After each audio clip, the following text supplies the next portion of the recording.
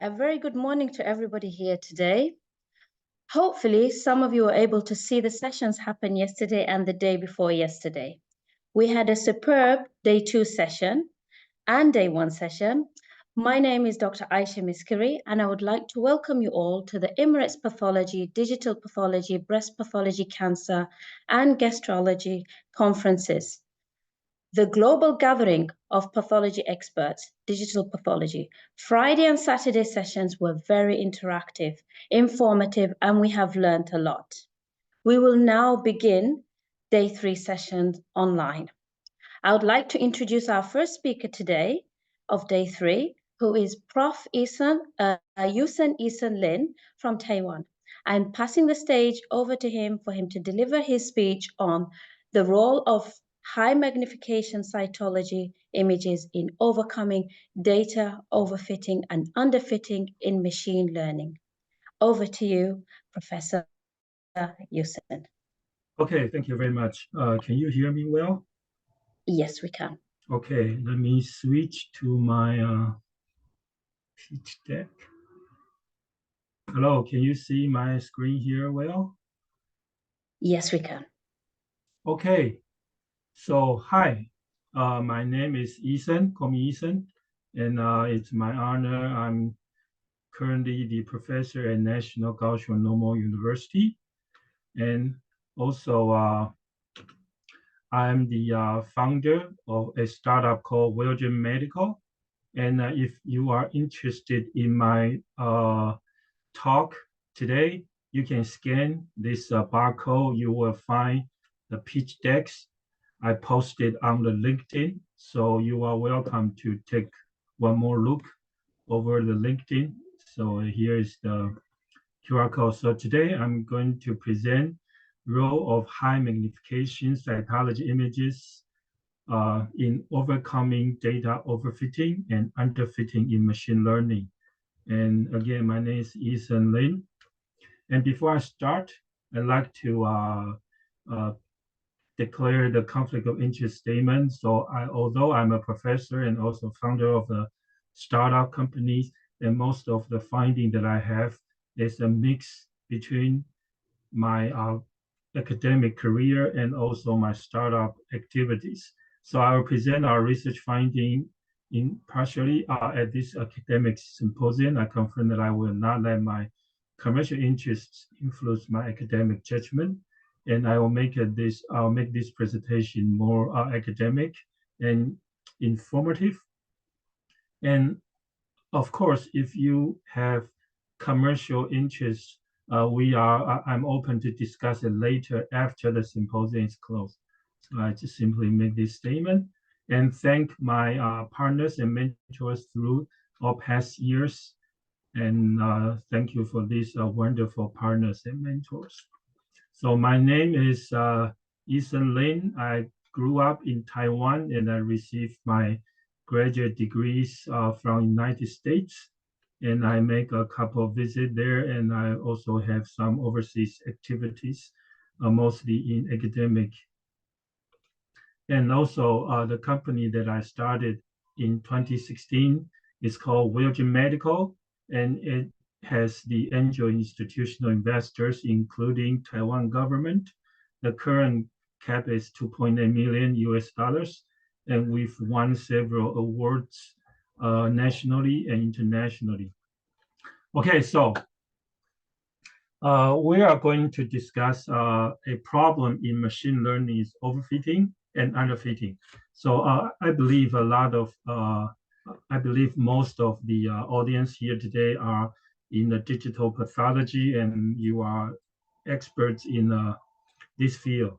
And so I'd like to discuss a old problem, like why did the AI model perform so well on published papers, but not in my pathology lab? Basically, what we can see, if you do a PubMed search, you see all kinds of great cancer machine learning models and algorithms published, and they all have very good performance. However, if we adapt them to our own institution, it doesn't work that well, and we wonder why. So this is what happened, as a programmer, as an AI person. This is from Ben. Like programming is a 10% time we're writing the codes, 90% figuring why it doesn't work. When you analyze the AI and analyzing data and machine learning, you spend 1% time writing the code, 9% of time figure out why the code doesn't work, and 90% of time figure out what's wrong with the data. Okay, so basically, if you don't have a good performance from a model developed by other people, so we all complain about data, and your image data is not as good. So there's a lot of argument here. The answer could be, we think, the overfitting problem. So the published paper has the overfitting data and overfitting machine learning models. So it works very well on their own data, but it's not as good for other unseen data. We like to use a custom-made contour dress, in fashion industry as an example. So this is a beautiful lady wearing a contour custom-made fitted dress. Okay, but if other people like to get it, and you will see this is like a disaster, meaning that a lot of machine learning models are overfitted. They only work in certain conditions, not good for other people. Then how about we have a generalized machine learning model? The answer is no right now, because one size fits all will lower the model performance, which is not applicable for medical uses. It's fine if you buy a sweater or buy a pair of trousers from like a Uniqlo or the H&M or Zara, that's one size fits all things. But then it's not actually, the performance is not as good in a medical use. In medical, we want 90% or 95% accuracy, and one size fits all is not going to work. So our solutions to overfitting, underfitting problems are high magnification cytology, and also this is a very new issue and very popular issue, is called large vision model. Large vision model will be the next hottest thing after the large language model developed by ChatGPT. So we are advocating the large vision model. So let me explain this. So high magnification cytology is to unveil the details of cytology smears. We found out that there's a lot of details on the cytology smears where we oftentimes overlooked, and we didn't actually discuss the details.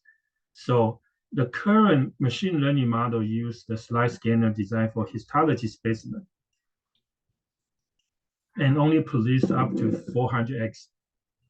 Currently, some cytology screening use 100x for the cluster of the cells, and the machine learning will use this digital scanner to do it, and they do it like one layer or multi-layers. And we at Virgin Medical developed a high magnification cytology imaging system. We have the highest magnification power. We are doing 900x versus the current 100 to 400x. We also have the highest resolution, is 2K by 2K compared to 512 pixel. We also have the highest multi-level, 11 multi-layers at 1 micrometer in the Z. So we have the best multi-layers images, which I will show you later. So here is a typical cytology image we can see under microscope. But if you adjust the Z wheel, you can see different layers as different cells presenting, and oftentimes this is not presented in the machine learning model. For cytology, the machine learning model, they mostly only take one layer or up to 3 layers. And if you have these kind of images, the machine learning model is not going to work if they only take one layer of images. So let me show you what the 11 layers are. So this is the first layer. Once you look down deeper, you can see them. Other cells will come up, and the smaller cells will go down because they are very small. So basically, I want to show you that this is how you can see the details, the whole details of a cytology smears. So compared to the regular ones, I mean, this is a picture I got it from this official website. You can see that I think the reason that the current cytology machine learning model fails is because it's a garbage in, garbage out problem. They don't have images that have enough details to build the machine learning models. So this is simply the garbage in, garbage out. And if you see on the right, this is the image from Virgin Medical, then you can see that it's crystal clear. So based on these high magnification cytology images, we did do our preliminary AI model, and we show that we have a metastatic cancer prediction model. We have a high sensitivity and specificity, and especially our negative predictive value is 99.99%, meaning that this is a very, very good for a screening tools. So high magnification cytology images did improve the accuracy of the AI model. In our case, it's for metastatic cancers. Another solution to the overfitting and underfitting is large vision models. So we like to build a cytology image models based on generative pre-trained transformer. This is the GPT algorithm and the large language model, like ChatGPT for diagnostic consultation. This is still an ongoing project, and we are going to use a lot of images. This can only be done if you have a huge amount of cytology image data. And we do have, because our proprietary high magnification cytology imaging system can acquire 660,000 images within 1 centimeter by 1 centimeter specimen. So if you give me 2,800 specimens, I can produce 1 billion images for you. So we can reach 1 billion images for training on the large vision models with as little as 2,800 specimens.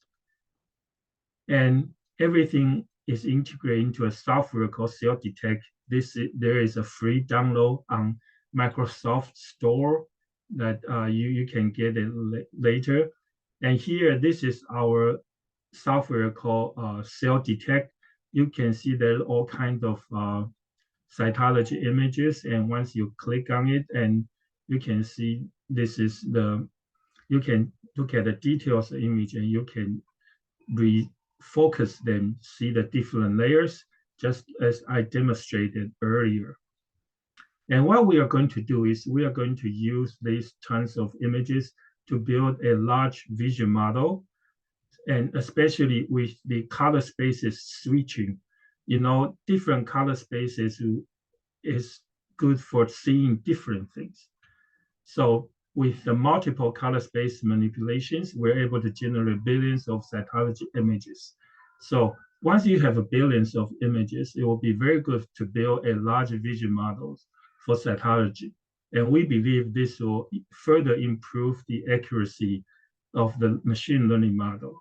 So, and there are also other people, a research group from Harvard confirmed our idea. They have done the proof of concept and just recently published, and you can take a look of it. They basically take the images and also the diagnostic reports feed into the ChatGPT.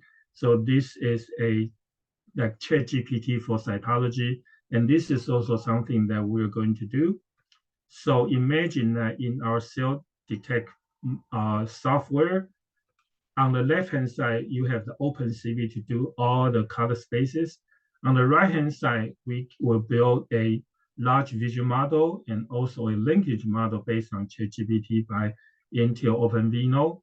So this will be a final product where on the right-hand side, you can see all kinds of different color spacing. On the right-hand side, on the right upper corner, we have an AI-assisted argumentation. Then we will give you the suggestion or recommendation on this particular image. And also on the lower right side, you can see we create a ChatGPT-like interface where the ChatGPT model will talk to you, will communicate with you, and you can ask all kinds of questions on the cytology and ask him for advices. So this will be this is an ongoing project, and this is what we are doing right now, and we will publish it, and for all of you researchers to take a look of it. So solutions to overfitting and underfitting. Let me summarize my talk is we use high magnification cytology to unveil the details of cytology smears. This will be very critical to a successful machine learning model. And second thing is a large vision model using billions of cytology images to build an image model. Also, in connection with the ChatGPT, we are able to provide a full consultation interface for cytologists when they are reading the smears. Lastly, the AI-assisted cytology model is for augmentation, not to replace the cytologists, because we still need cytologists training and their great mind to tell between a good cell and a bad cell, to distinguish between normal cells and the cancer cells. As in these images, we human can do it easily, but this is so difficult for the machine learning model to tell the differences. So we still need cytologists.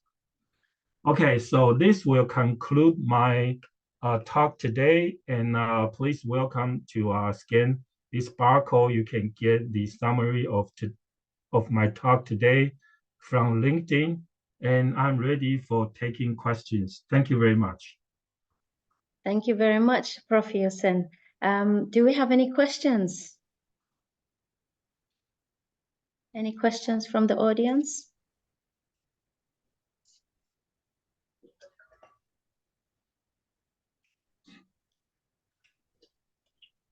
So I have a question. Thank you very much, Prof. Yosin, for very interesting, amazing work that you're doing and working on. My first question was, how do you overcome, for example, any storage issue? Because they're high magnification. In the long run, it's going to be a big issue with the storage. So have you thought about how you'll overcome any storage issue and how will you address it, if there is any? Okay. So a very good question. The key is cytology images are different from pathology. For pathology, once you have a biopsy, you need to preserve the whole slide image. For histology, let me make it clear. For histology slide, you need to preserve the whole slide. But for cytology smears, think about it. You actually don't need the whole slide. The reason is not every field of view has cancer cells or has abnormal cells. And if you can use for example, our high magnification cytology at 900x for 1 centimeter by 1 centimeter, we can produce 360,000 images field of views. And you probably only need to save 100 to 200. You don't need to save all of them, because for cytology smears, a lot of time those are blank. There's nothing there, no cells there. So you only need to preserve the ones with cells, which based on our calculation is only 5 to 10%. So the storage is minimal. Excellent. No, very, very interesting point. With regards to ChatGTP, I thought that was actually very interesting as well, and it's going to definitely support the pathologist in diagnosing the patient. How are you actually working on ensuring the accuracy of this? You said that it's like a work in progress, but yes, is there anything? It's a work in progress, and we already have the ChatGPT Plus. It's so difficult to compete, but our company got the Plus status, so we are training our own ChatGPT now with the API thing. So yes, it takes time to make the progress, but we believe that the key is the data. You need to have enough data. And it's also very important, very interesting that in cytology, 99.999, I would say, percent are negative, nothing there, or they have some normal mesothelial cells or neutrophils. Very, very few are cancer cells. So considering it like the semiconductor industry, when they build a machine learning model for defects, when you detect the defects, you are detecting like 1 in a million incidents. So we should throw away the traditional pathology machine learning algorithm, because cytology machine learning is a totally different thing. We are looking for defects in mountains of image data, and you did need mountains of image data. This is what I'm so excited to share, that I can build 1 billion images with as few as 2,800 smears. And then this is something, but we will let everybody know when we have the progress in ChatGPT. Definitely. Thank you very much. Any other questions from the audience? Thank you very much, Prof. Yusen, for this amazing, very interesting work that you're working on. Thank you for your talk. We will now move on to our next speaker. Our next speaker is Dr. Alison Finel from the United Arab Emirates. I'm passing the stage over to her to deliver her speech on the use of rapid automated PCR assay to reduce failed RNA next-generation sequencing for detection of gene fusion events in non-squamous, non-small cell neuroendocrine carcinoma of the lung, a clinical retrospective verification study. Over to you, Dr. Alison. Thank you very much. And thank you for the introduction. Yes, it was a bit of a mouthful, the title of my talk, but there's a lot of information in that title there. What I'm going to talk about is RNA sequencing to look for fusion drivers in non-small cell lung cancer.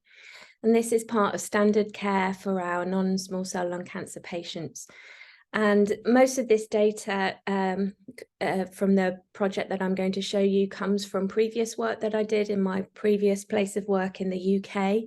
But it has relevance to all patients across the globe. So just to recap what we're talking about when we're talking about non-small cell lung cancer, we're talking about adenocarcinomas in the majority of cases, but also other malignancies that don't quite fall into the category of non-squamous, non-small cell types of carcinoma.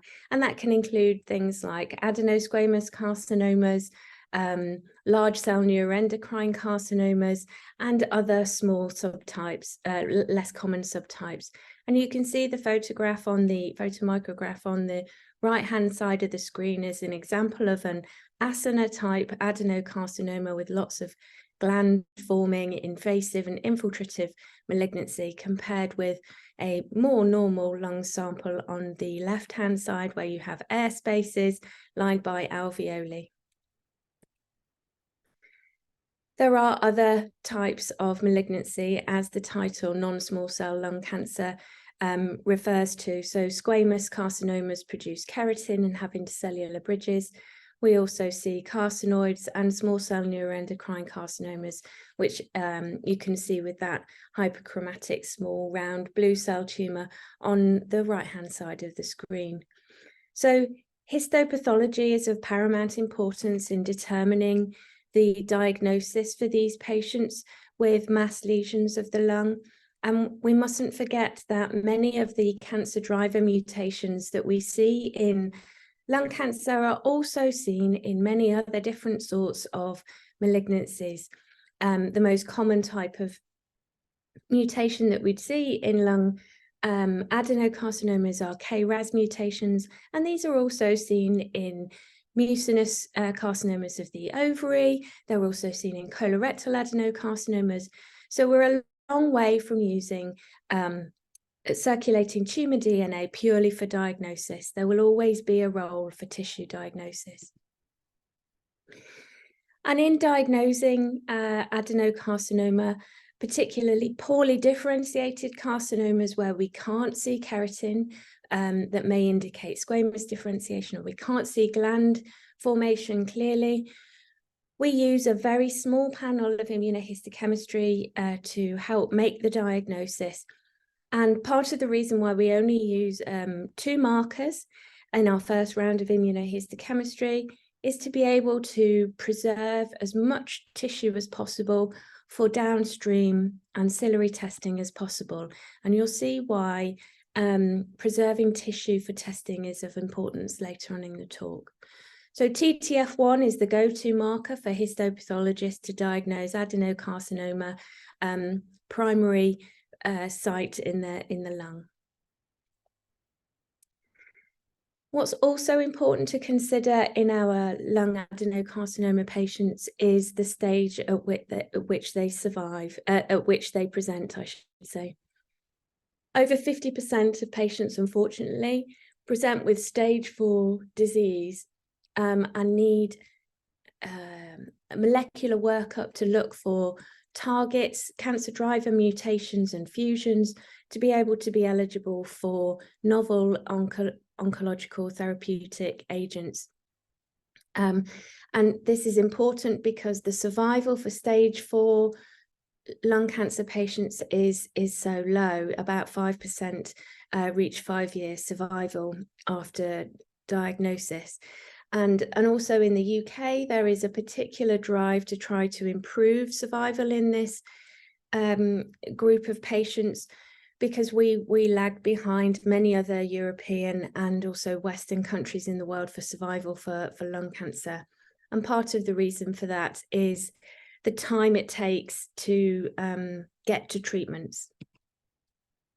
So we've done a previous study, this was published over a year ago now, where we looked at the stage 4 patients and we looked at performance status at presentation. Now, part of this study was looking at how can we predict those patients who are going to do poorly? How can we predict which patients are going to deteriorate in a short space of time? Who are the people that we need to be testing, looking for cancer driver mutations very quickly to give an opportunity to be able to have some of these novel tyrosine kinase inhibitors that have a really good effect in a large majority of patients. And we found that the people at risk of deteriorating rapidly were the stage 4 patients, and that of those stage 4 patients, 3/4 of those patients are of good performance status at the time they present to the respiratory physician.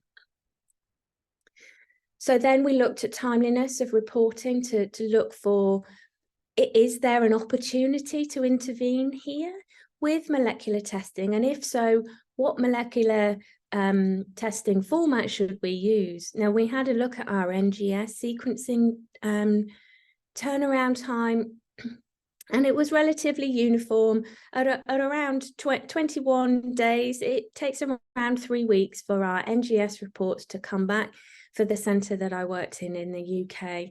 And that's pretty much replicated around the globe, that if you are sending away tissue for a molecular test to be done by next generation sequencing, 2 or 3 weeks is the real life turnaround time for sequencing reports to be returned back to the pathologist for integration into their histology reports.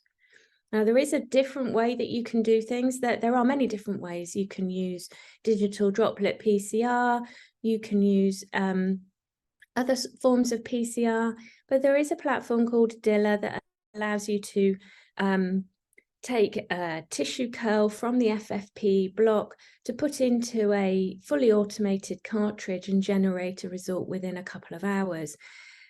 And we looked at prospective data over a year-long period in between 2019 and 2020, and found that we could generate those results without prioritizing them within a day or two for our patients, and potentially make a real impact in their survival. And just to make a very small point, this is a very busy slide, and that's all I really want you to take away from this slide, just to understand that the molecular pathways and how they fit into the overall patient care pathways, it is very complex. We in the centre in the UK where I used to work, we allowed 10 days for the molecular findings to come back. That was the aim. But in this overall schema, there's many other things that are going on that can potentially delay or affect the overall timeliness in that patient care pathway. Okay, just to remind everybody, about a third of lung cancer patients that are non-small cell, non-squamous, there is no known cancer driver mutation in those samples, and that's about a third. The most common is the KRAS mutations, often the G12C point mutation that I mentioned earlier. And in Western populations, it's around 20%, 15 to 20% of adenocarcinoma patients will have EGFR mutations. And then there are many fusion events that can also have a bearing on disease. But we're going to focus primarily on EGFR. And as I say, it's somewhere between 15 and 20% of patients have an EGFR mutation, but this varies across the world.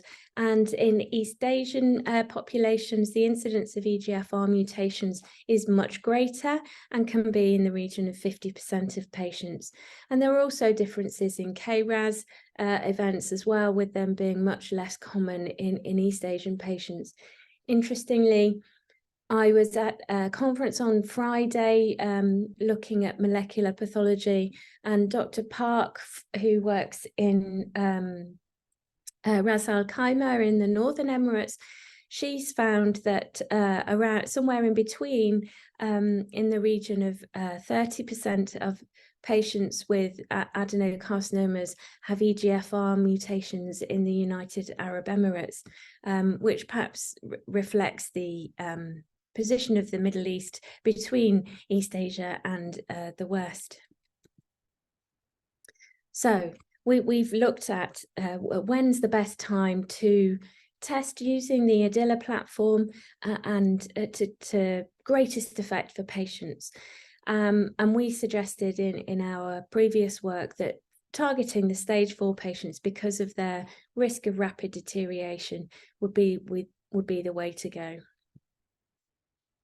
And part of the reason, in addition to timeliness, to also think about rapid automated PCR is the tissue consumption. So there's a very great difference between the amount of tissue that's required for NGS compared with use on the ADILA platform.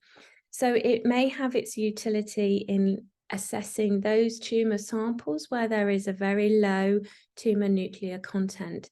So one may need to consume 100 10 mu of formalin-fixed paraffin-embedded tissue to be able to run both a DNA panel to look for small insertions, deletions, and point mutations, and then the RNA sequencing panel to look for fusion data. And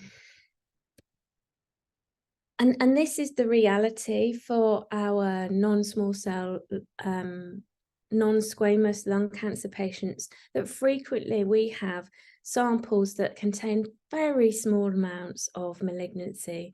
So sometimes the radiologist will say to us, oh, I got some really good cores from this patient. You'll have plenty of tissue to play with. But looking at the tissue sample on the left-hand side of the screen there, you can see that there may only be a very tiny amount of malignant tissue within a fibrotic and necrotic core taken by the interventional radiologist. So one cannot assume that good volume tissue cores taken and assessed by the naked eye actually contain large amounts of tumor.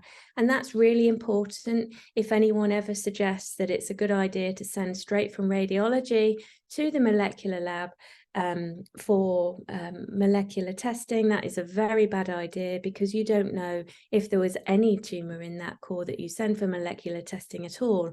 You will, of course, generate a result, but it will be meaningless without having assessed that core histologically first. The sample on the right hand of the screen there is predominantly composed of blood. This is an EBUS sample, and this is a common finding in EBUS samples, where we're taking samples from an endobronchial route under ultrasound guidance to access mediastinal lymph nodes to look for metastases, either for primary diagnosis, for full staging, or to in fact just gain tissue for molecular testing.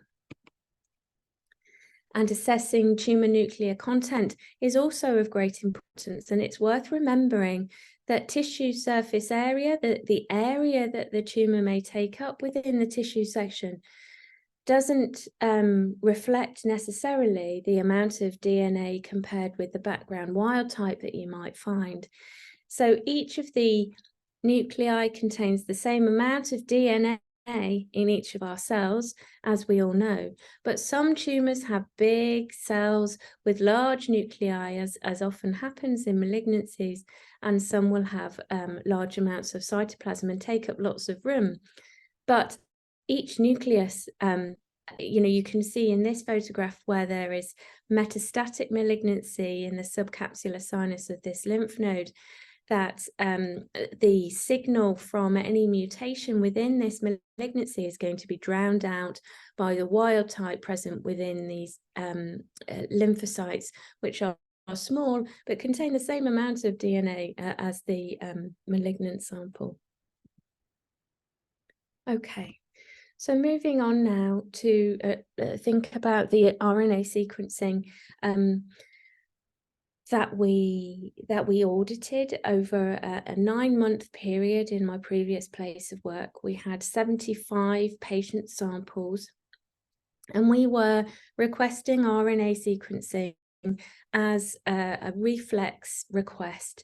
So by that I mean the pathologist at the time of reporting will request all the necessary molecular data that's required for these patients in order to keep the patient pathway as short as possible in terms of time. And 68% of those patients were deemed to be eligible for RNA sequencing. So the pathologist will also take into account critical data on the request form regarding performance status, and also look at the sample in front of them. And generally speaking, we use 100 cells as our cutoff for estimating whether or not there's enough tissue present to be able to proceed with sequencing and have some likelihood of receiving a meaningful report. So all of the successful reports that we had back from the central laboratory where we sent our molecular testing to be done they were all negative apart from one where a ROS1 fusion was identified. So interestingly, and this is the important part of the audit that we found, nearly a third of patients' RNA sequencing failed. And we wanted to explore what those reasons were for the failure of RNA sequencing, and was there any way of salvaging these patient samples without going back to do a repeated invasive procedure to get more tissue, which of course carries risks for the patients in terms of potential pneumothorax, hemorrhage, infection, and pain. Of course, these are painful procedures to get the tissue from these patients. So we looked at using the Adilla platform, like I mentioned, where you can take a 10mu section from the FFPE block to do automated gene fusion studies. The RUO cassette includes NTRK 1, 2, and 3, but the CE-IVD approved companion diagnostic cassette includes ROS1 fusions, ALK fusions, MET14 skipping, and RET fusions as well. So we had 24 cases that we wanted to test, but only 19 were available. We did not have the sample blocks returned to us from the external lab for being able to take further tissue to be able to conduct this test. For those 19 cases that we had, we conducted salvage testing using this platform. These samples that were taken, we did an H&E section after the test to do a post-testing tumor nuclear content evaluation. And you can see that all of these samples are small samples. Even this one at the bottom here, that's a cell block sample from a cytology specimen. So these are all low tumor nuclear content samples, small amounts of tissue available for testing. So the majority of the samples that I just showed you were core biopsies, but we did have 4 cytology specimens, just one of which was an EBUS sample. So that's the mediastinal lymph node sampling by bronchoscopy, and 3 were pleural effusions. So the pleural effusions are spun down and made into an FFPE block. And generally speaking, cytology samples yield better DNA and RNA than FFPE tissue blocks, because usually they've had much less time in formalin, if they've been in formalin at all. Many cytology samples are fixed in methanol, which is a much more gentle fixative. So the majority of the samples that were tested were from the primary site, 26% were from metastatic sites, and all of them had more than 100 tumor cells in the initial sample before the RNA sequencing was conducted, and the mean tumor nuclear content for the cohort was 25%. So of the 19 samples that we tested using the gene fusion cartridge, only 2 failed out of the 19. So we were able to salvage these failed RNA sequencing samples in the majority of cases. And in one case, indeed, we were able to pick up a MET exon 14 skipping lesion that was previously unidentified because the RNA sequencing has failed. So this illustrates how important this potential method is for salvage, and can make a real meaningful difference to patient treatment and outcomes. So the overall failure rate for the Adilla gene fusion test in this cohort was 9%, albeit within a small sample size. So looking at those 2 samples that failed, we can see that really there were very few malignant cells left in the samples on the post-test H&E sample. And both of these samples were pleural cytology samples. So despite the fact that they may yield better DNA samples, they're often they often contain fewer malignant cells, but each case has to be taken on its merits. That's not always the case. Sometimes pleural fluid cytology can contain a great many cells. We wanted to have a think about why these RNA sequencing samples were failing. And I wrote an opinion piece about this, thinking about all the possible causes that can be found in the Journal of Molecular Pathology. It was published last year. So RNAs, enzymes are ubiquitous in the environment around us. They're on our hands, they're on surfaces.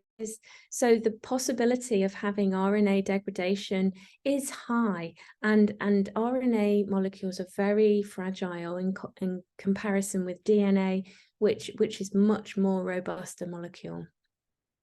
So we were sending cut sections to the laboratory for testing all the FFPE tissue block, and the cut sections were put into a slide mailer in a package and sent to another city. So there was ample opportunity for RNase enzymes to cause destruction of the RNA. So I would suggest that perhaps having in-house testing may help reduce the opportunity for RNase enzymes to break down the RNA. And also, if you're using a closed system where DNA and RNA extraction is done within the machine, there is a potential, a reduced potential for RNase enzymes to take effect. Cold ischemic time also affects the quality of RNA. Cold ischemic time refers to the time that tissue is taken from a patient, so uncoupled from its blood supply, its nutrient supply, before it goes into fixation. And this can vary between samples and patients and depends upon the operator. Generally speaking, with small biopsies, the cold ischemic time tends to be very short because these samples go straight into their small pots of formalin and sent straight to the laboratory. But also formalin fixation in itself, it's a harsh chemical that causes cross links between proteins, and unbreaking those, uncoupling those cross links to try and retrieve the RNA and DNA molecules can cause degradation of the molecules themselves. So we wanted to look at our data and compare elsewhere. And I should also mention that of those stage 4 patients that we looked at previously, 18% of them deteriorated rapidly. So this is a very real phenomenon that happens in patient care of this disease type. And of that 18%, a third of them, unfortunately, were deceased by the time we had our next generation sequencing reports. So timeliness is of paramount importance for the patients that we see who present with a high burden of disease. The failure rate for the Adilla RNA cartridge, the gene fusion assay, has been shown by other groups to have a low failure rate. And there was a multi-center European study that used a far greater number of patients than we had in our small pilot that showed a 2% failure rate. And that was replicated by another group in France more recently that produced the same failure rate. So this low failure rate for the gene fusion cartridge on this platform appears to be replicated elsewhere. And as a result, I wonder if really we should be using this upfront on all of our patients so that we know that we're not missing anything. We don't want to be in the situation where we find results that haven't been found on NGS but 3 weeks later. And I would suggest that the gene fusion assay should be done upfront for all patients because of the timeliness of next generation sequencing, but also the high failure rate depending on the failure rate in your local test center. So it's important that everybody audits their RNA sequencing outcomes so that they know what percentage of these samples will fail, because it varies across the world. But our figures of a third have been replicated in other studies elsewhere, and some show higher figures indeed, and some show lower. So it's important that you know what the RNA sequencing outcome is for your testing laboratory. So thank you very much, Shokran Basir, for your attention. And it's been a real great pleasure to be invited to speak at this conference. So I'd like to thank the organisers, who I think have done a marvellous job with this conference. It's been excellent. So thank you very much indeed. I really appreciate it. I'm happy to take questions if you have any. Thank you very much, Dr. Ellison, for this very intriguing presentation. Do we have any questions from the audience? Any questions? I have a quick question for you, Dr. Ellison. Thank you very much. Very interesting work.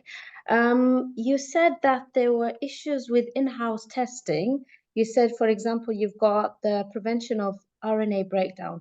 And one of the issues that you mentioned that caused RNA breakdown was the degradation due to formalin fixation. Is there any way we can overcome this? Yeah, that's a really good question, because it's of paramount importance for patients to get the best results. So we need to be thinking about alternatives to formalin fixation. So there are many studies that use RNA sequencing prefer to get fresh samples from patients, fresh frozen samples, to be able to get higher yields of RNA for their studies. In clinical practice, that's very difficult, depending upon the tissue type and the tumor type that you're talking about. So it would require a complete overhaul of systems to be taking fresh tissue for all cancer specimens. It is possible, but it requires a whole logistical shake-up of the process. One can't be, as I alluded to beforehand, when talking about sending cores directly to the molecular lab, it's really important that the tissue is examined so that you know that you have tumor and what type of tumor it is before it's sent, and that tumor nuclear content is assessed prior to sequencing. So you'd have to do a frozen section. Frozen sections take they're a technically highly skilled process that require a histotechnologist to do the examination, and it takes somebody out of the lab to do that. It is possible. You have to have a laboratory that's well resourced with respect to cryotomes, skilled histotechnologists, and there needs to be really good coordination with theatres, surgical theatres, to get that tissue directly to you for freezing immediately, because if there's a delay, then you're extending that cold ischemic time. So it's a balance between cold ischemic time and the frozen section, and really I think it's a delicate balance, and it requires a lot of thought and organisation. But you're right, we need to be thinking about how to get the best RNA samples for our patients, and particularly scenarios such as paediatric neuro-oncology, where you need a lot of molecular data for tumour assessment. We would do frozen sections on all of our paediatric neuro-oncology patient tumours up front. So that requires a lot of organisation and forethought. So yeah, great question. Thank you. Thank you very much. Thank you very, very much, Dr. Ellison, for this very interesting talk. We will now take a 15-minute break. So we'll be back here at 10:05. Thank you very much, everyone. Thank you. Bye. Thank you.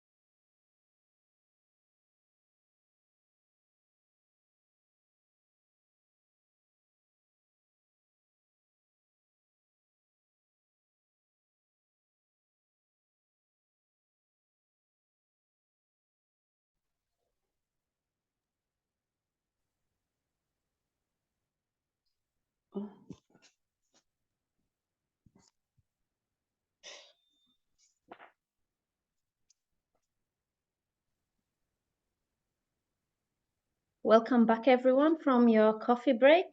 Our next speaker is Prof. Nadia Sam from Algeria. So I'm passing the stage over to her to deliver her speech on child aphasia from diagnosis to rehabilitation through a study case. Over to you, Professor Nadia. Hello, do you hear me? Yes, we can hear you. Yeah, thank you. Can you please share my slides? Thank you. Thank you. Hello, everyone. It's a pleasure to be among you today.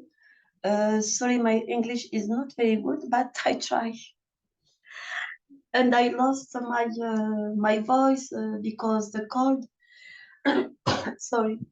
I present today a work I did in research. It was about childhood aphasia from diagnosis to rehabilitation. Please, the next one.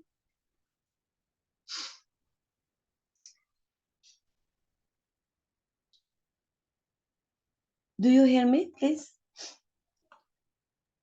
Can you, if you just say next slide, when you need to go to the next slide. Yes, thank you. As we know, childhood aphasia, or also called acquired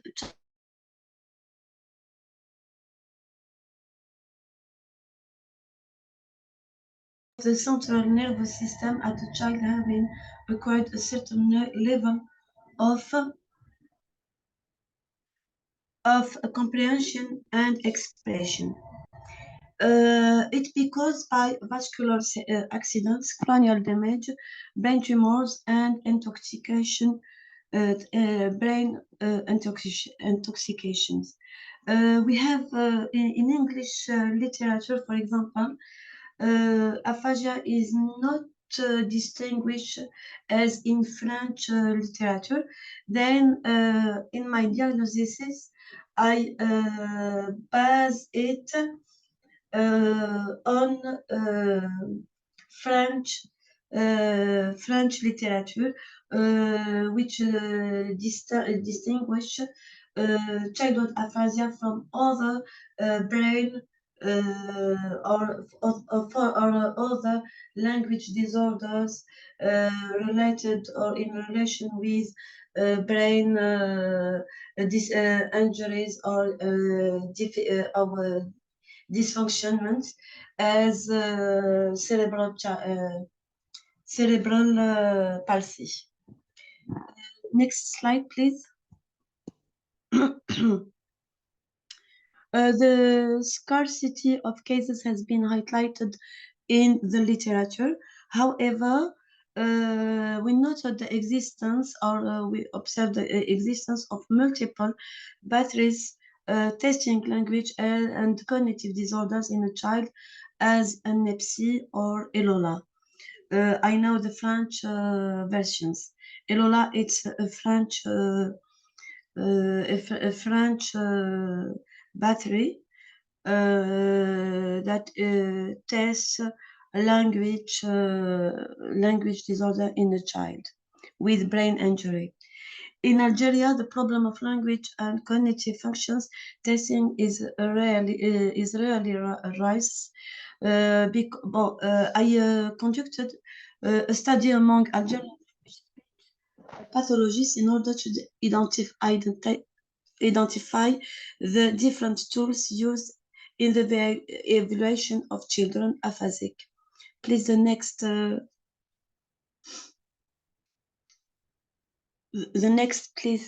slide, please. The results showed that there is an important lack of language and adapted tests adapted for Algerian children that forced all pathologists, language pathologists I I met, and I gave them a questionnaire that the problem or the lack of language and cognitive tests forces them to use the non-standardized batteries or adult tests that constitute a methodological error. Linguistic difficulties related to the different Algerian language was noted because in Algeria there are many languages as Amazigh.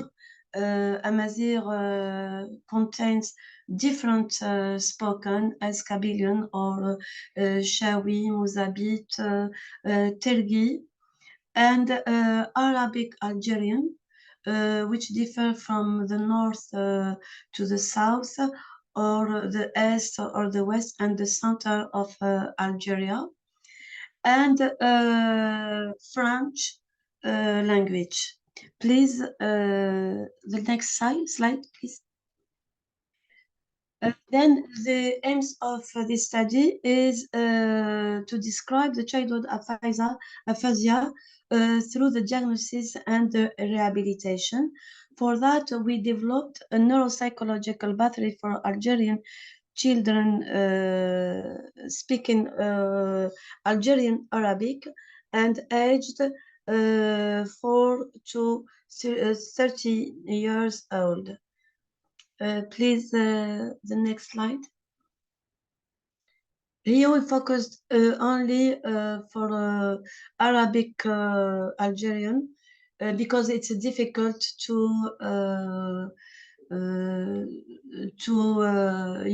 study other languages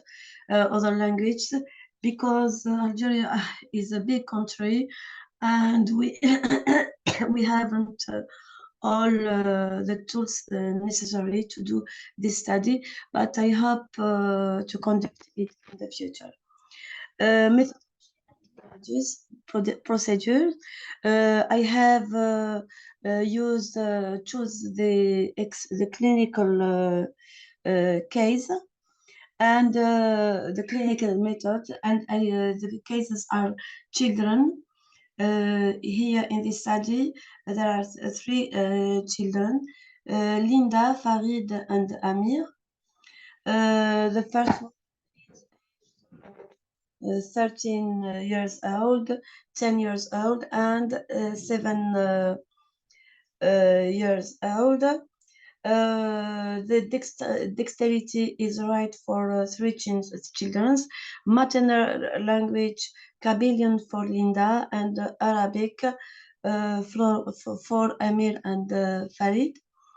Etiology for Linda, the etiology was cerebral abscess, and for the 2 other children is a chronic traumatism. All children had a coma. Linda for 15 days,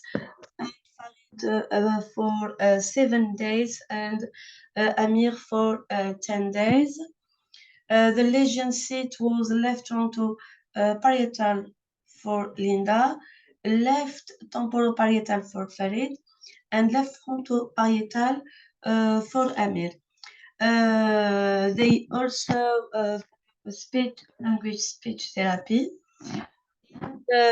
They have right hemiplegia as other disorders.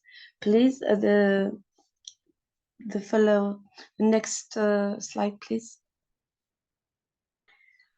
The material we use is a neuropsychological battery for Algerian children aged from 4 to 13 years old. We developed, and we validate it after applying it to a healthy population. Factor correlation, we use the Pearson correlation. It was higher. It was 0,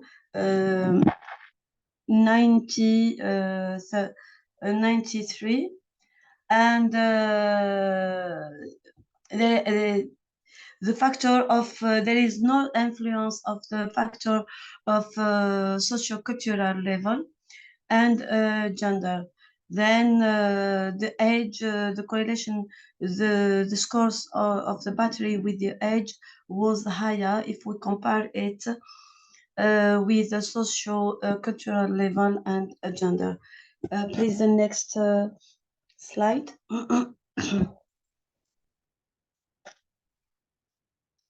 The next slide, please. Here I give a card about the neuropsychological battery I propose. It contains both oral language examination, and we test all language functions in verbal expression and oral comprehension. And I didn't study written and written language, both expression or reading. Praxia examination, facial praxia, praxia, ideatoire praxia, ideomotor praxia, and constructive praxia. Gnosia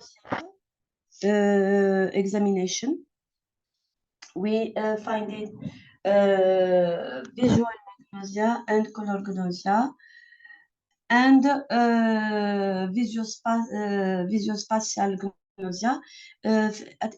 In last, we have a visual short memory examination.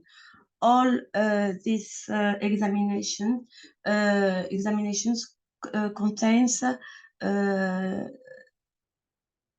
other tests, which all tests interest some language and cognitive functions.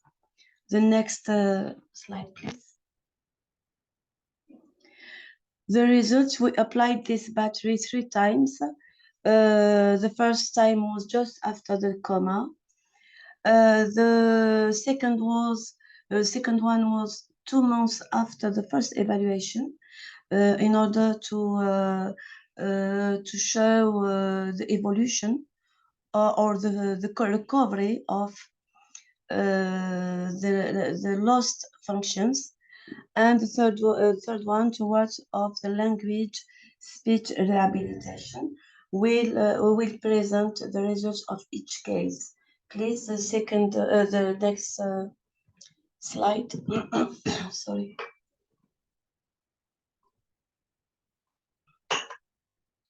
The next slide, please.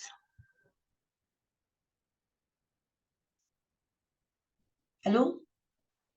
Yes, thank you.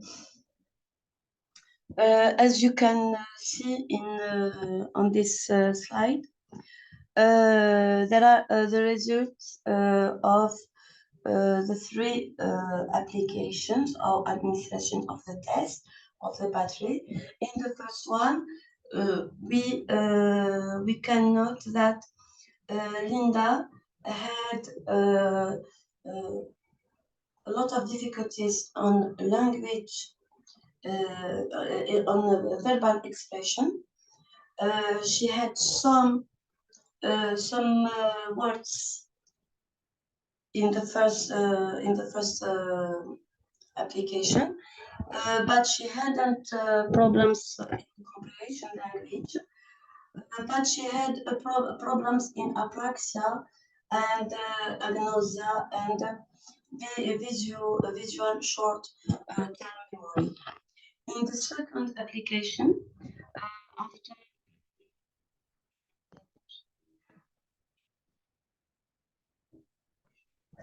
Dr. Nadia, your voice, yes, it's fading away. Okay. Yes. Now, do you hear me?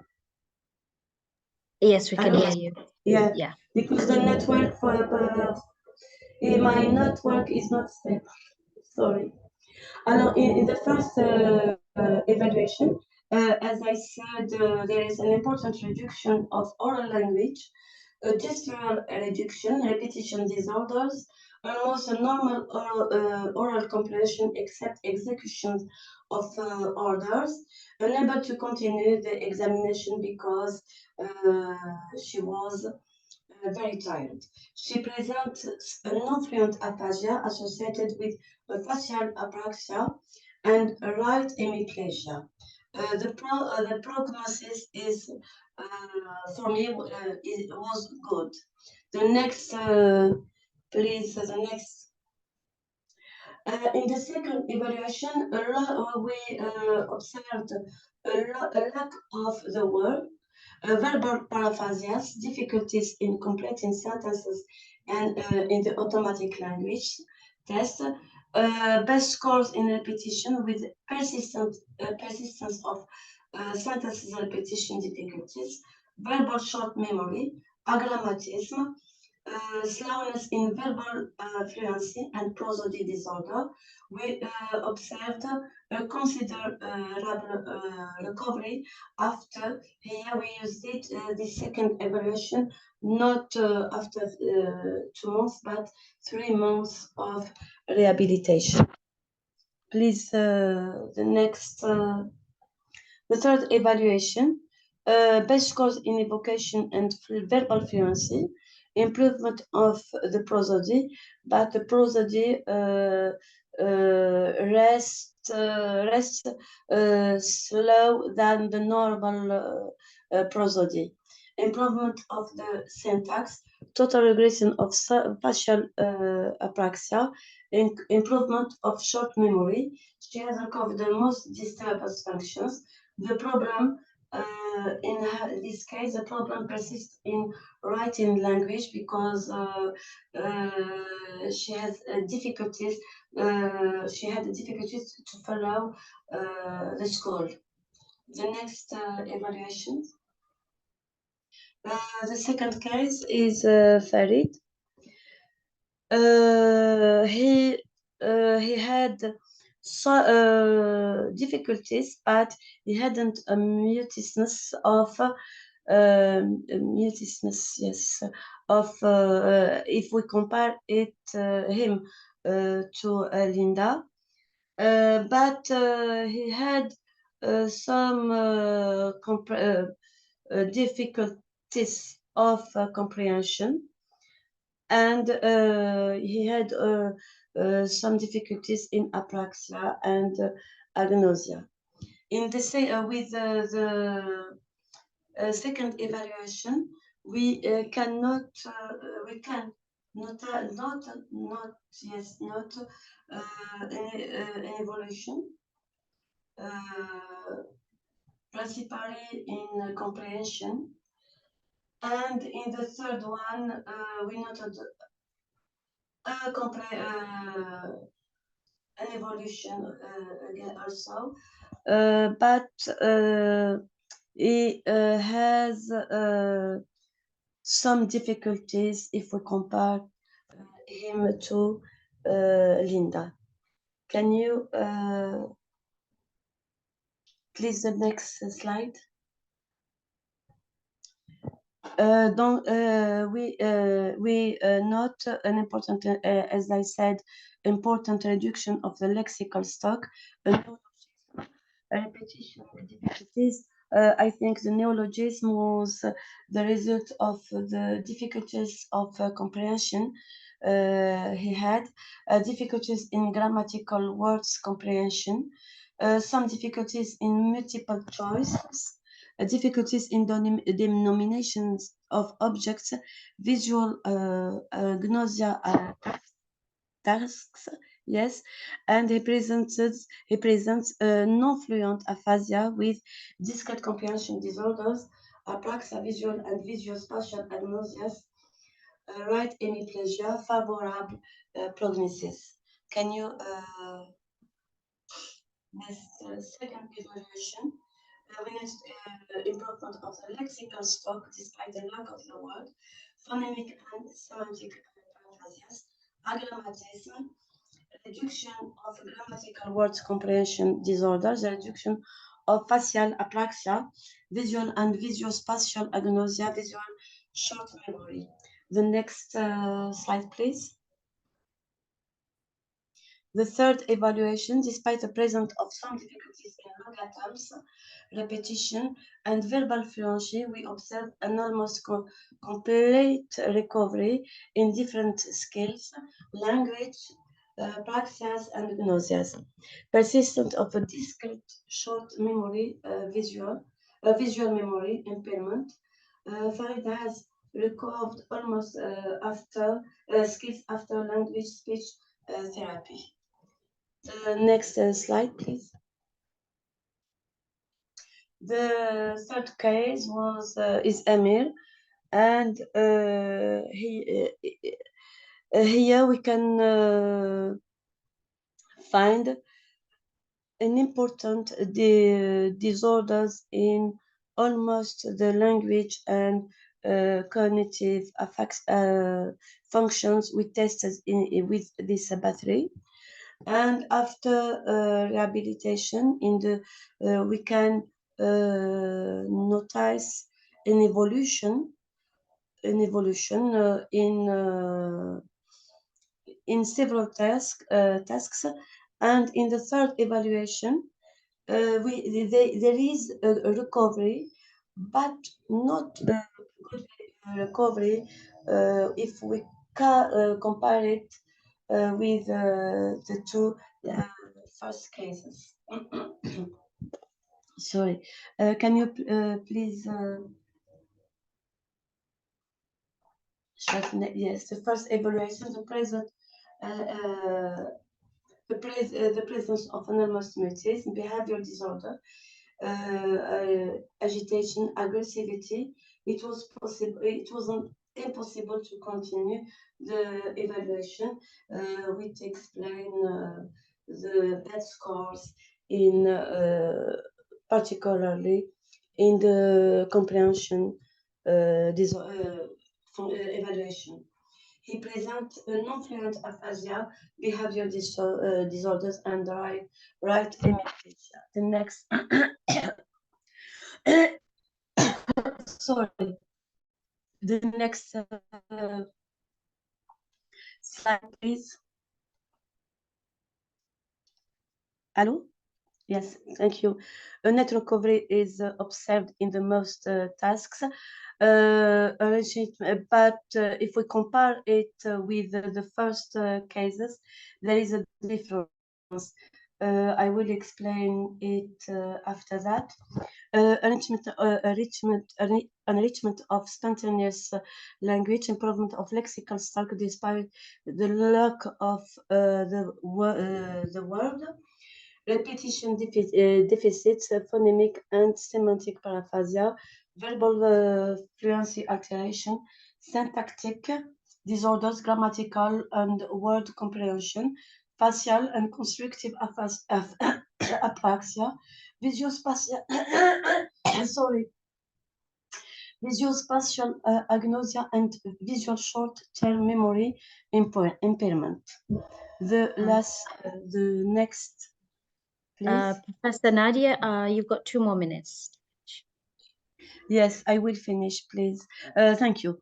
The third evaluation, best scores in language evaluation, a lack of the word, syntax impairment, best scores in praxia and agnosia. Amelia has recovered almost skills after language speech therapy, but he had some difficulties at school.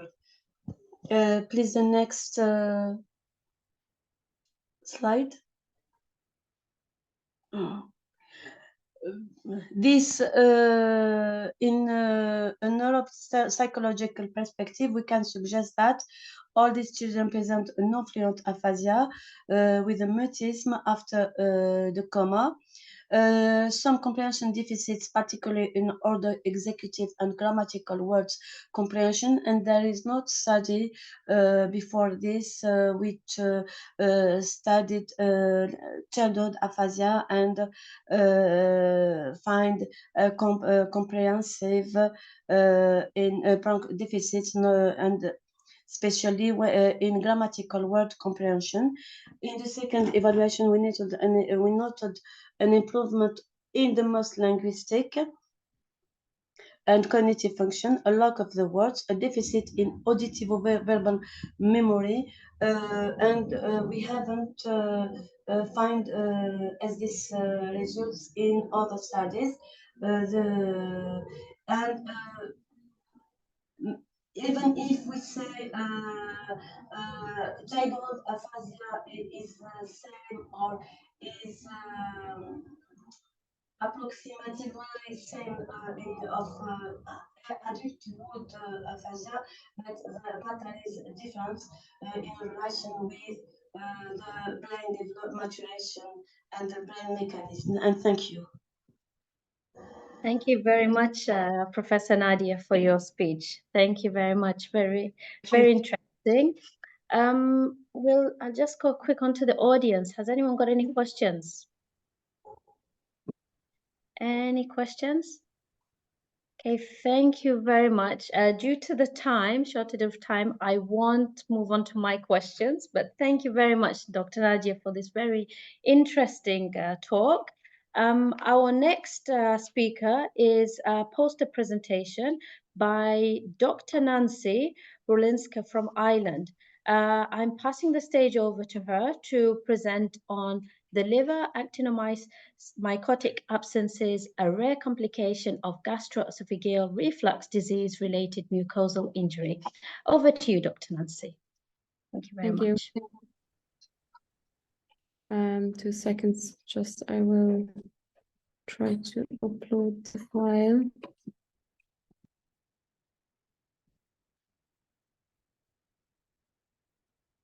I can't seem to upload the file. It's not working for me.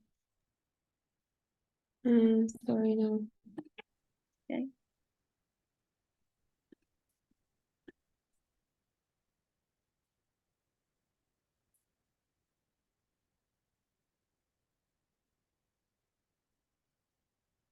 I think it'll be okay now.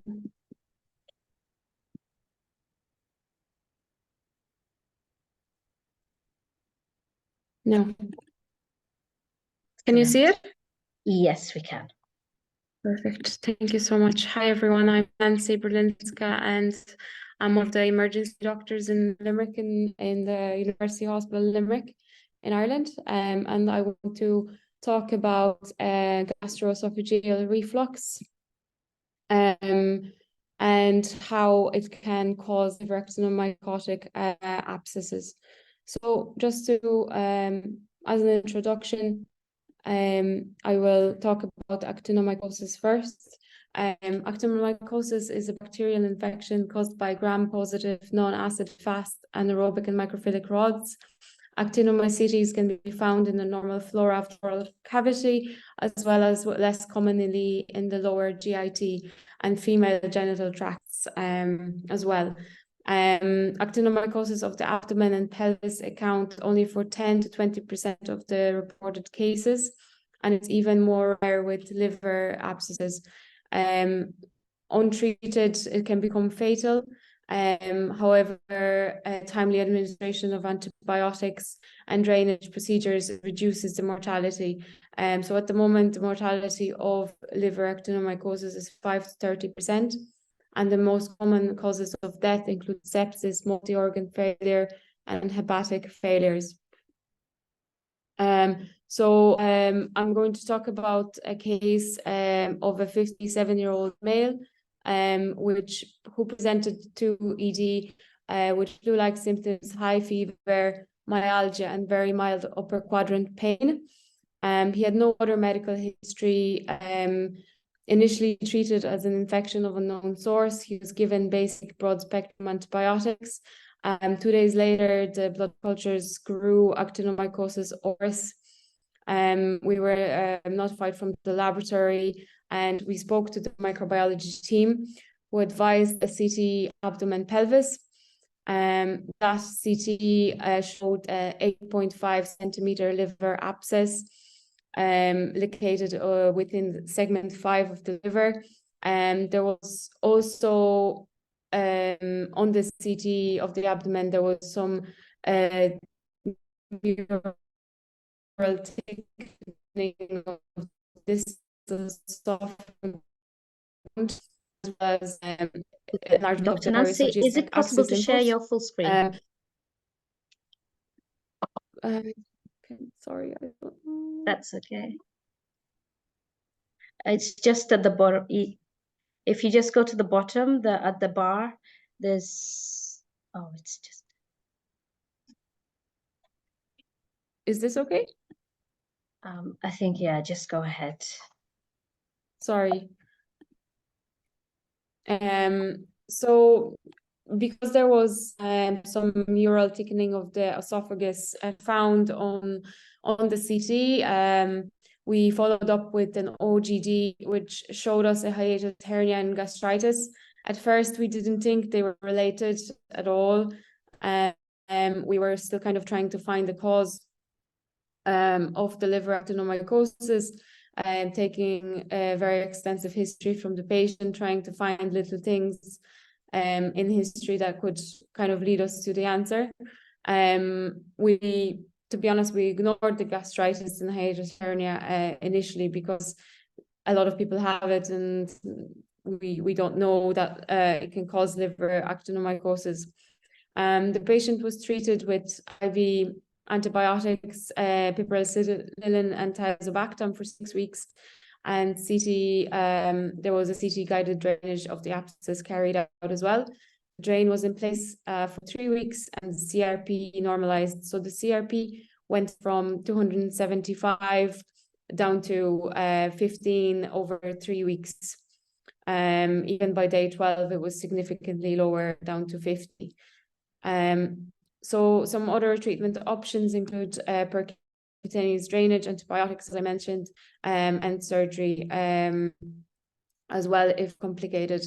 Antibiotics, I suppose, depend on the nature of the bacteria. So at the moment, based on the existing studies, we know that antibiotics are effective. Surgery kind of is used as a last resort, where percutaneous drainage is not possible or where necrotic tissue is present. We are lucky where we know liver heals itself as well. So I suppose it's less harmful than it would be in other organs. So what did we learn from the study? As found in literature to date, risk factors include previous abdominal pelvic surgery, abdominal wall trauma, gastrointestinal foreign body, or gastrointestinal tract lesions and immunosuppressions. Although the cause of the majority of cases is unknown, as big as 80% from the studies so far, the abscess can appear after any disruption in mucosal integrity. In absence of other factors, the patient had a hiatus hernia, gastritis, and esophageal thickening, which suggests untreated gastroesophageal reflux disease. This could have led to the loss of integrity of the gastrointestinal mucosa, and I suppose mucosal injury or infection may cause involvement of the liver through a hematogenous spread, and that could cause a liver abscess. So from the study, I suppose we learned that it could suggest a potential link between GORD and mucosal injury and the liver actinomycotic abscess. That's it. Thank you so much. I'll be happy to take any questions. Thank you, Dr. Nancy. I'd move you on to the audience. Has anyone got any questions? Any questions?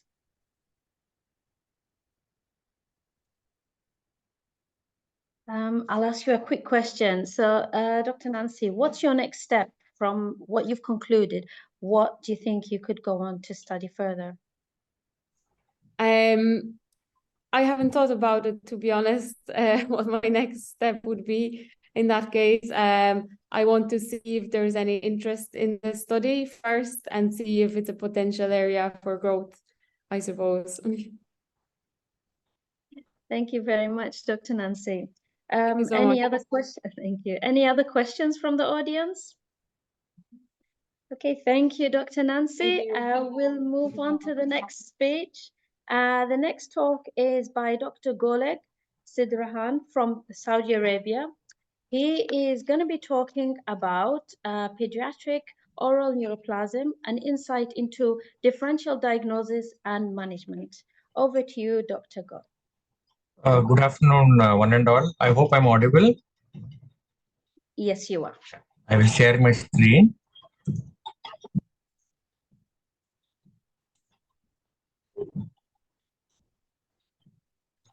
I presume one and all can see the screen as well.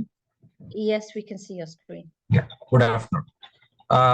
My name is Dr. Gokul Sridharan. I'm a professor in the Department of Oral Pathology in the Faculty of Dentistry at Navi Mumbai, Maharashtra, India.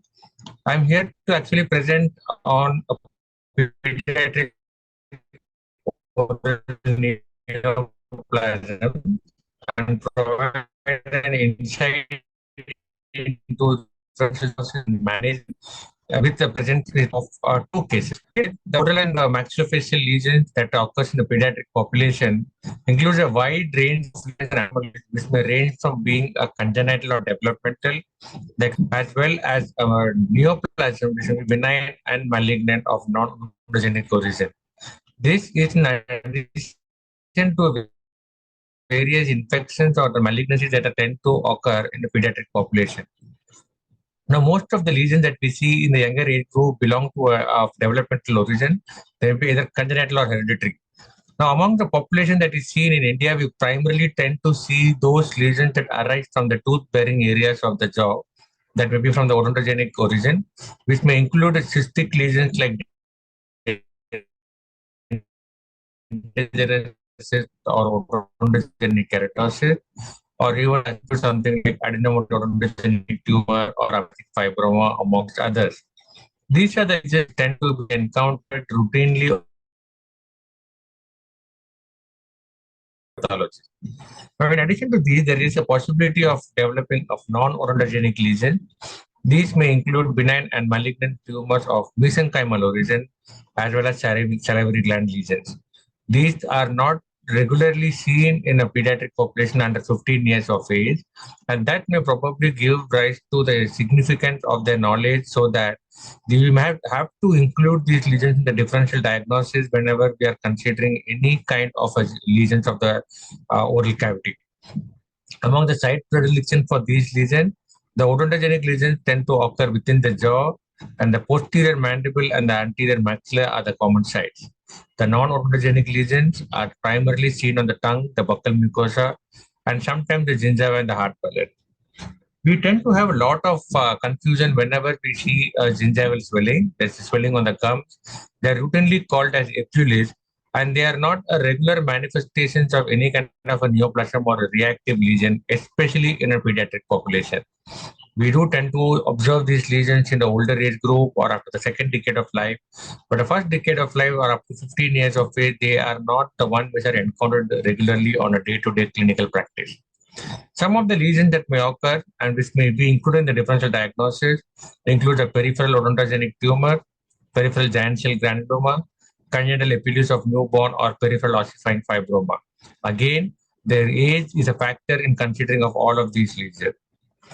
Now, the malignant lesions of the oral cavity, which account for a very small population of the entire group of lesions, they may either be of odontogenic origin, which includes aminoblastic carcinoma or a primary intraosseous squamous cell carcinoma.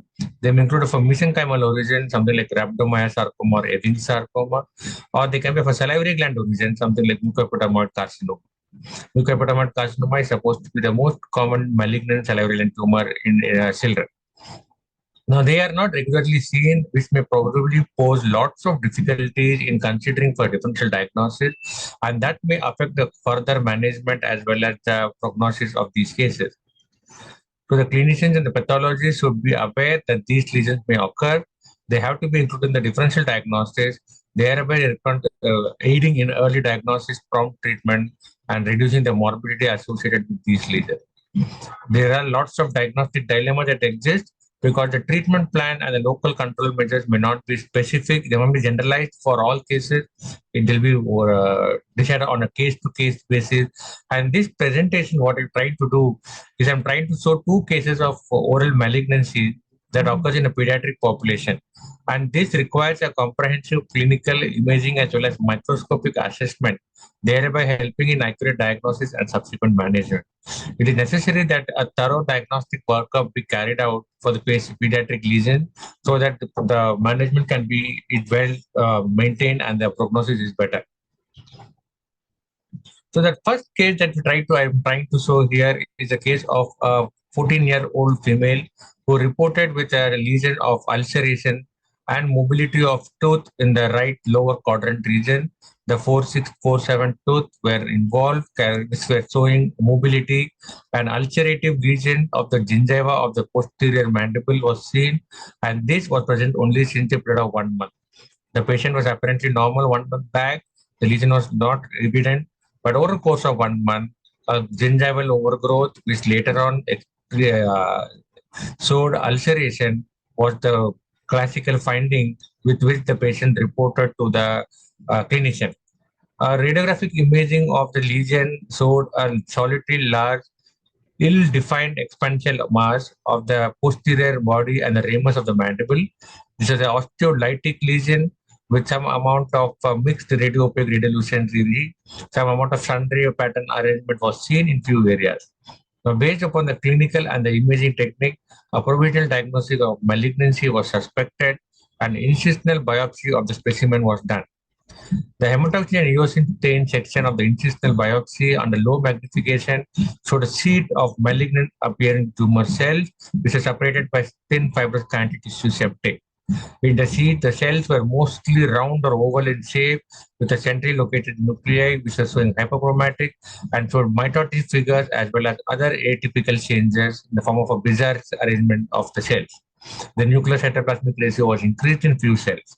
Now, what is significant to know that in addition to these sheets of tumor cells, the presence of eosinophilic areas between these tumor cells was noted, and these eosinophilic areas were assumed to be resembling a tumor osteoid, and hence the shell that surrounding these cells showed the characteristic atypical features which are suggestive of being a malignant osteoblast.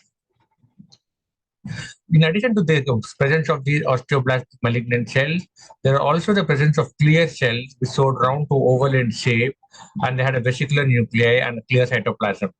In some areas, binucleation of these cells were seen resembling a chondroid-like areas. Keeping in mind the presence of a malignant osteoblast, a tumor osteoid, clear cells, as well as a binucleated cell resembling chondroid-like areas, a final diagnosis of a chondroblastic variant of osteosarcoma was made. The clear cell population that was found provided with an insight of whether it could probably be a clear cell variant of mucoepidermoid carcinoma or a clear cell odontogenic carcinoma. These were differentiated by the use of a special stain.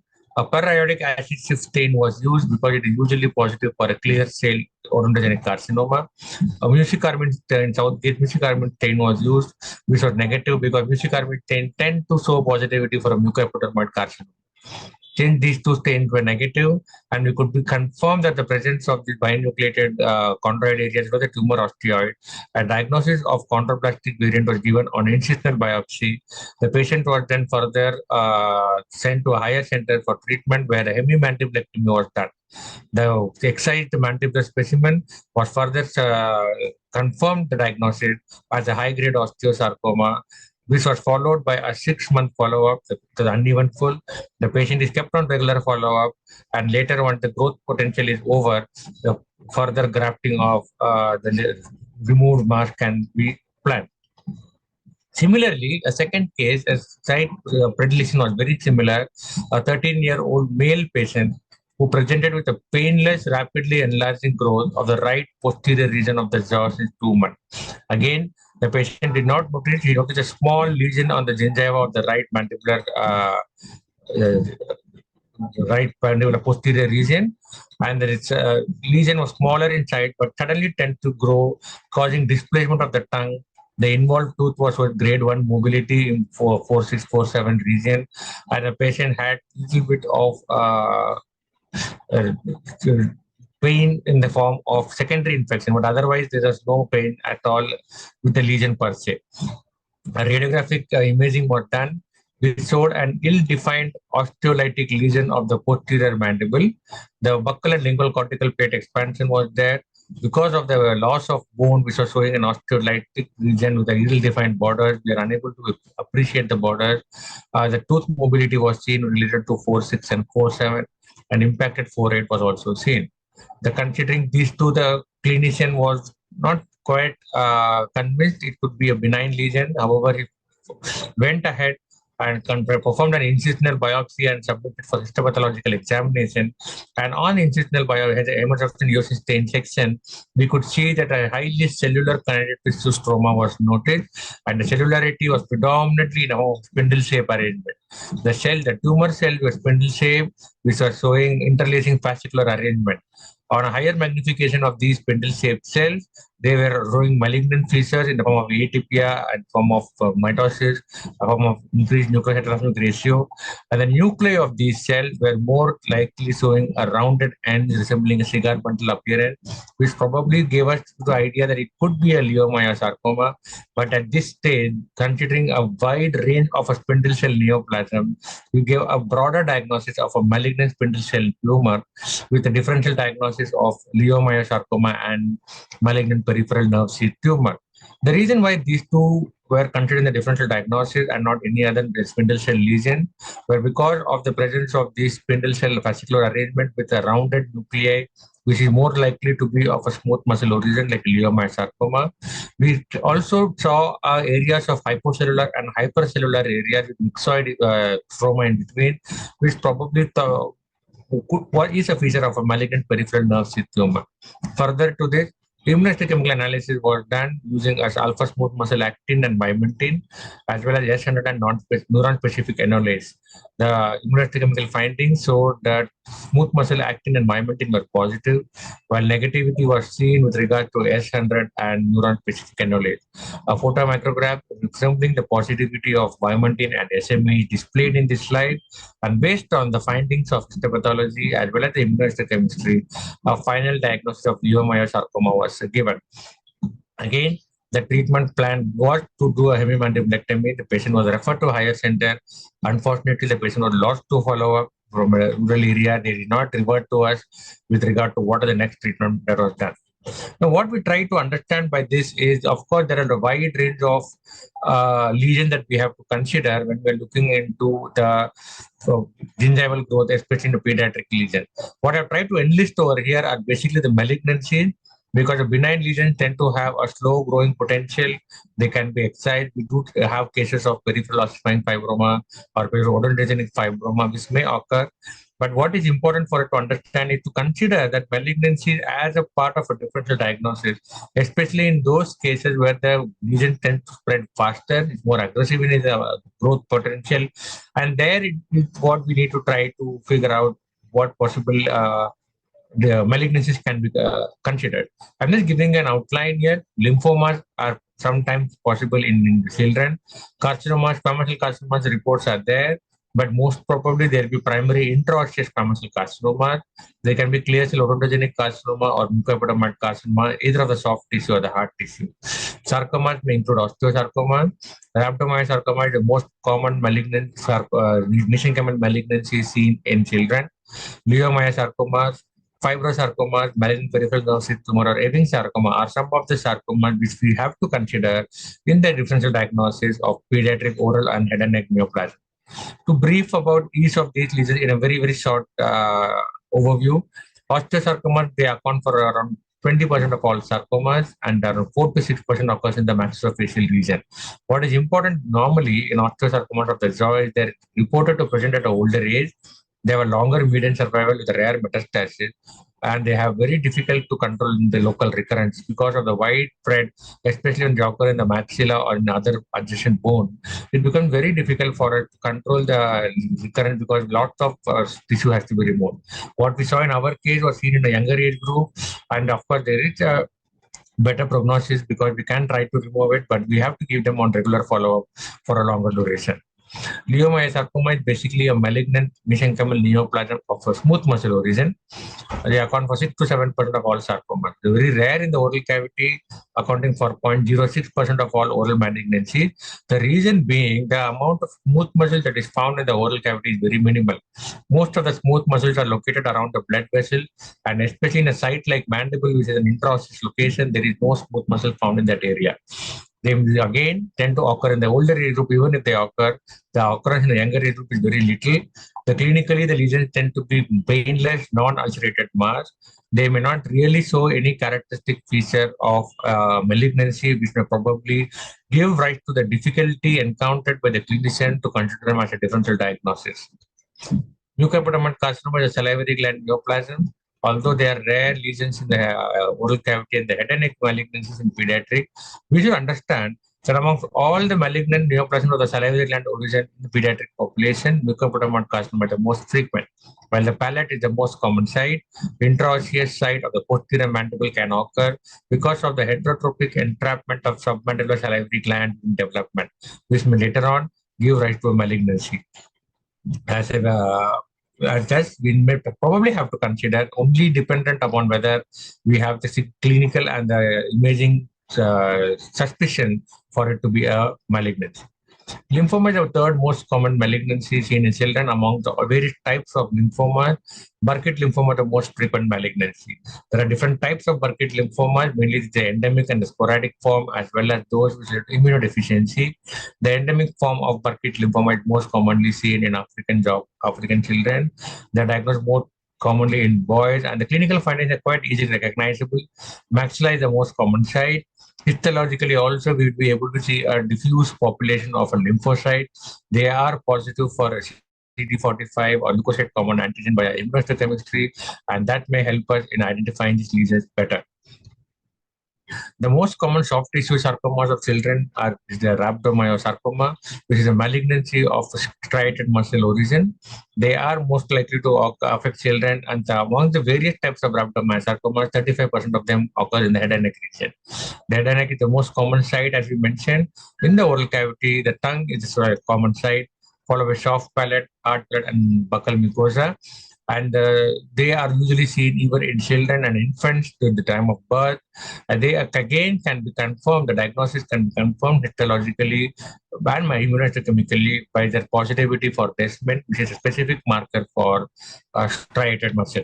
Now, what is important when we look into the entire spectrum of a pediatric oral lesion, ranging from being a reactive lesion to a benign or to a malignant, suspicious malignant lesion, is we need to have a proper diagnostic workup before we come up with some kind of conclusion with regard to how to go about.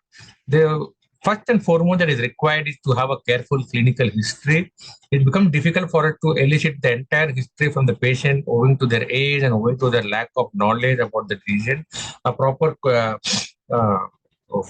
follow-up with the questioning of the parents and trying to evaluate, get a proper clinical history is very, very important when we're looking at these lesions.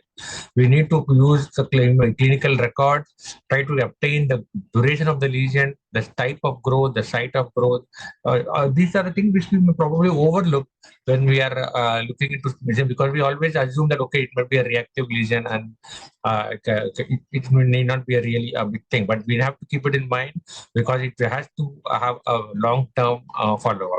Imaging record has to be done even if it is a peripheral lesion seen in the gingiva.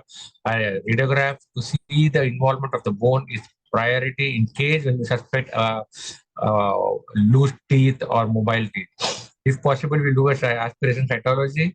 Microscopic diagnosis with the HND staining has to be done, and we have to use the special stain and immunohistochemical panel in order to come to an accurate diagnosis.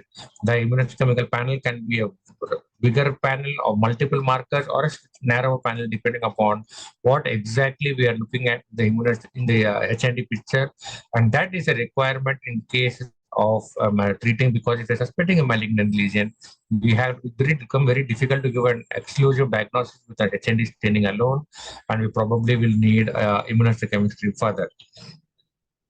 Now, what are different possible management that can be utilized for childhood oral cavity cancer? Most of the time, the treatment is based on only surgery. But in many cases, we have to have a combination of surgery, chemo, and radiation therapy.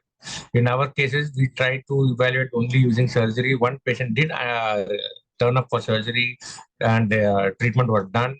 The other patient did not revert back for whatsoever reason we were not aware.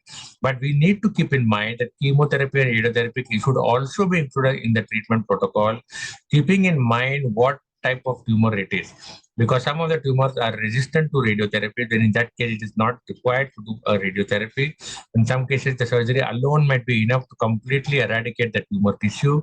But the management of the malignant tumors of oral cavity depends on lot on the histological diagnosis, and that is where the importance of the histopathologist and will be very mandatory there. Now, the pediatric jaw tumors are not uncommon occurrences, but then they're an uncommon occurrence, but they require a comprehensive team approach, which is multidisciplinary. The reason why we need to do a multidisciplinary and a multimodal treatment plan for pediatric jaw tumors is because we need to have a long-term goal when we are trying to treat pediatric jaw lesion. There is not short-term lesion when we just remove the tumor tissue and let the patient go.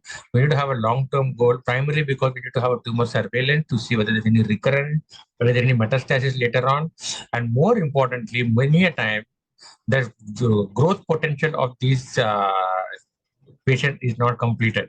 We have to try and see that we maintain the normal facial, skeletal, and dental growth, which may not cease until 21 years of age.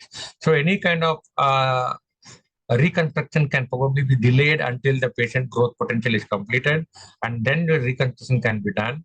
But because of the potential for growth, we have to keep in mind the treatment protocol according to that.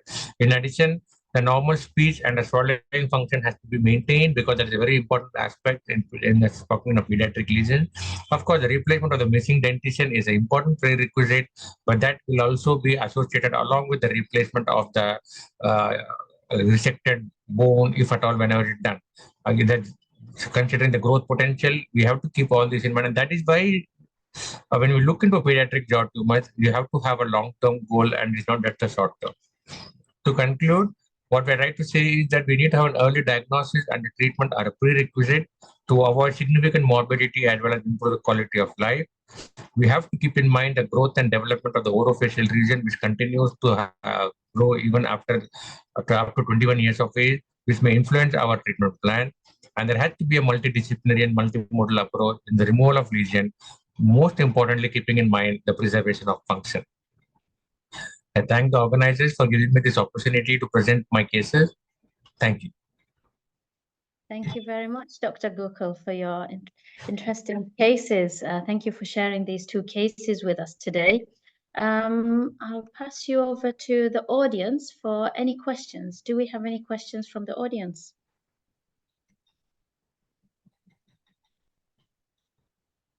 Any questions? I'll ask you a quick question. So one of your conclusion points you mentioned where you said early diagnosis and treatment. So in both cases, I can see that it wasn't diagnosed so early. What are your actions towards early diagnosis? What are you doing in India in order to diagnose these children? I know it's a very rare cases you mentioned, but are there any actions that you are doing in order to diagnose these patients early? Yeah. So now, what is the problem that we have noticed most of the cases is because when the patient goes initially to a general physician or a general dentist, they probably are not actually aware that the lesions may have a tendency to develop later on.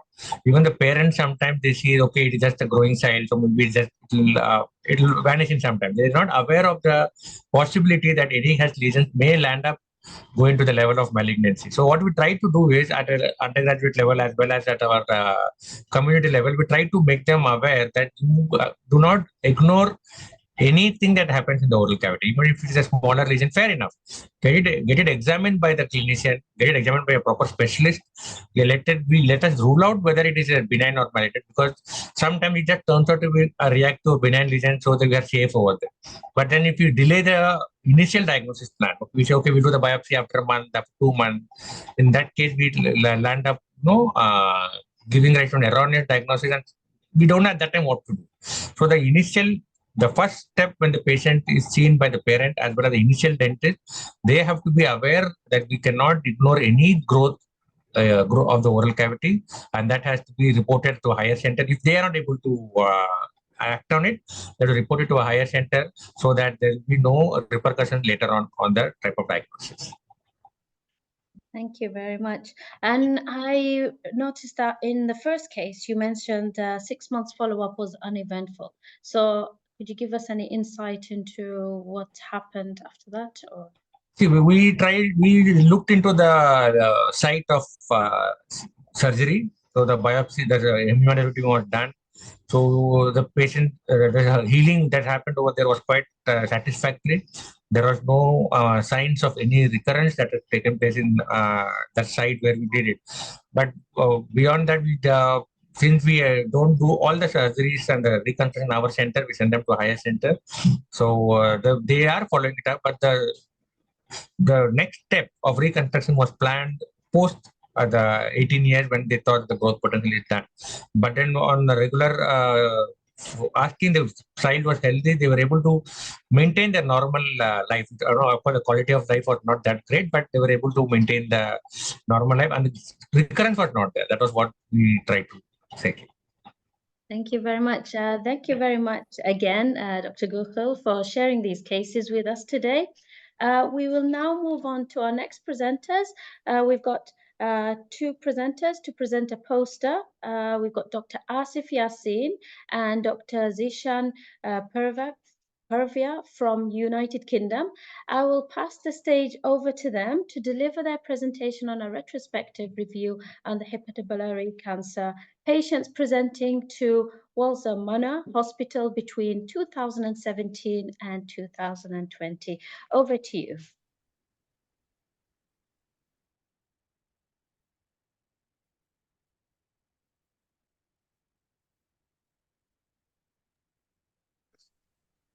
Can you hear me?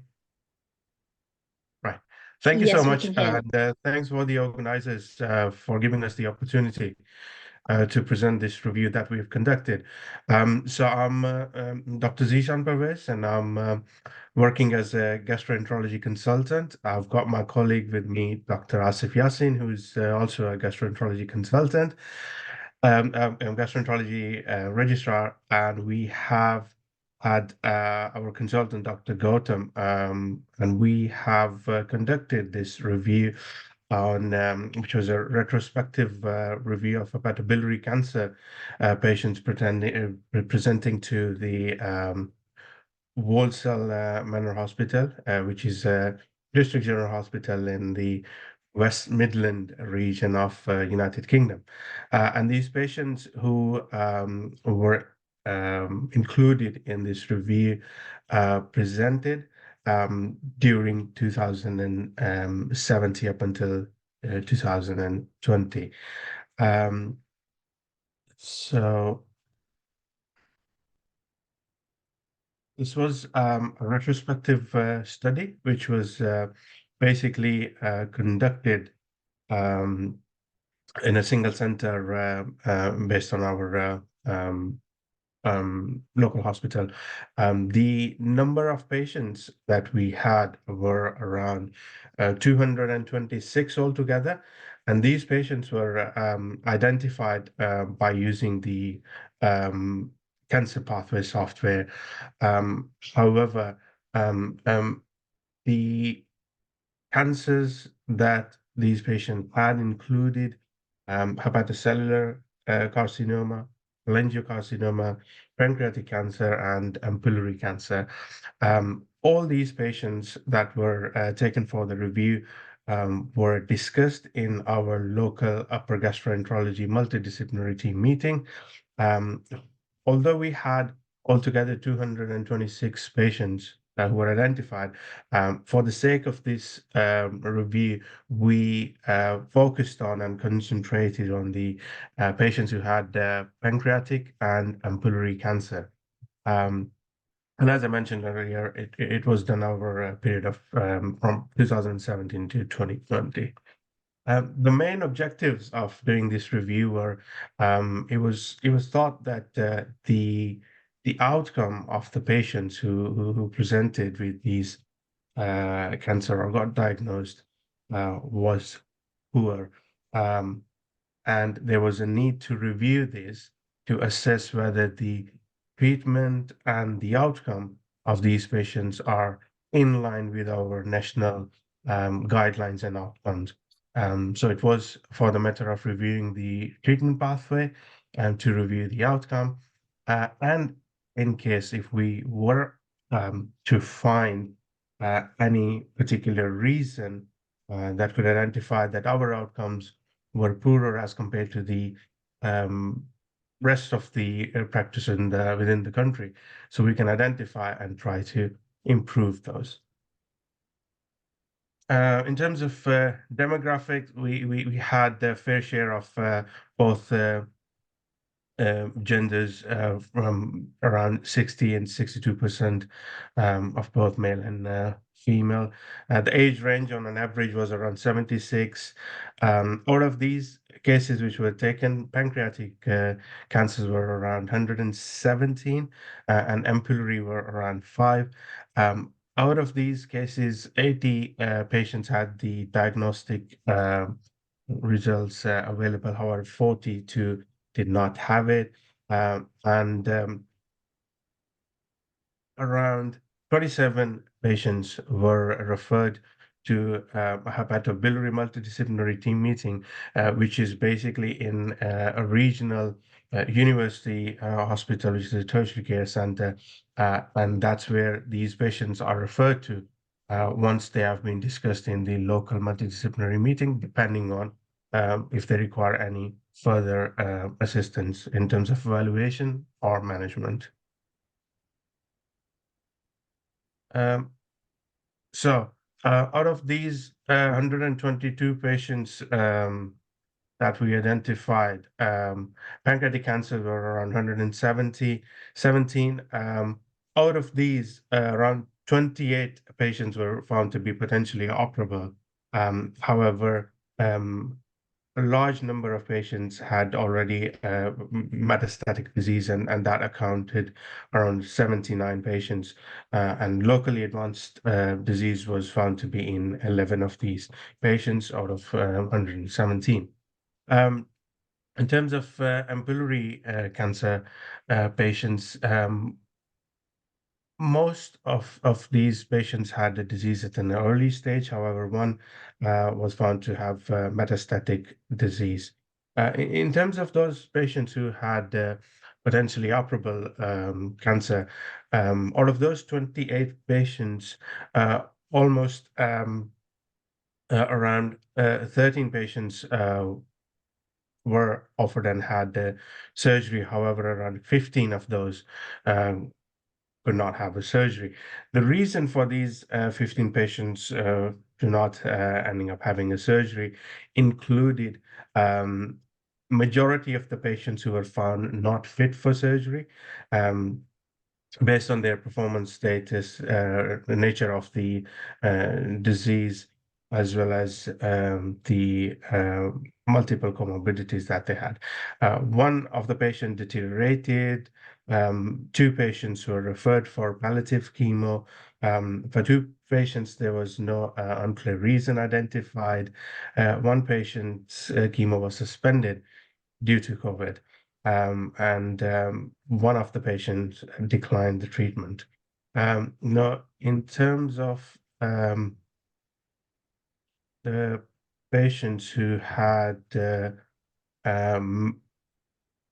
locally advanced disease, out of these 117 patients that had pancreatic cancer, 4 patients had neoadjuvant chemo as well as palliative chemo. 2 patients out of these clinically deteriorated, and one of them ended up having a palliative bypass. In terms of histology that we had,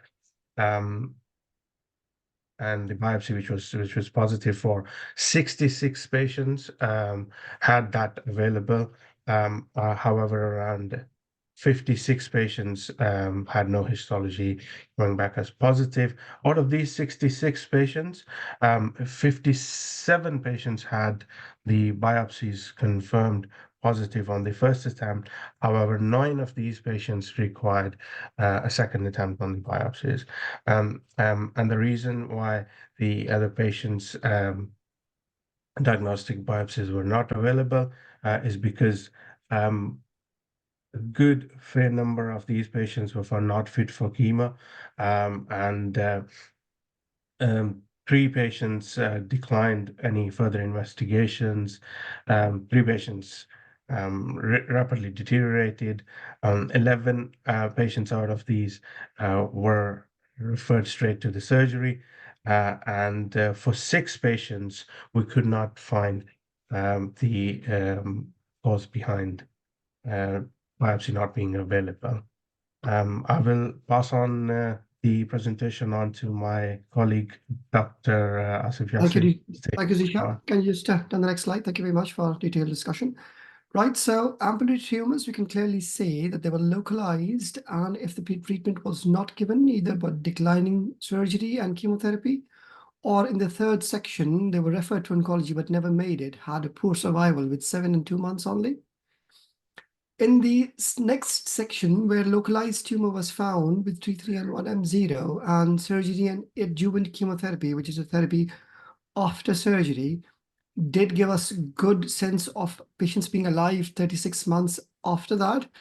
So just to remind you, the survival was discussed and calculated until 2020. After that, we did not follow up the patients. Metastatic patients in the last section who had declined treatment had a very short life of 2.5 months. Next slide, please. Thank you. Right, so the operable pancreatic cancers, we have the suspicion that the thought process of offering surgery to people. So 13 offered surgery, 1 did not go for it, and 15 did not have it. 75% were given chemotherapy after that. I'm not going into the details of the name of the medications. 66% developed recurrence despite surgery and chemotherapy. 25% were alive, requiring 2 adjuvant and 1 only with observation. From the staging, thank you. From the staging, if you go back, Zishan, quickly, please. Thank you. With the T1C is a tumor being 1 to 2 centimeters in size, and R1 being when the surgery was done and microscopic recurrence was there in the resection margin, had a 11-month survival. If you go down with tumors progressing to T3 and 1M0, the survival was between 32 and 56 months alive. Can you move on to the next slide, please? Locally advanced pancreatic cancer had the opportunity to get neoadjuvant therapy, which included 6 cycles of FOLFIRINOX, the best options, otherwise gemcitabine or capecitabine. 4 patients received FOLFIRINOX. That was supposed to be the best thing, but 2 had to stop it because of toxicity.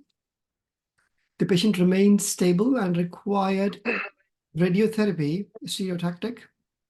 1 had to switch to gemcitabine, capecitabine because of toxicity, but again developed further. 1 completed the 6 cycles of disease and led to disease progression.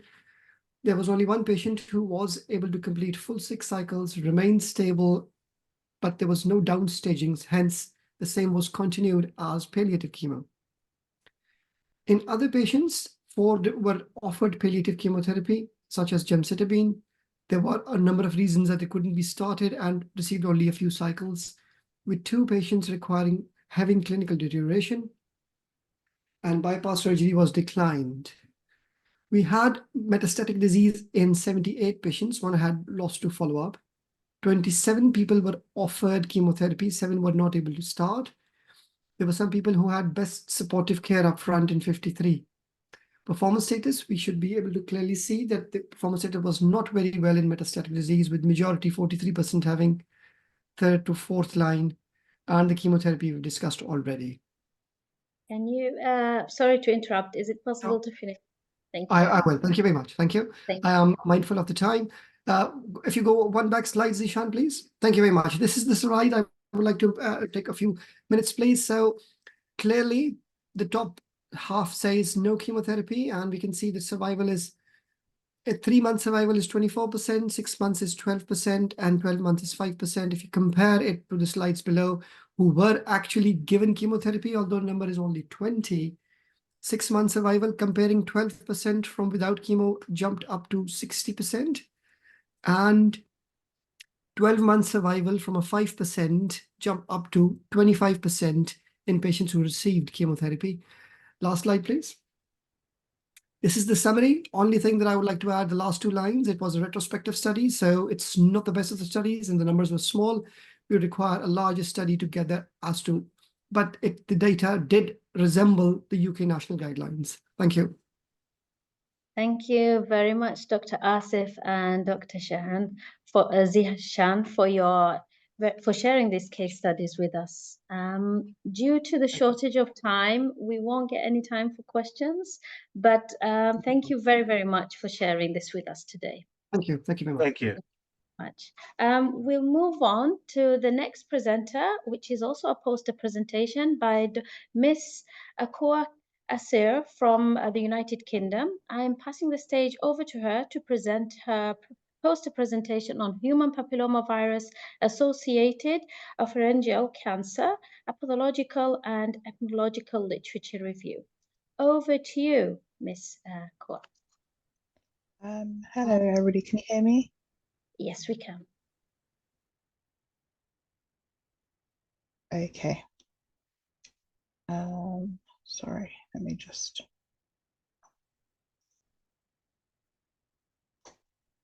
Okay, so today I'll be presenting a literature review about human papillomavirus associated oropharyngeal cancer.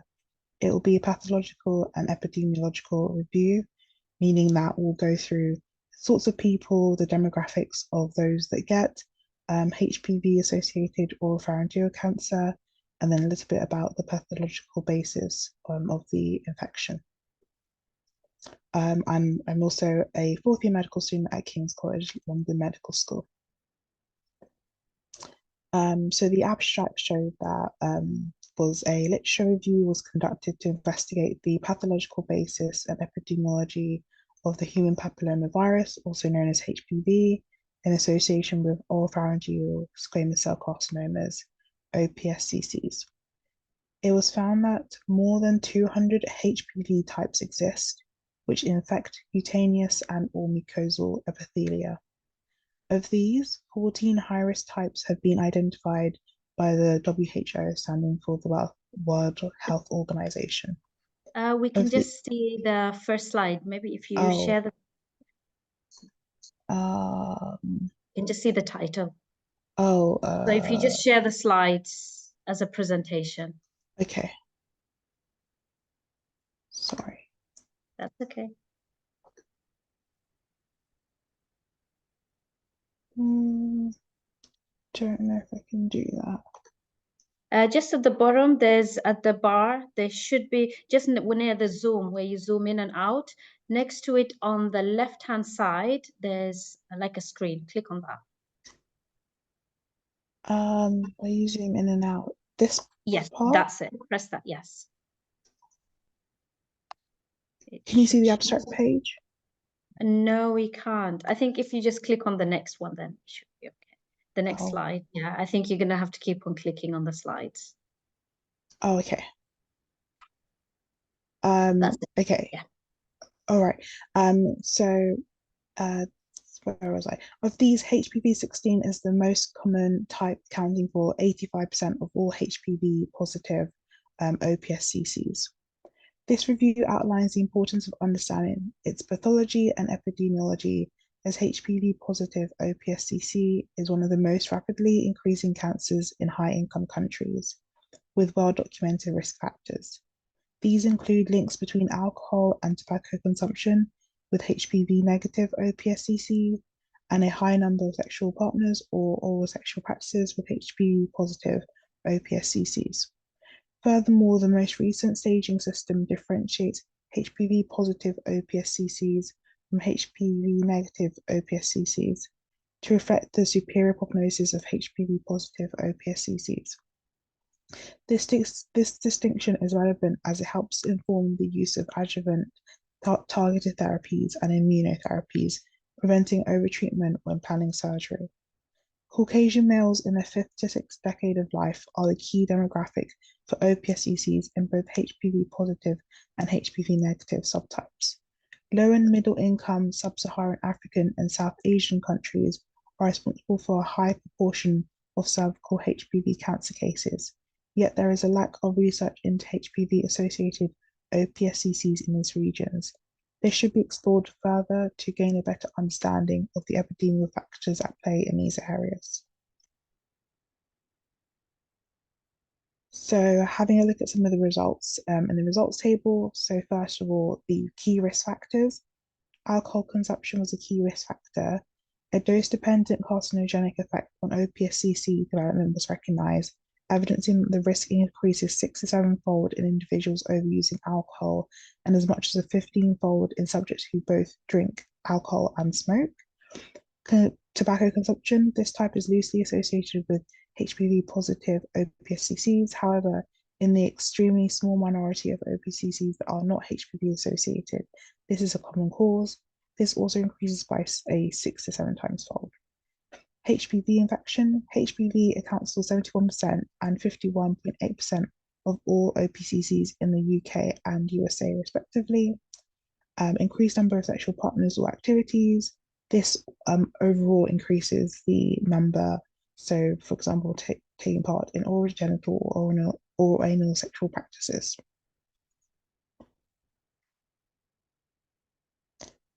So overall, just looking at the differences between the HPV positive and HPV negative OPSCCs and the kinds of people or locations or different factors that are at play between those that have the HPV associated type and those who have the HPV negative associated type. So for example, in head and neck squamous cell carcinomas located in the oropharynx, if it's HPV positive, 94.2% are in the oropharynx, and most of them are based at the tonsils and the base of the tongue. However, in HPV negative, it's only 72.8% that are located in the oropharynx, and usually all the sites are affected. And then most prevalent, 7th edition of the AJCC staging. So with HPV positive, it's normally in the early stages, so T1 and T2, but there is often nodal metastases. However, with HPV negative types, it's normally associated with all stages of cancer, all the way from T1 to T4. The pathological appearance, so HPV positive is normally associated with non-keratinizing basaloid appearance, whilst HPV negative is often keratinizing, but not necessarily basaloid. The prognosis in HPV positive is improved, but in HPV negative, it has a worse prognosis. The prevalence is slightly more prevalent in younger individuals in HPV positive, whilst it's more common in older individuals in HPV negative. The ages are quite similar, between 59 and 60 years old. However, there is a statistical difference between the ages. Most of them are commonly associated with white males, and alcohol consumption is more associated with HPV negative cancer. Similar to what I've sort of discussed before about the risk factors between the HPV positive and HPV negative subtypes. A key difference here is that the most frequently altered gene in the HPV positive type is the inhibition of p53 gene function by E6, whilst in HPV negative, it's normally due to a TP53 gene mutation occurring in at least 75% of the patients.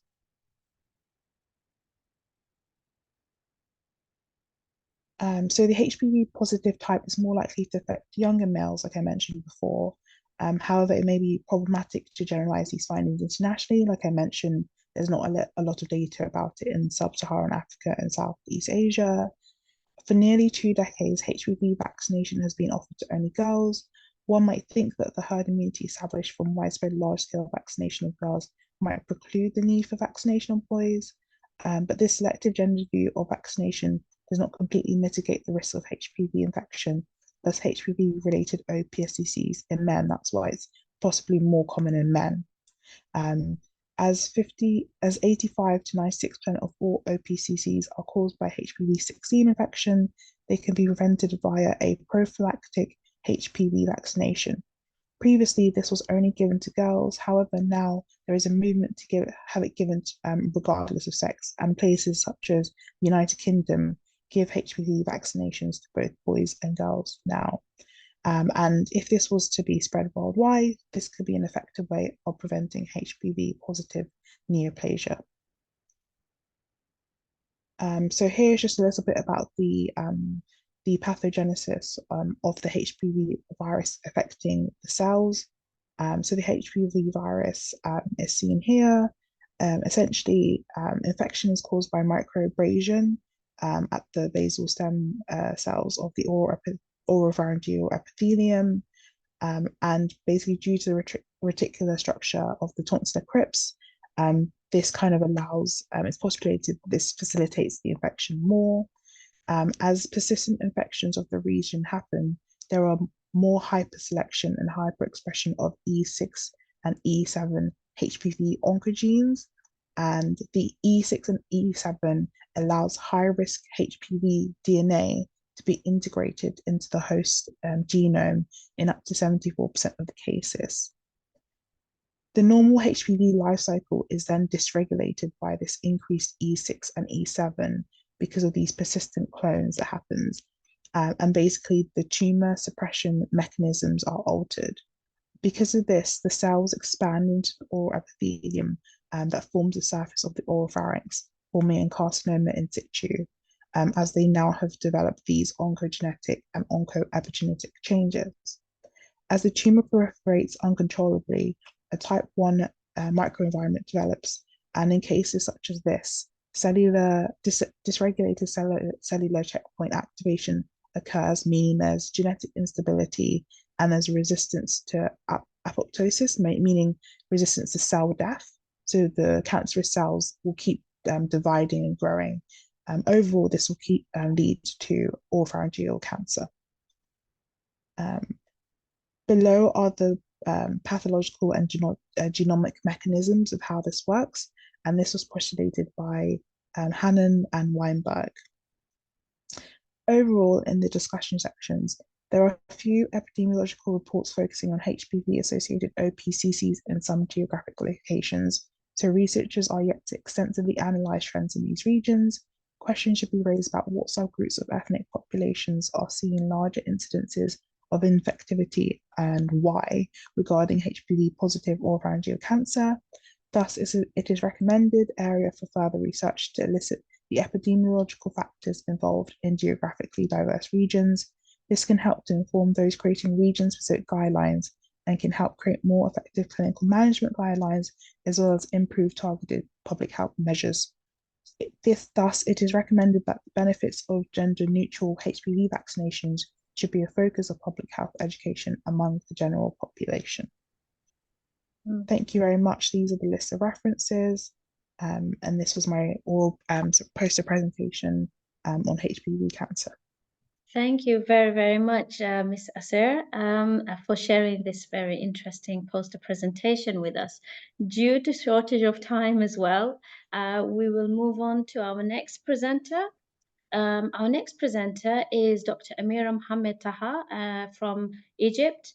I'll be passing the stage on to her to deliver her speech on the impact of fecal microbiota transplantation on survival rates in severe alcoholic hepatitis patients, systemic review and meta-analysis. Over to you, Dr. Amira. Thanks for your introduction. Can you hear me? Yes, I can hear you. So, thanks. I'm happy to present this. Are you able to share the whole screen as a presentation? Yeah, just share this. Okay, so I'll start by introduction of why we conducted this study. And the rationale for using fecal microbiota transplantation in severe alcoholic hepatitis. And then we will represent our study results in brief. So by giving a background about severe alcoholic hepatitis, it's a severe form of chronic alcohol-associated liver disease, which has high levels of mortality, and it causes liver injury and liver failure, and jaundice. It causes a high burden on global world. It is there's so limited therapeutic options to treat it and treat it, and there's no approved drug that can specifically address severe alcoholic hepatitis. And to assess the rationale for using the fecal microbiota transplantation in severe alcoholic hepatitis is the gut liver axis, which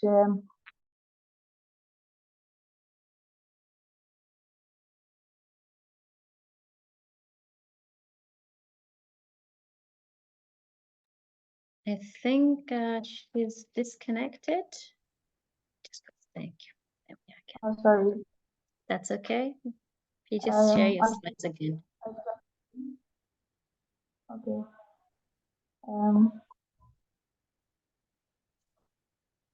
Have you heard me, or it's disconnected from the start? Yes, just share. Yeah, no, it's just disconnected now. You just we heard a few of your slides. So, okay, as I said, that using the fecal microbiota transplantation and severe alcoholic hepatitis has a rationale that the liver gut axis. As we know that chronic alcoholic hepatitis, chronic alcohol usage causes disruption of gut microbiota, which is known as dysbiosis. This increases gut permeability and causes liver inflammation and increases liver injury. So addressing this issue in severe alcoholic hepatitis might be beneficial. Fecal microbiota Dr. Amira, if it's sorry to interrupt you, is it possible to move to a place where you've got better connection? And I would recommend maybe to improve the connection, maybe switch off your camera until the question time. I think that improves the quality of the internet. Okay. Yeah. So you hear me better? Yes. So okay, as I said that we got liver axis, and this dysbiosis caused by chronic alcohol usage can be addressed by using the fecal microbiota. And the fecal microbiota includes transfer of microbiota from a healthy donor after rigorous screening for this donor to ensure that is healthy, and transferring it maybe through colonoscopy to a deceased patient. And this had gathered so interest in many different gastrointestinal diseases like IBD, and for specific, the FDA has approved the first fecal microbiota treatment for C. difficile in the last year. So this was interesting, and has increased research in this area.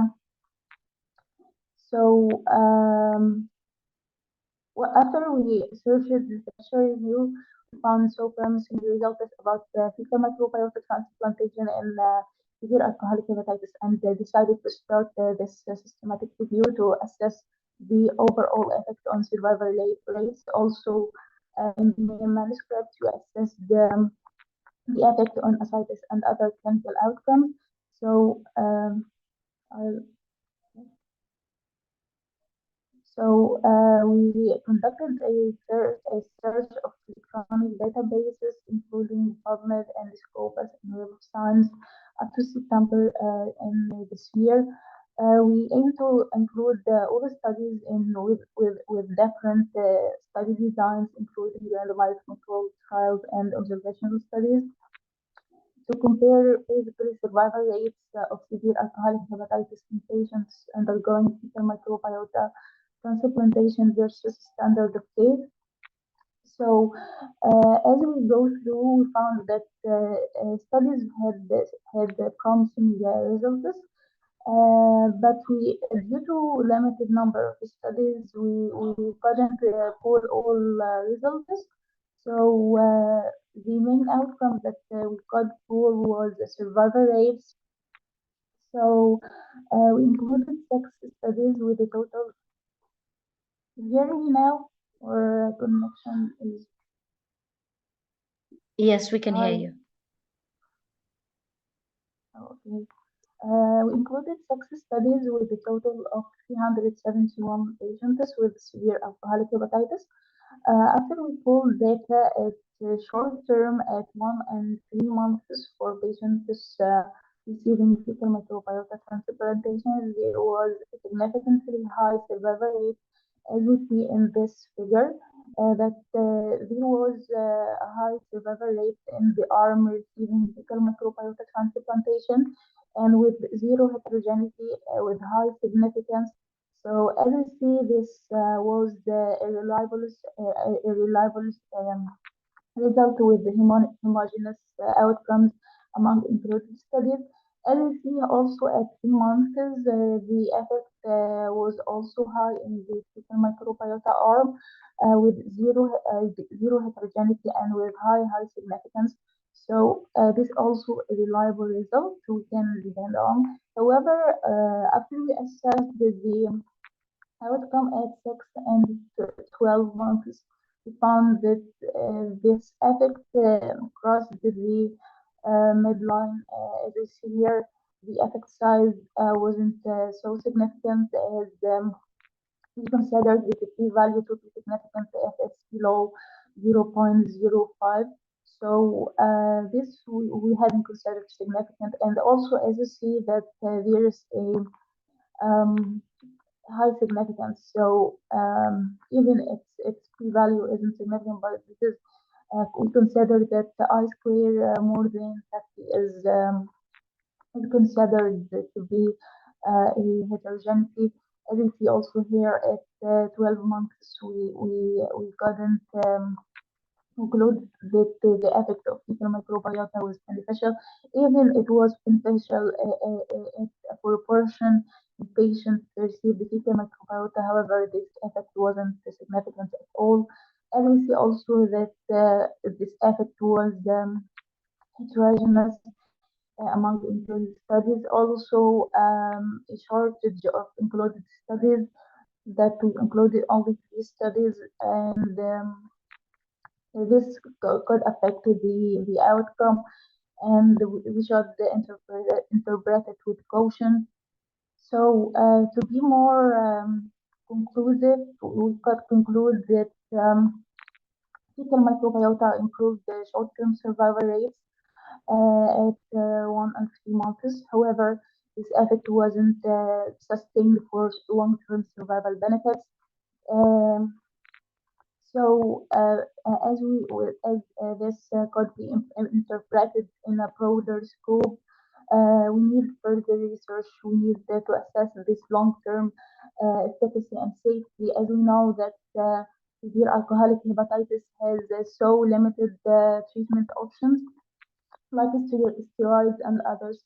As we know, steroid usage has its own complications, and not all patients are candidate to receiving steroids. But getting this results about fecal microbiota is promising, and we should consider it. As we know that even we got short-term benefits, but conducting these studies with high sample size, with longer follow-up, could be more beneficial We could also address some challenges in fecal microbiota transplantation, like ethical consideration and donor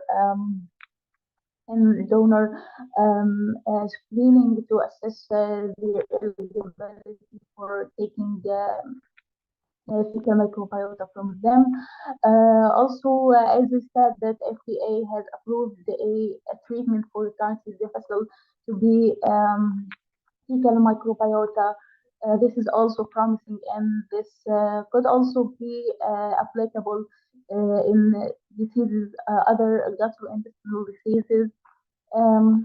So this is a promising and optimistic result, even if we couldn't see long-term benefit, but included studies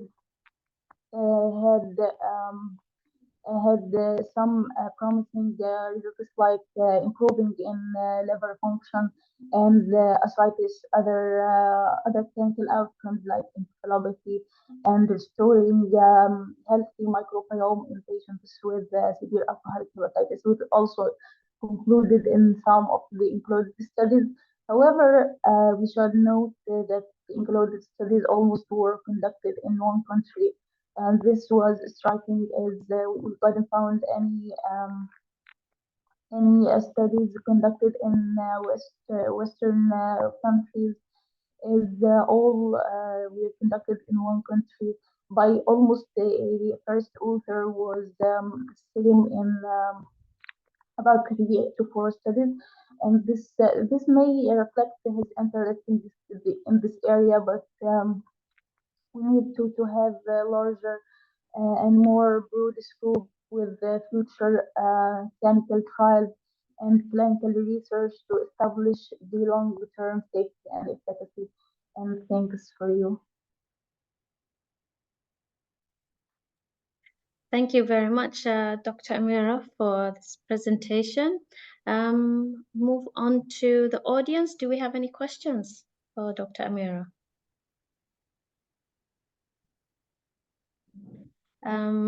One question to you, Dr. Amira, from myself.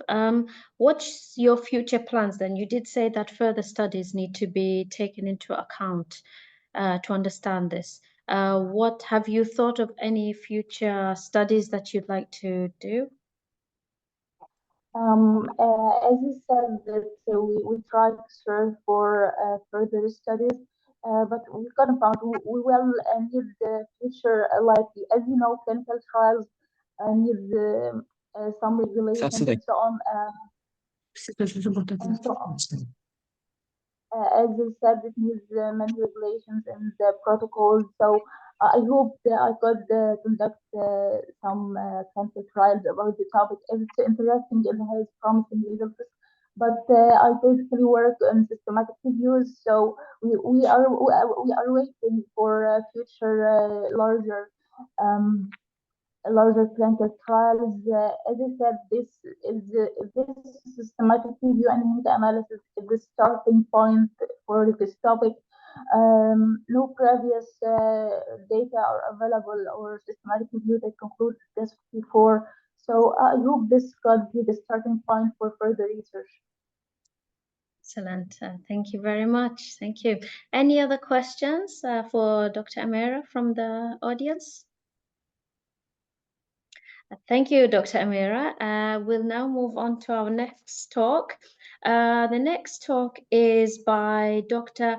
Abbasova Sevinci from Azerbaijan. I'm passing the stage over to her to give a speech on the effectiveness of alpha tocopherol isofosphoric acid azafafet phytocomplex against the statin model of drug-induced hepatitis. Over to you, Dr. Safak. Dear ladies and gentlemen, nice to see you all. I am Dr. Sevinci Abbasova, currently working at Diagnostic Medical Center as physician. At the same time, have been working on the research paper. I am going to speak about the research which relate to my dissertation.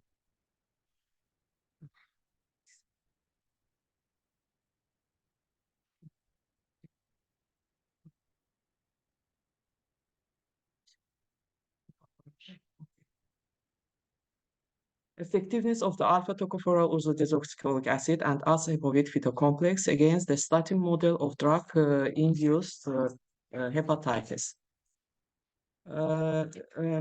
Many commonly used medications have hepatotoxicity as a side effect. The nomenclature of these medications counts more than 1,000 drugs of various pharmacological groups. Hepatopathy is most often caused by cytostatics, antibiotics, non-steroidal anti-inflammatory drugs, etc., primarily when they taken orally. Deterioration of the environmental situation, decreased motor activity, and unbalanced food intake and increased consumption of medications increase. The number of cases of toxic liver damage. There are mainly three types of the course of drug-induced hepatitis: cytotoxic, cholestatic, and mixed, differing in the mechanisms of development and the severity of diagnostic signs. The most unfavorable course of hepatitis is observed in the cholestatic type, characterized by a prolonged course despite a moderate increase in blood markers of liver damage, such as alanine aminotransferase, aspartate aminotransferase, alkaline phosphatase, gamma glutamyl transpeptidase, and bilirubin. And bilirubin, the cytolytic type of hepatitis development is characterized by the severity of the course and can often lead to serious consequences and sometimes death of the patients. The mixed type of drug-induced hepatitis development combines both pathogenic mechanisms.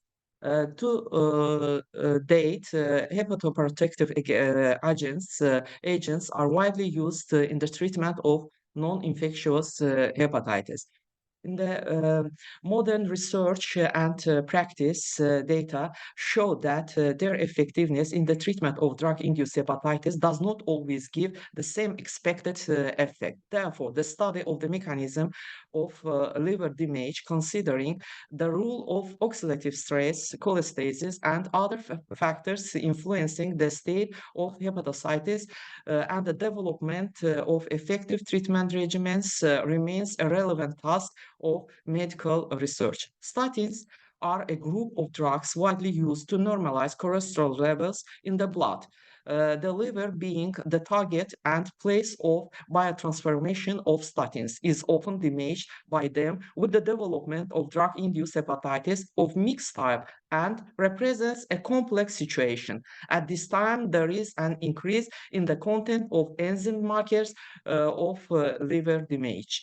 The increase in the blood of these markers is associated with an increase in the permeability of phospholipid membranes of hepatocytes as a result of changes in lipid components under the influence of statin drugs and their metabolites. Therefore, we found it reasonable to study the effectiveness of the use of alpha-tocopherol, ursodeoxycholic acid, and the aforementioned phytocomplex against the background of the statin model of drug-induced hepatitis on the model of statin hepatitis. Our study was held in the 2022 at the Scientific Research Center of the Azerbaijan Medical University.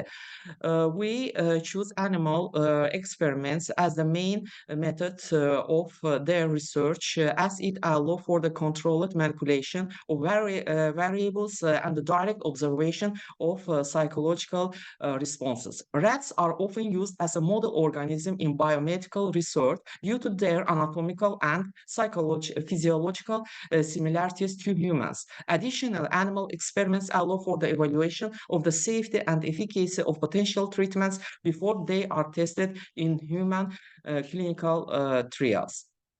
Okay. The experiments were performed on 70 white laboratory mongrel rats. Criteria of inclusion of the experiment: breeding age, weight within 170 between 200 milligram, undamaged hair coat. Criteria of exclusion from the experiment: low weight, aggressiveness. Animals whose biochemical markers of liver damage did not increase during modeling were also excluded from the experiment. The animals were divided into two groups: intact animals, 10 rats, and animals in which statin hepatitis simulated, 60 rats. The animals of the second group were divided into 6 subgroups of 10 rats each. First subgroup, the model group. Second subgroup, the control group, where the animals received placebo.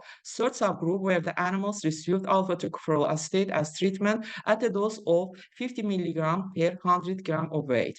Fourth subgroup, where the animals received ursodeoxycholic acid at a dose of 25 milligram per 100 gram of weight. 5 subgroup, where the animals received 10% infusion of the phytocomplex at a dose of 1 milli per 100 gram of weight. 6 subgroup, where the animals received 10% infusion of the phytocomplex at a dose of 1 milli per 100 gram of animal weight, and ursodeoxycholic acid at a dose of 25 milligram per 100 gram of weight. All drugs and the infusion were administered to animals through a probe into the stomach. Animals received this treatment for 2 weeks twice a day. Modeling of statin hepatitis was performed as follows: amvastatin produced by Biopharma Ilaj was injected into the animals at a dose of 40 milligram per kg. Animal weight for 20 days. In our studies, an increase in ALT by almost 3 times, AST ALP by more than 1.5 times, and total bilirubin by more than 2.5 times compared to intact values was considered evidence of the development of hepatitis. After laboratory data confirmed the development of hepatitis, the animals was prescribed course of treatment with alpha-tocopherol acetate, ursodeoxycholic acid, and phytocomplex treatment 3, or combined use of phytocomplex and ursodeoxycholic acid treatment 4. The blood collected after the decapitation of the animals was subjected to appropriate biochemical studies presented below. There are research tools, the activity of enzymes, different enzymes, and activity of the blood content of total protein, total bilirubin, medium molecular weight peptides, reactive protein, products of peroxidation products, lipid peroxidation products such as hydroperoxides, concentration conjugated DNs, malondialdehydes, the total antioxidant activity status, the activity of catalase, and superoxide dismutase.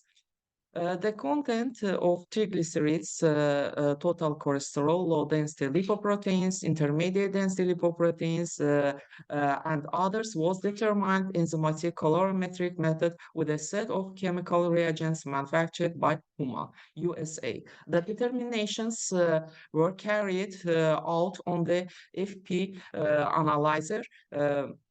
The composition of the alpha-beta complex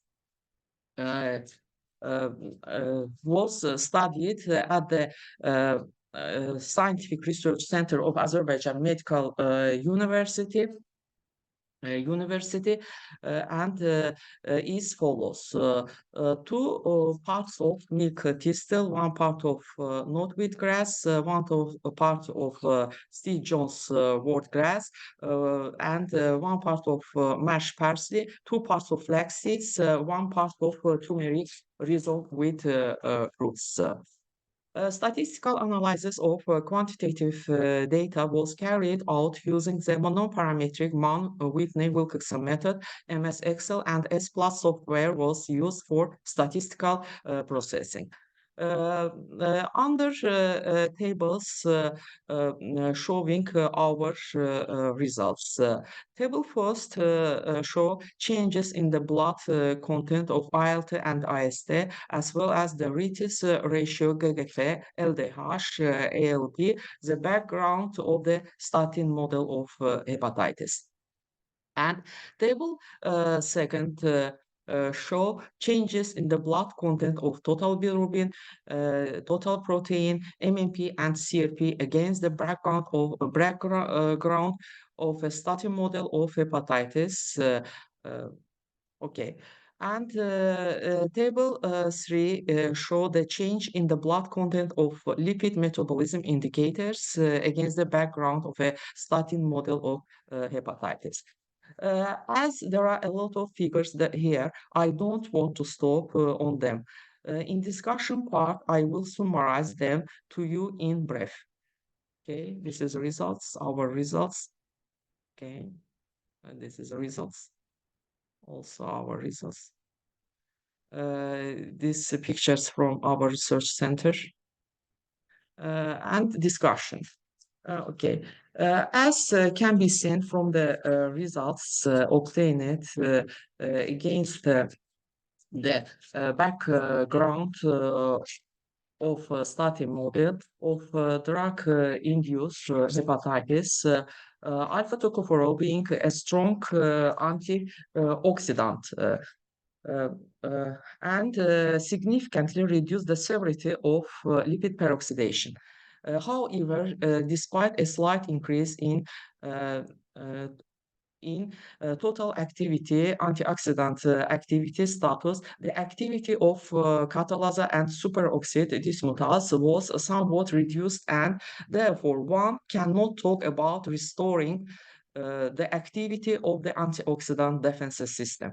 However, these findings differ from that have shown alpha-tocopherol to have a more significant effect on liver function. The change in the other studied parameters, including the activity of the enzyme ALT, AST, and GGT, is not statistically confirmed. The results of this study are consistent with previous research that has found a correlation between elevated diuresis ratio and liver damage. The diuresis ratio was 0.86, and as is known, the value of these indicators equivalent one indicates liver damage. Another study by Liu found that the diuresis ratio was significantly higher in patients with hepatitis B virus-associated hepatocellular carcinoma compared to controls. The heterogeneity index calculated by the formula significantly exceeds the normal values, which range within 1-3. The elevated heterogeneity index, the study is also consistent with previous research, as a higher heterogeneity index has been found to be associated with an increased risk of cardiovascular disease in several studies. The increase in blood ALT and AST content, as well as MMP and CRP, even so, this increase is insignificant in percentage terms and is not statistically confirmed. The fact itself has theoretical significance in explaining the mechanism of pathogenesis of the development of statin hepatitis and the development of treatment methods.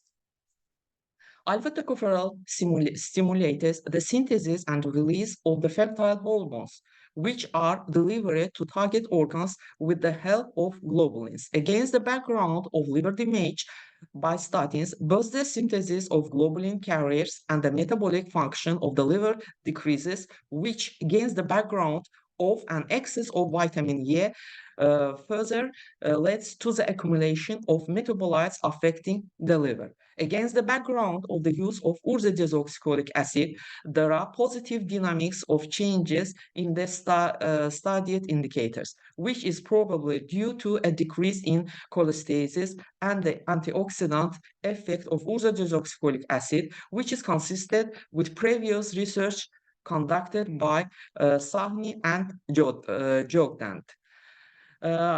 Which heterogeneity index equivalent 10, which is significantly lower than against the background of the use of alpha tocopherol, the indicator of this significance. Against the background of fetal complex treatment, there is a significant improvement in the functional state of the liver, which is reflected in the positive dynamics of changes in all the studied indicators.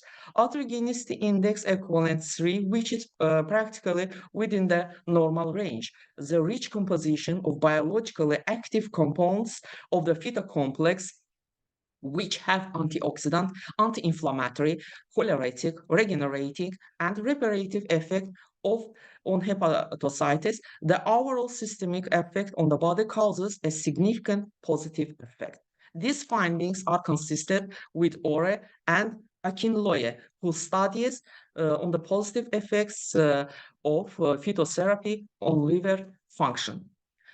In the treatment with the fetal complex in combination with ursodeoxycholic acid, a positive effect is potentiated due to the synergism of the active pharmacologically active substances of the fetal complex and ursodeoxycholic acid. At the same time, all the studied indicators approach the values of indicators in intact animals. Thus, the blood content of the main markers of the liver damage, such as ALT and AST, differed from the intact values by 45.9%, which is quite satisfactory given the complexity and protracted nature of the pathogenetic process.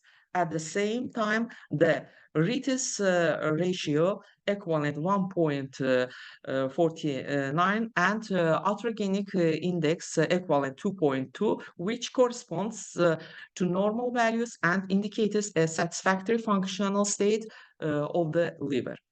Thus, we found that the use of our fetal complex in combination with ursodeoxycholic acid had the most favorable effect of the proposed combinations on the course of the pathological process against the background of experimental statin hepatitis. At the same time, all the studied indicators reached almost intact values, which indicated that the process of lipid peroxidation were inhibited and the functional state of the liver was normalized. The results obtained allows us to recommend a similar scheme to be studied in patients for the treatment of drug-induced hepatitis with a view of possible introduction into medical practice in the future.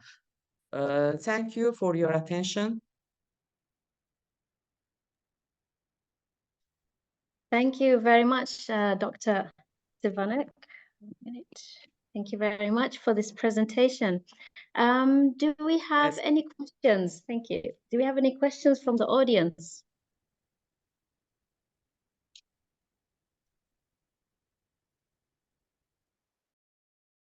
Any questions? I'll ask you a question.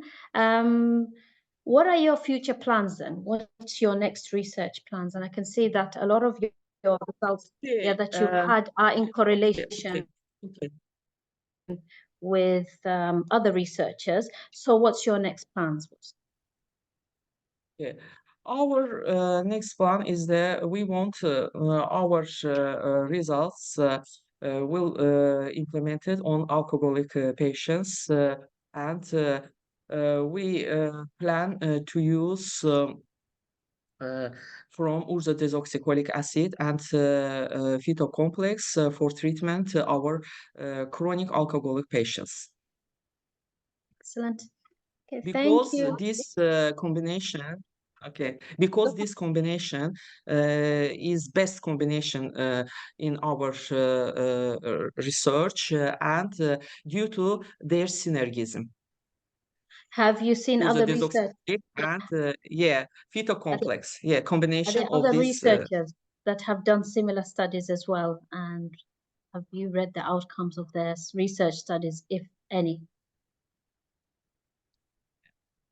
No, I don't know. Yeah, about another studies with our fetal complex. Excellent. So we're looking forward to hearing some more interesting research from yourself in the near future. Thank you. It is from my Thank- dissertation. Oh, Yeah, excellent. So I am you're PhD definitely. candidate. Oh, so wish you all the best with your PhD. Wishing you all the Yeah, best. And yeah. well, And hopefully with also, thank you. And also, I want to say that our this article was published in Advancement Life of Science. Yeah, in March this year. excellent. Congratulations on that great news. Excellent. Thank you Well very done. much. Thank you. Wishing you all Thank the best with your PhD, and hopefully we'll hear from you soon some more interesting research from you. Thank you. Thank you. Thank you very much. So we've got two speakers who are not here with us today, the next two speakers. So we're going to go off for a nice early lunch break, and we will see you back here at 2:05. Thank you very much for attending the first morning session today, and we'll see you back at 2:05. Thank you.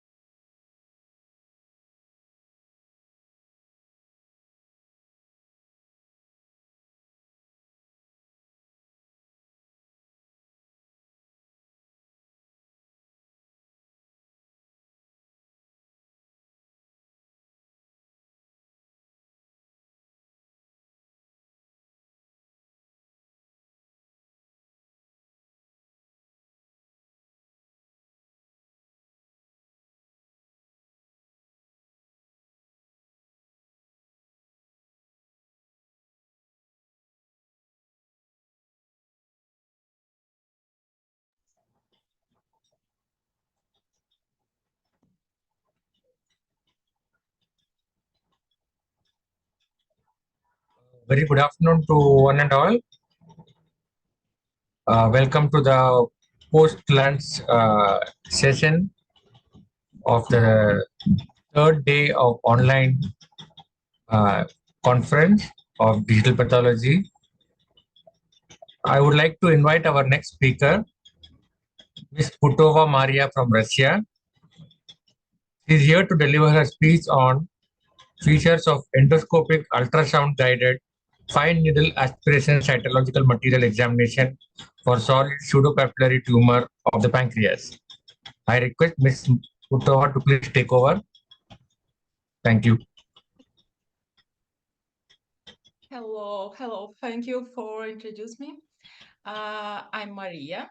I'm from Russia, and I'm a cells biologist and cytopathologist. I work in Moscow Clinical Scientific Center. It's a huge oncology center in Moscow. Let me share my screen.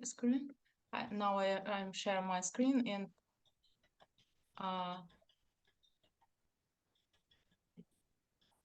I can start.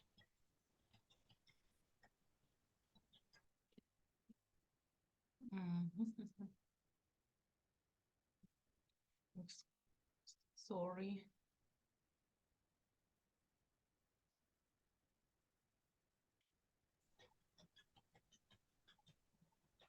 Could you see my presentation?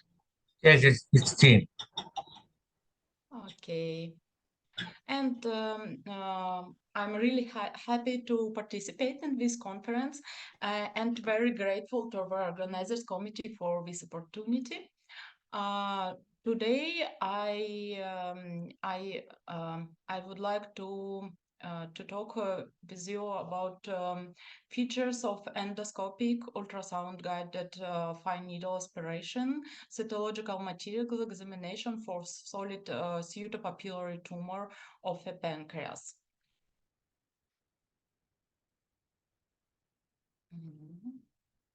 At first, I would like to talk that I have no potential conflict of interest to report, and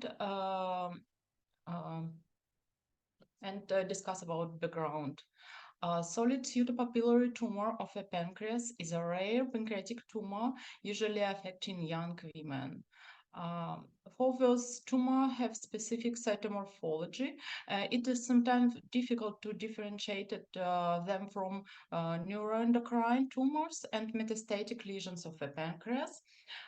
We reviewed cases of SPTP to delineate the diagnostic cytological features and also evaluated the utility of beta-catenin immunostaining in the diagnosis of this tumor.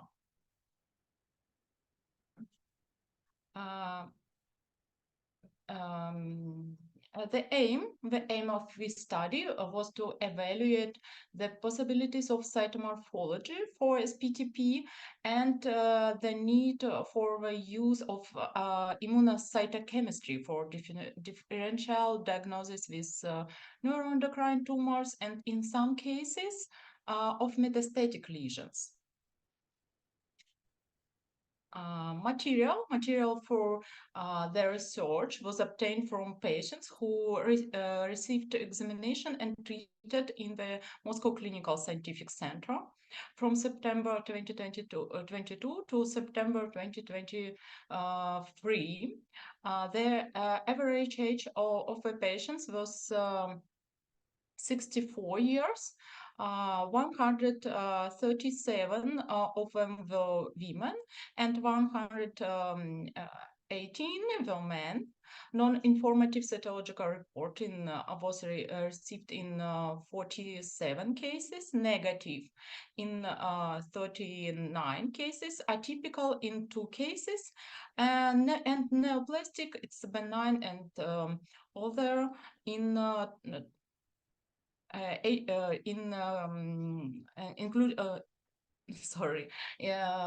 21 cases in included solid pseudopapillary neoplasm in 6 cases, and neuroendocrine tumors in 8 cases, and suspicious for malignancy in 7 cases, malignant in 139 cases, including 2 metastatic cases.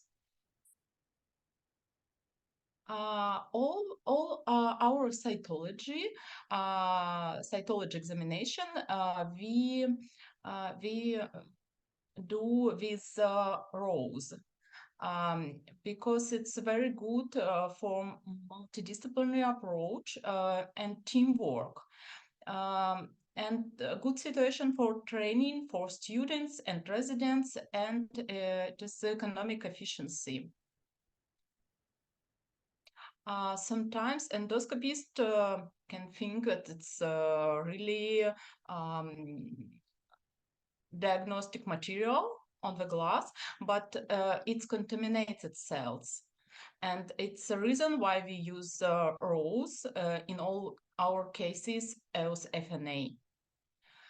All the cases of SPTP had cellular smears with morphologic cells lined singly with loosely cohesive clusters, and also structures forming delicate pseudopapillaries. Where the extra and intracellular basement membrane material and background foamy macrophages. Immunocytochemistry for beta-catenin could be performed on 6 cases and demonstrated positive, highly positive reaction, nuclear reaction. All cases had cytological, histological confirmation.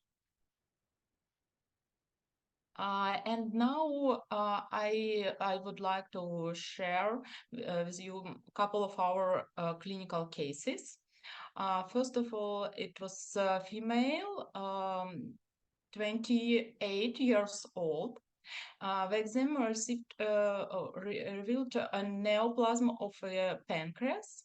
We did EOS FNA for this patient, and here you can see immunocytochemical panel. On this picture, you can see typical features for SPTP, solid pseudopapillary tumor. The cytological report taking into account the immunocytochemical exam and clinical data suggested solid pseudopapillary tumor. Here you can see beta-catenin nuclear reaction. And different case, it was female, 46 years old, with invasive cancer of the right breast. The exam revealed a neoplasm of a pancreas, and maybe not typically, but some features of SPTP. And for differentiated SPTP and metastatic lesion, we use this panel, immunocytochemistry panel. You can see here all markers, and you can see here pictures with homogranin and synaptophysin, and both of these markers was negative. But estrogen, here you can see picture with estrogen receptor, positive estrogen receptor reaction. And the cytological report taking into account the immunocytochemical exam and clinical data suggested breast cancer metastasis.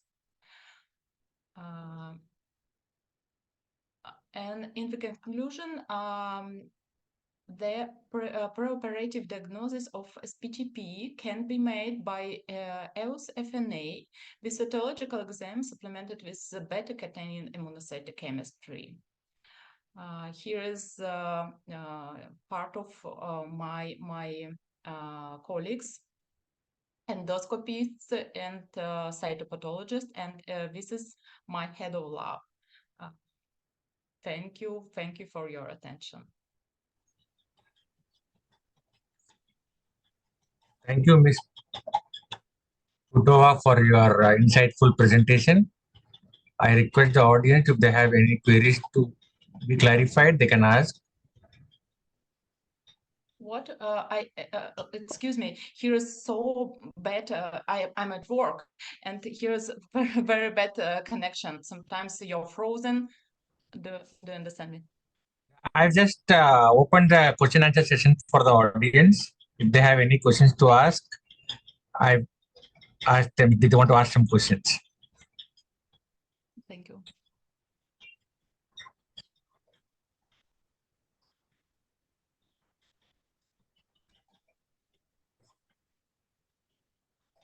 I do have a question, Miss Maria.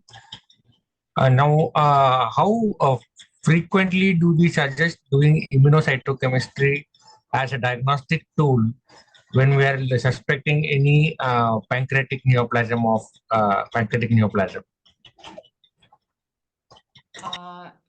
If you understand you right way, we do immunocytochemistry on the cytology material, not in the histology. Sometimes we do cell blocks. Do you know what I mean? But it's in case if we have a lot of material, if we have good material for cell blocks, but in some cases, for example, I show you today cases which we use. In these cases, we use cytological material for immunocytochemistry. One of the concerns with an aspiration cytology is the yield of the material.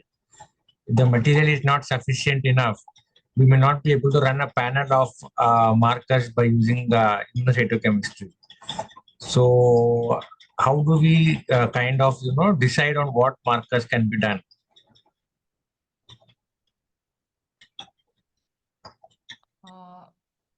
Excuse me.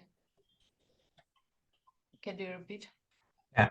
No, my question was, now is there a particular panel of markers that we run on a regular basis, or we decide on a case-to-case basis on which marker to be run? Because in a cytological smear, we may not get sufficient yield of the cellular material.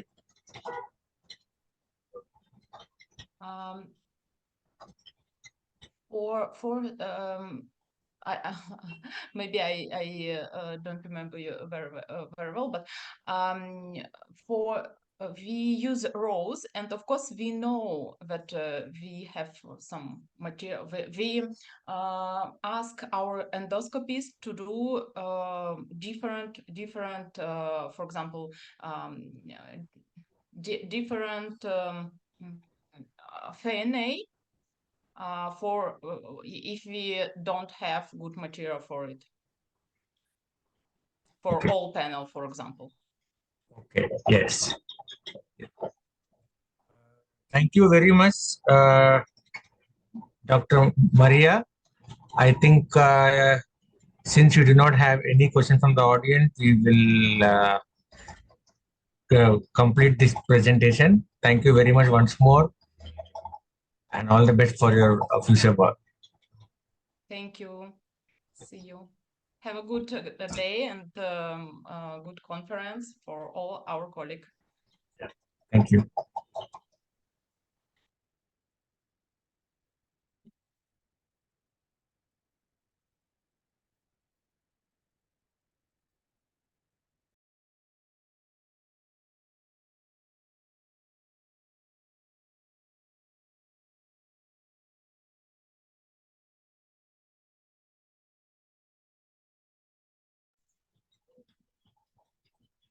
Just give me a minute before we introduce our next speaker.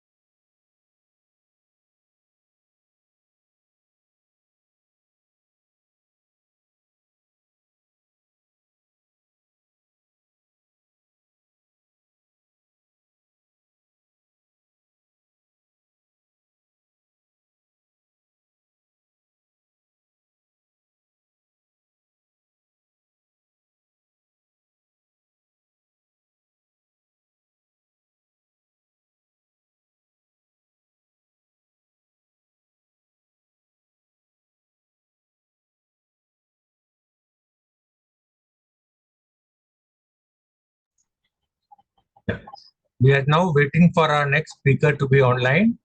Please bear with us for a minute or so. We will introduce them and start the proceedings as soon as they come online.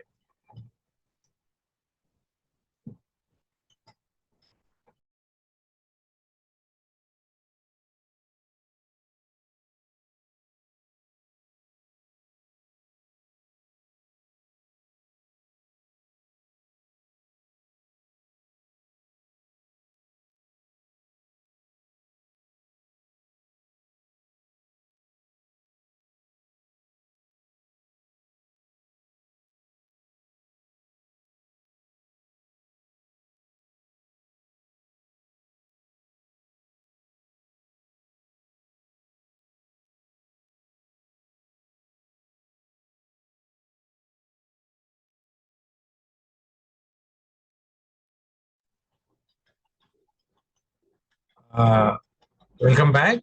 Sorry for the slight delay.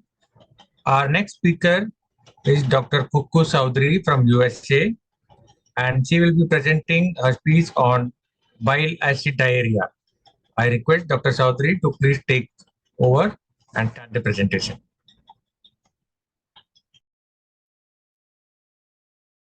Okay, good morning, everyone from here. And I think it is a beautiful afternoon, probably in Dubai. Can you hear me? Yes, you are audible and your presentation also visible. Wonderful. So I'm a gastroenterologist here at Jefferson in Philadelphia, and I will be talking to you about bile acid diarrhea. So let me start by saying that there are several diarrheal diseases that have a component of bile acid diarrhea. I'll talk about epidemiology and pathophysiology, how this condition presents, how do we go about diagnosing it, and most important, how do we treat these patients that have bile acid diarrhea. So I'll begin with the synthesis and the what we have all learned in medical school as the enterohepatic circulation of bile salts, and I'll keep it extremely simple. So bile is produced from cholesterol in the liver, and the primary bile acids that are produced are the chenodeoxycholic acid and cholic acid. Once bile is produced, it is stored in the gallbladder, and when we eat food, especially when we eat fatty foods, this is released into the small intestine. Once it is released into the small intestine, as we all know, bile helps in fat digestion and absorption. 95% of the bile acids are absorbed actively in the ileum, especially in the distal ileum. 5% of it goes into the colon, and out of which 50% of the bile acid that reaches the colon is passively absorbed. So what happens to the rest 50%? They undergo deconjugation and oxidation. And these primary bile acids that I talked to you about, the chenodeoxycholic acid and the cholic acid, are converted to unconjugated bile acids, which are called the deoxycholic acid, lithocholic acid, and ursodeoxycholic acid is also produced in the colon. So to summarize, bile acids are synthesized from cholesterol in the liver. They're stored in the gallbladder. The primary bile acids are the chenodeoxycholic acid and the cholic acid. They're released into the small intestine after meals, and they help us in digestion of fat. 95% of the bile acids that enter the ileum are actively reabsorbed there. 5% go into the colon. 50% of that reaches the colon, is absorbed in the colon passively. The remainder are deconjugated and dehydroxylated into deoxycholic acid, lithocholic acid, and ursodeoxycholic acid is also produced in the liver. Once we have this in our mind, let's talk about the epidemiology of bile acid diarrhea. I'm going to start by saying that please remember when you're seeing a patient in your office or in your clinic, whatever you call it in your country, or as a second opinion, 25 to 50% of patients with what we call functional diarrhea or irritable bowel syndrome, which is diarrhea predominant, will have a component of bile acid diarrhea. So that's extremely important to remember. Please remember that 4% or more than that of our population, not just in the Western world, but throughout the world, has irritable bowel syndrome. And we know how much of a problem that can sometimes be in treatment. They keep coming to you and, they're just not getting better. So if 4% of the population has IBS and 25 to 50% of patients with IBS have a component of bile acid diarrhea, then it clearly means that at least 1% of our population has bile acid diarrhea. So remember that next time you're seeing a patient in the office. Also remember, and I'll tell you this, I'm telling you this for a reason, that 1% of the population has celiac, which is gluten sensitivity, as you all know. So remember, just like we think about celiac, and at least in the United States, we have a very, very low threshold to screen for celiac. I'm sure it is true in Europe as well. We should have a low threshold to think about and screen for bile acid diarrhea as well. So when you think that this is a common condition, you as a clinician will always think about it. When you think about that, when the patient is telling you their symptoms, you're more likely to treat the patient for that. What are the different kinds of bile acid diarrhea? Type 1 is when the ileum is diseased, whether it is IBD or some other chronic illness, or it has been resected. That's called type 1 bile acid diarrhea because this directly affects the enterohepatic circulation of bile salts because that is where the enterohepatic circulation occurs in the distal ileum. The second kind is the primary or the idiopathic bile acid diarrhea, which we really don't know the cause, but these patients have increased production of bile acid. Then there are other GI disorders like microscopic colitis, celiac disease, carcinoid syndrome, which we will touch on later, that can contribute to bile acid diarrhea. And the fourth group is the drugs. Metformin, which is very commonly used either in diabetes or in our young patients with PCOS and hypertriglyceridemia, can both cause increased bile acid delivery to the colon. So no matter what the cause, whether it is ileal disease, resection, primary, other GI disorders, or drugs such as metformin, when there's an increased amount of bile acid in the colon, what does it do? It increases colonic motility and increases the transit time, thereby contributing to diarrhea. It increases visceral sensation, so the patients have discomfort. It increases further fluid secretion, so the diarrhea is increased because now there is an increased amount of liquid in the colon, and it also increases mucosal permeability. So all of these reasons, the bile acid, once it reaches the colon, and if the amount of bile acid is increased, it gives rise to diarrhea in our patients. So a couple of seconds about idiopathic bile acid diarrhea that we just talked about. Please remember that FGF19, which is also called the fibroblast growth factor, it is a protein that functions as a hormone and regulates bile production in the liver. So studies from Dr. Walters in the UK have shown that the production of FGF19 in the ileum of patients with idiopathic bile acid diarrhea is reduced. So then what happens? When there is low FGF19, it stimulates the liver to produce bile by, a feedback mechanism. So then these patients produce more bile and therefore they have the bile acid diarrhea. The other thing happens is usually the ileal enterocytes, which are the cells in the ileum, absorb bile. Once they absorb bile, they stimulate the receptors which are in the enterocytes to produce FGF19. And this FGF19 then tells the liver, hey, I don't need any more bile, and regulates the bile synthesis. However, if the ileum is diseased, the absorption of bile decreases, there is less production of FGF19. If there is less production of FGF19, there is no one to tell the liver, stop production of bile. So liver produces bile, causing bile acid diarrhea. So this is the famous enterohepatic circulation of bile salts that we all talk about, at least in gastroenterology and surgery and medicine, and we also learned in medical school. So what are the clinical symptoms? Increased frequency of liquid watery stools. If you really ask the patient, they'll say, it's so urgent, and when I have the stool, there's hardly any fecal material, it's all water. And if you specifically ask them, does it look golden yellow? They're like, yes, it just looks like my urine.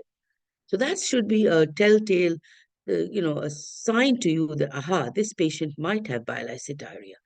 Other symptoms are abdominal pain, urgency, and of course, if there's a lot of liquid at the same time in your colon, fecal incontinence.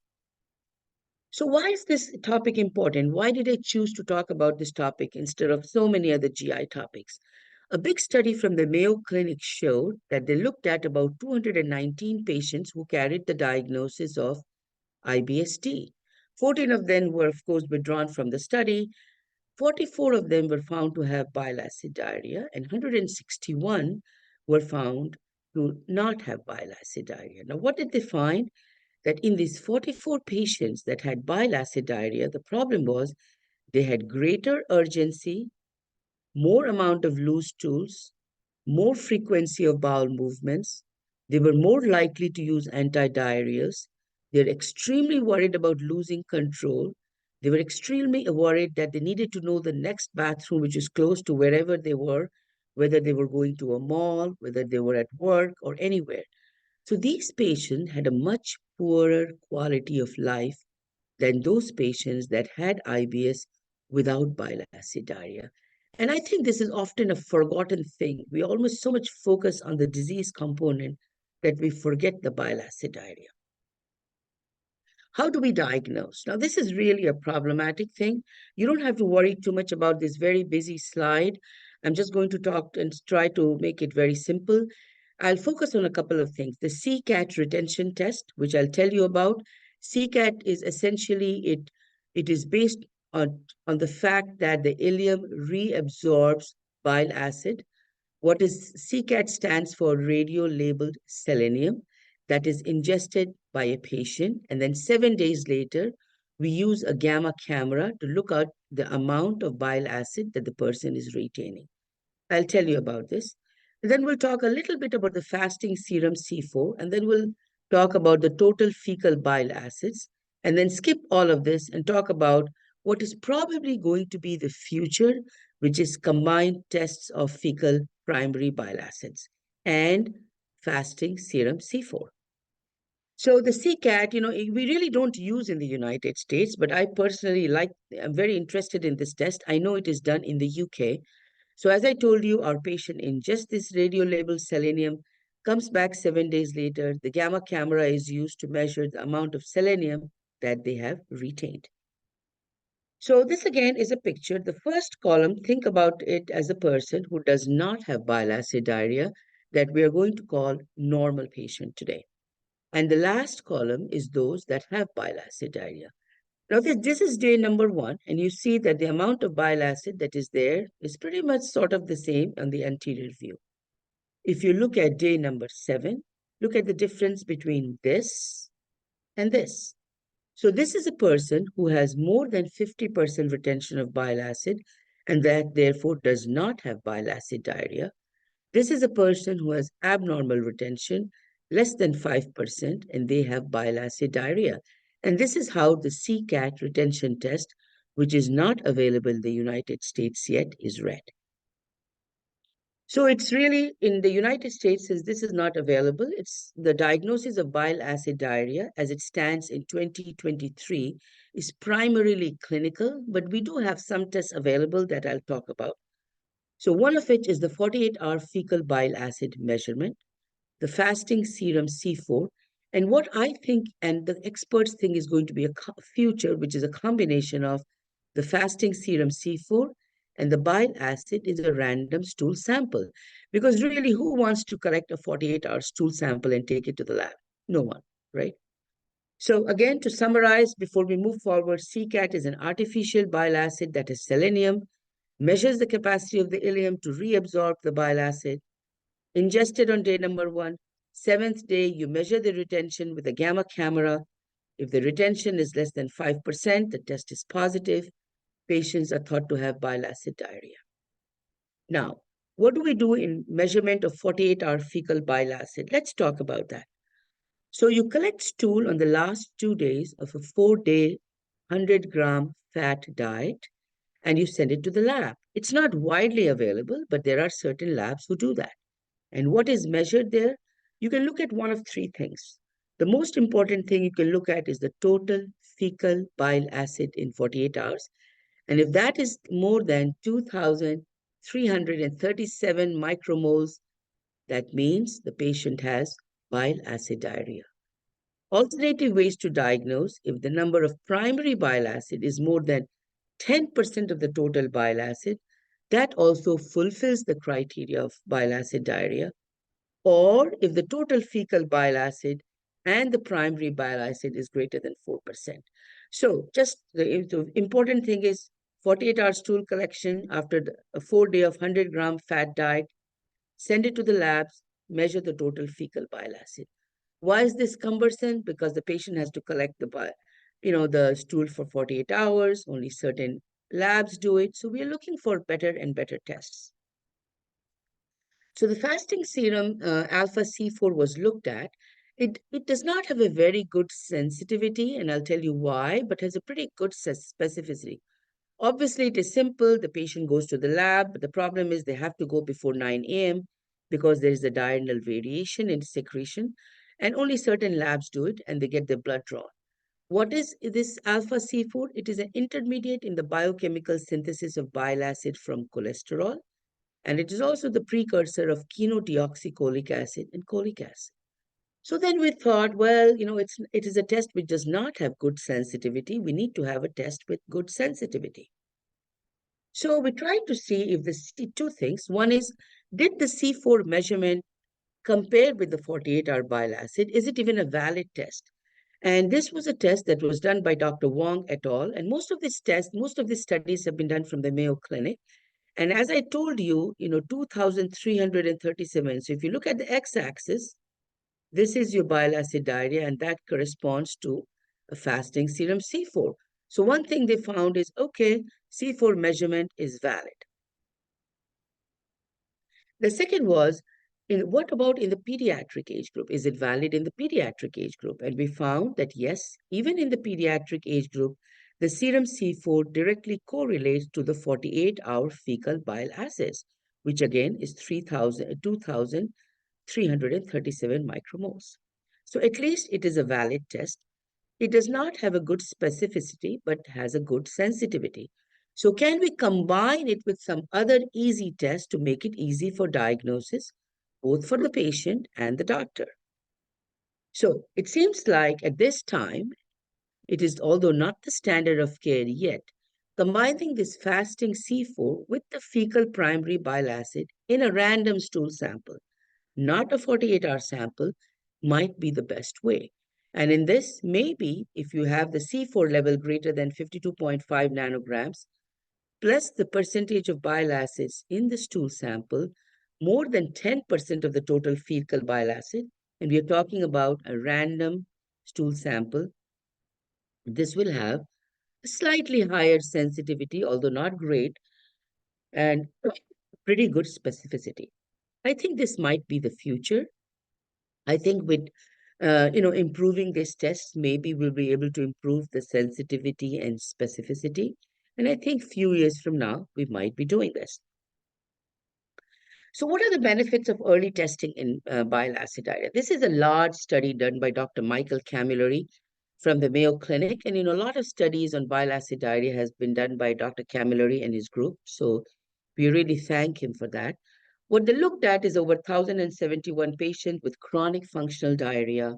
936 patients were included. They measured the bile acids in these patients, and they ultimately found that 269 of them had primary fecal bile acids, and 207 had total fecal bile acids increased.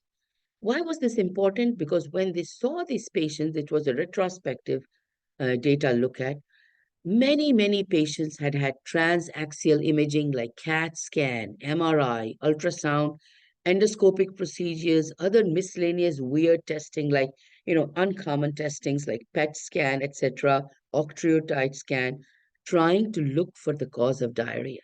And what did they find? They found that of all the transaxial imaging, only 4% of the images found the cause of the diarrhea. So all that money was wasted. Yes, it was important because we didn't do something that we should have. Only 5% of the endoscopies found the cause of diarrhea. Now remember, I'm not saying that these tests do not have a role in diarrhea, but we are talking about patients that have had chronic functional diarrhea for years. We all know when we see this patient in the office that they probably don't have anything bad or terrible going on because symptoms have been going on for years. Anyway, coming back to this, only 4% images found the cause of diarrhea, 5% of the endoscopies found the cause of the diarrhea, and combined, only 8.3% of the so-called miscellaneous tests picked up. So all this money was wasted. Hopefully, if we are able to think about bile acid diarrhea early on, and if we are able to do the test when the test is available, we probably have the potential to decrease healthcare utilization and therefore make all this testing of the patient, which ultimately kind of turned out to be futile, less frequent. So besides the primary and the bile acid from surgery, what are the other causes of bile acid diarrhea? Inflammatory bowel disease, mainly Crohn's disease, but can also happen in ulcerative colitis because of backwash ileitis, irritating the terminal ileum. It can happen in patients with IBD, as we call this group, without resection, with a J pouch, or without any of this, just from the inflammatory component of the IBD itself. Celiac disease, again, the same problem. Small bowel has been affected, villi are blunted, they cannot absorb. Remember the fibroblast growth factor?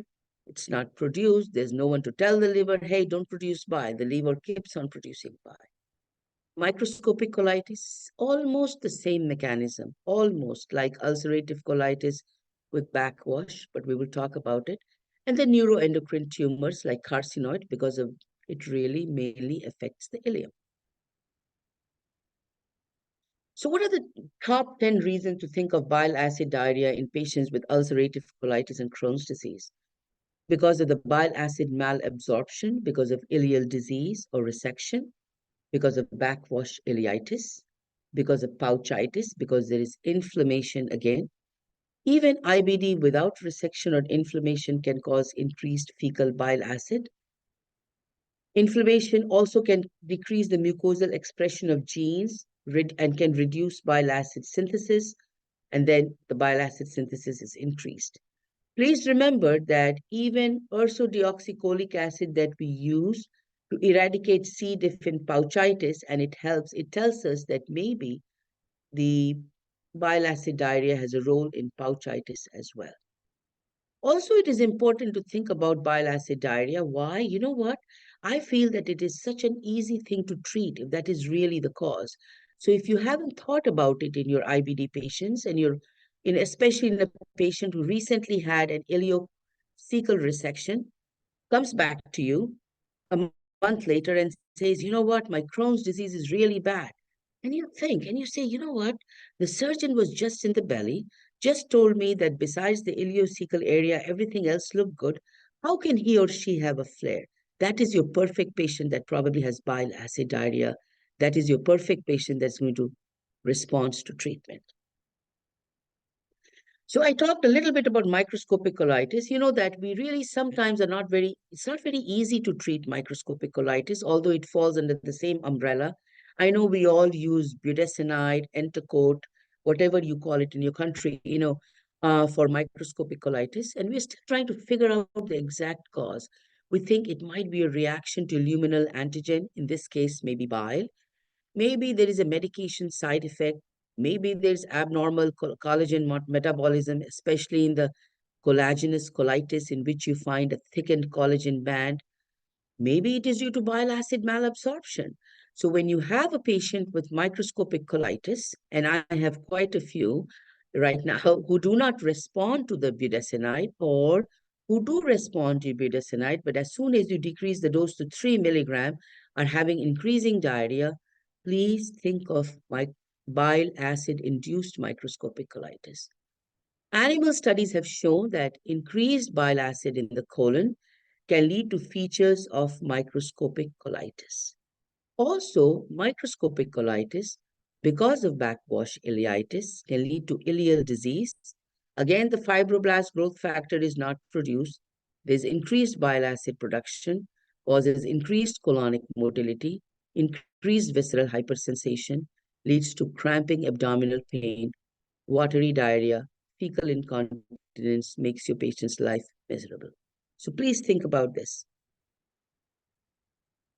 Some of the other conditions besides, our carcinoid syndrome, which I mentioned, also remember in carcinoid syndrome that besides the condition itself and bile acid diarrhea, some of the other causes could be pancreatic insufficiency and small intestinal bacterial overgrowth, which was described about maybe 12 years ago. It is still relatively recent, and again, a common cause of diarrhea.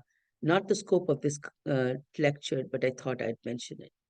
Never forget the post-cholecystectomy state, which causes bile acid diarrhea.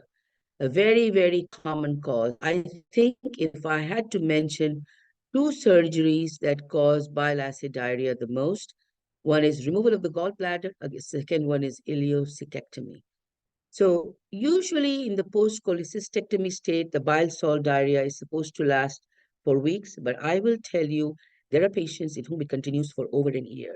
I have put them through colonoscopy because they did not respond to bile acid sequestrants, did random biopsies, ruled out microscopic colitis, and then again put them back on, or convinced myself that they have bile acid diarrhea and continued the cholestyramine or the questran or the cholestid, whatever your choice is. So please remember this. What is the treatment? Well, the commonest treatment that are used are the bile acid sequestrants. You can use the cholestyramine or the cholestipol or cholsalabam, whichever you prefer. I'll tell you my personal preference is cholestipol only because it comes in tablet and the person does not have to mix it. Please remember one thing, that it can interfere with so many medications that I ask my patients to not take it within an hour of taking any medicine. I just tell them.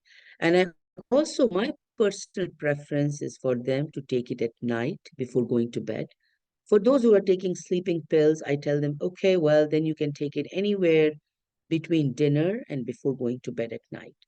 But it really will help your patient. You can start with the minimum dose or whatever dose you feel is good for that patient, just based on the amount of diarrhea. The other thing you must tell them is, in a very small percentage of patients, that can give rise to worsening diarrhea. So if they have started one of these treatments and they call you back and they say, hey, doctor, I think my bile acid diarrhea just got worse, you tell them, no, it's probably the medicine I gave you and you may need to stop it. It's not a very common side effect, but can happen. Recently, the GLP-1 agonist, the liraglutide, is also being used for this condition. The way it works is by decreasing the colonic motility. That we think is the most likely cause. And then we have certain experimental drugs which have the FXR antagonists, which have really gotten a lot of press, not just because they help in the bile acid metabolism, but they also help in carbohydrate metabolism. They are also an anti-inflammatory and anti-fibrotic, and our hepatology colleagues are using this. Some of the examples are obeticholic acid and tropifexor, and they're being used for NASH and for conditions like PBC. But if you really get stuck, this is another medicine that you could probably obtain. And then the FGF19 analog could be one of the medicines we use in future. Remember the fibroblast growth factor that I talked to you about? So if we have an analog, if we can give this to our patient, if they can have increased level of FGF19, that can tell the liver in these patients, hey, don't produce bile and therefore not give rise to diarrhea. If the patient does not respond to any of this, or if you've tried the bile acid sequestrants and you do not have access to these drugs, you can also use good old loperamide, which is diphenoxylate. I always tell the patients, listen, we've done this, and this test. You don't have anything bad going on. Probably it's bile acid diarrhea.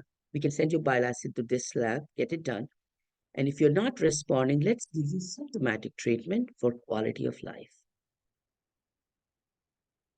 So sort of coming to an end is that I just want all of us to take home the message Please remember that 25 to 50% of patients that present with chronic diarrhea have a component of bile acid. I think we as clinicians, as gastroenterologists, as surgeons, as family doctors, as internists, pediatricians need to think about it. Please remember that it can affect about 1% of the population. That's quite a bit. That's quite a bit. Please remember that it has a significant effect on quality of life. Remember the study I showed you from the Mayo Clinic? These patients always wanted to know where was the bathroom, always wanted to know how they can improve the quality of life. They were always worried they were going to have an accident. They often have accidents and all of that. Making a positive diagnosis, especially when we have the tests available worldwide, will definitely save money. We think that a fasting C4 and random bile acid will become a standard of care. Right now, we have the 48-hour fecal bile acid more easily available with the fasting C4. The mainstay of therapy is bile acid sequestrants. If you don't have the tests available and you've ruled out other causes, or you're thinking about all these different causes that can cause bile acid diarrhea, I see very little harm in using the bile acid sequestrants empirically. Other experimental drugs that I mentioned are being used, the GLP agonist, the liraglutide, under the name of Victoza or Saxenda. FXR agonists, which I told you are a very attractive group of drugs. They not only help in bile acid metabolism, but also in carbohydrate metabolism, also anti-inflammatory and anti-fibrotic properties, and they're being used for PBC, obeticholic acid is being used, and propifexor is being used for NASH, which you probably know is very, very common now in the United States, and really the #1 cause of liver transplant.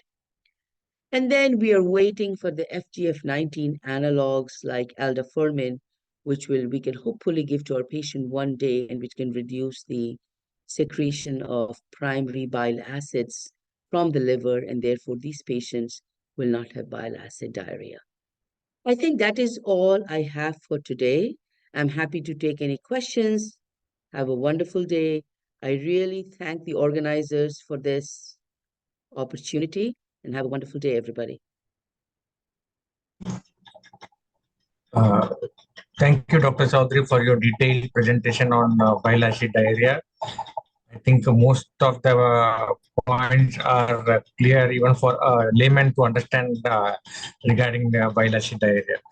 I ask the audience if they have any questions to ask Dr. Chaudhary. Anyone from the audience wants to contribute or ask some questions?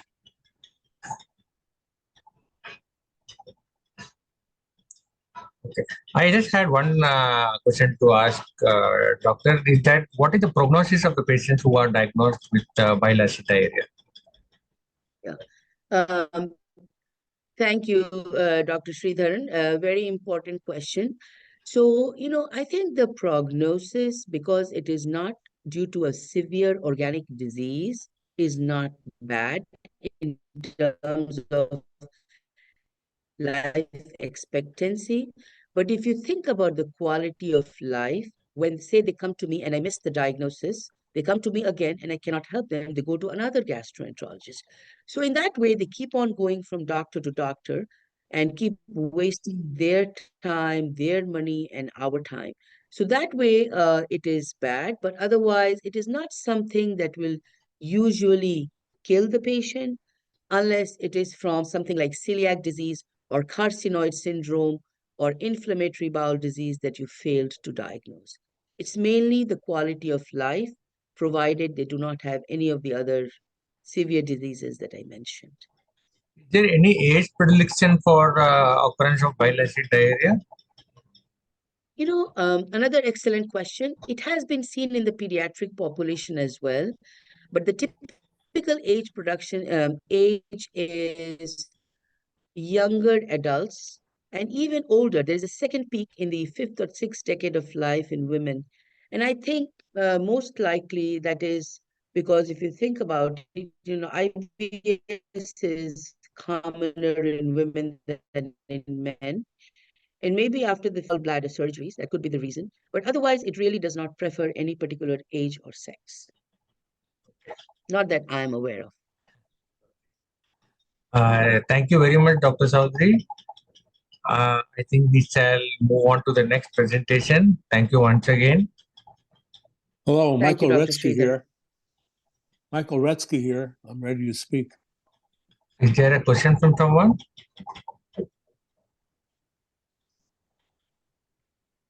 Okay. Michael Retsky here. Yes, sir. Hello, can you see my slides? Yeah, just give me a minute, sir. 1 minute. Yeah. Our next speaker is Professor Arthur Schoenmein from UK, and he will be delivering his piece on the use of bronchoscope for EGD in eosinophilic esophagitis. So please take over.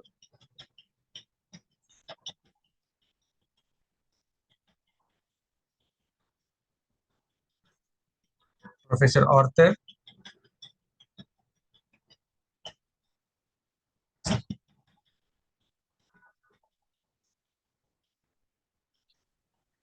Michael Retsky here. Can I speak instead? I think I was next in.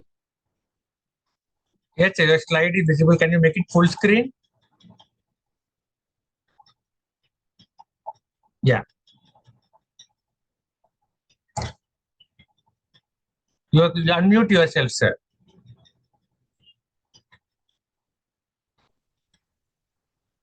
Yes, hello. Yeah.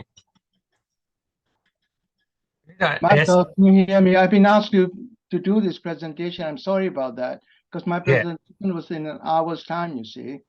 So could you do it after mine? I would be about half an hour or so. I'm sorry about that. Michael? Hello. Yes, can you hear me? Yes. Yeah. So I will do my presentation first. They were pushing me to start it. So with the permission of Dr. Gokul, yes. I'll do the presentation and you can do yours after my presentation, please. Thank you. Can you see my slides? Yes, you are visible. Your slides are seen. Okay, thank you. Thanks for inviting me to share our experience with non-surgical treatment of rectal cancer using watch and wait policy. So every time I talk about watch and wait in the Middle East, people are saying that, oh, our patients have very advanced tumors and we can't do watch and wait. So I said we will share our experience with locally advanced tumors who we can offer non-surgical treatment, and case selection is quite important. And I would like to share our experience with this approach.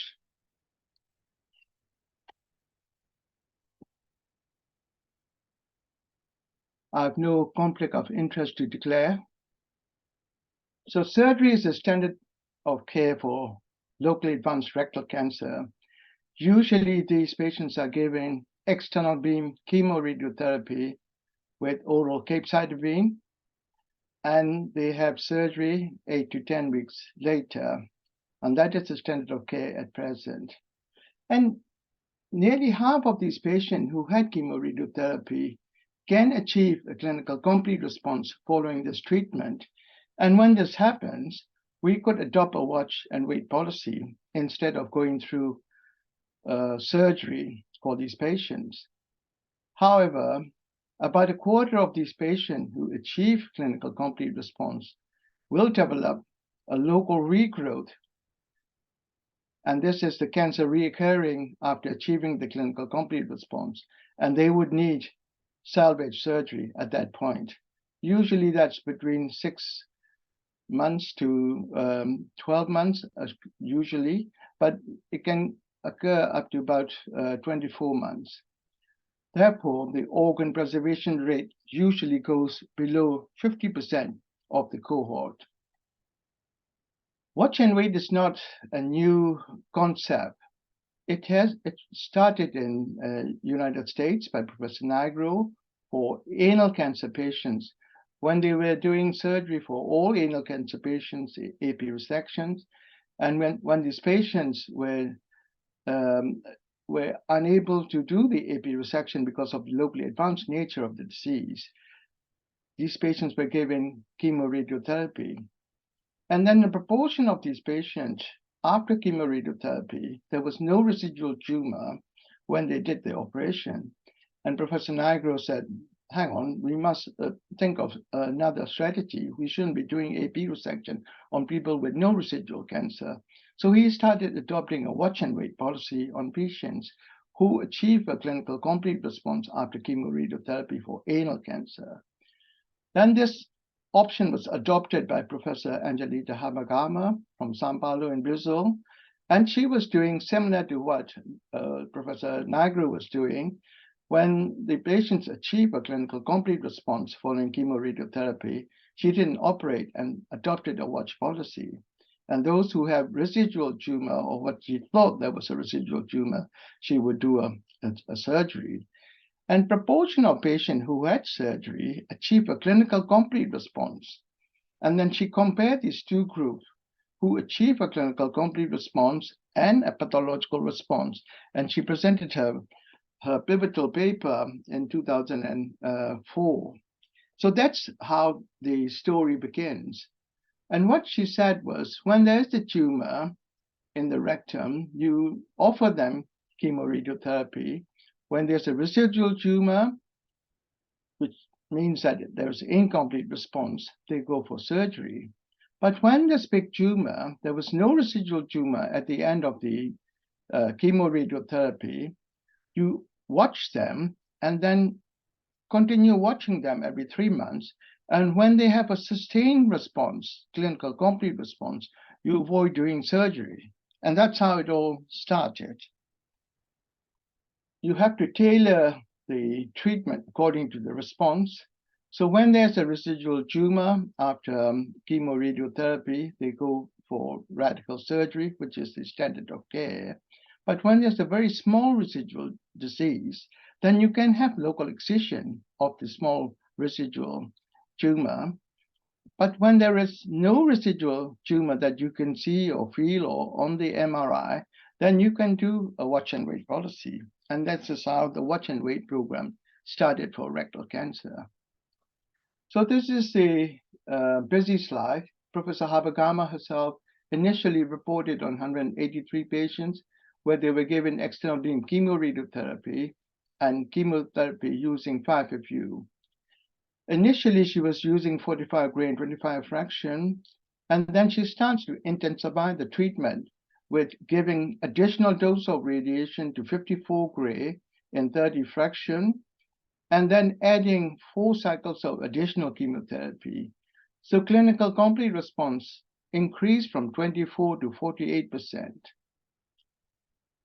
However, there is a regrowth rate of about 31% at 2 years. So organ preservation rates goes down below 50%. So Anna Appel is the investigator from Denmark, and she was using, and her team was using quite a high dose of external beam radiation to 60 gray. And then they added the high dose rate brachytherapy, 5 gray on top of that. So this is quite a high dose of radiation. And initial complete response was quite high, over 70%, but local regrowth rate, again, was nearly a quarter, and they lose a lot of patients, and organ preservation rates goes down, again, below 50%. Andrew Ryan is a colleague of mine from Manchester, UK, and they were giving 45 gray and 25 fraction. And they've reported that in Lancet Oncology nearly 10 years ago. The local regrowth rate was about 38%, losing a lot of patients, ending up with AP resection, and the organ preservation rate was low. This is my data I presented about 5 years ago, where we were giving 45 gray and 25 fraction with addition of contact X-ray brachytherapy, which I'll come to in a minute. And our organ clinical complete response rate was high, over 70%. Our local regrowth rate was low at 11%, and our organ preservation was high, above 50%. The reason why contact X-ray brachytherapy was effective was when you increase the dose of radiation, the response rates goes up. And usually, if the dose is around 50, 55 gray, you can see the response rate is about between 30 and 40%. When you add contact X-ray brachytherapy, which is 90 gray on top of the 45 gray, you can see why the response rate was quite high. And Anna Appelt, who is a physicist from Denmark, set up a model to see why that should be the case. And she discovered that, she postulated that you need a minimum of 92 gray to achieve a major response. And that sterilized half the stem cells. And the response rate, to get high response rate, you need minimum of 92 gray. That is a sort of dose of radiation that cannot be delivered by external beam radiation alone.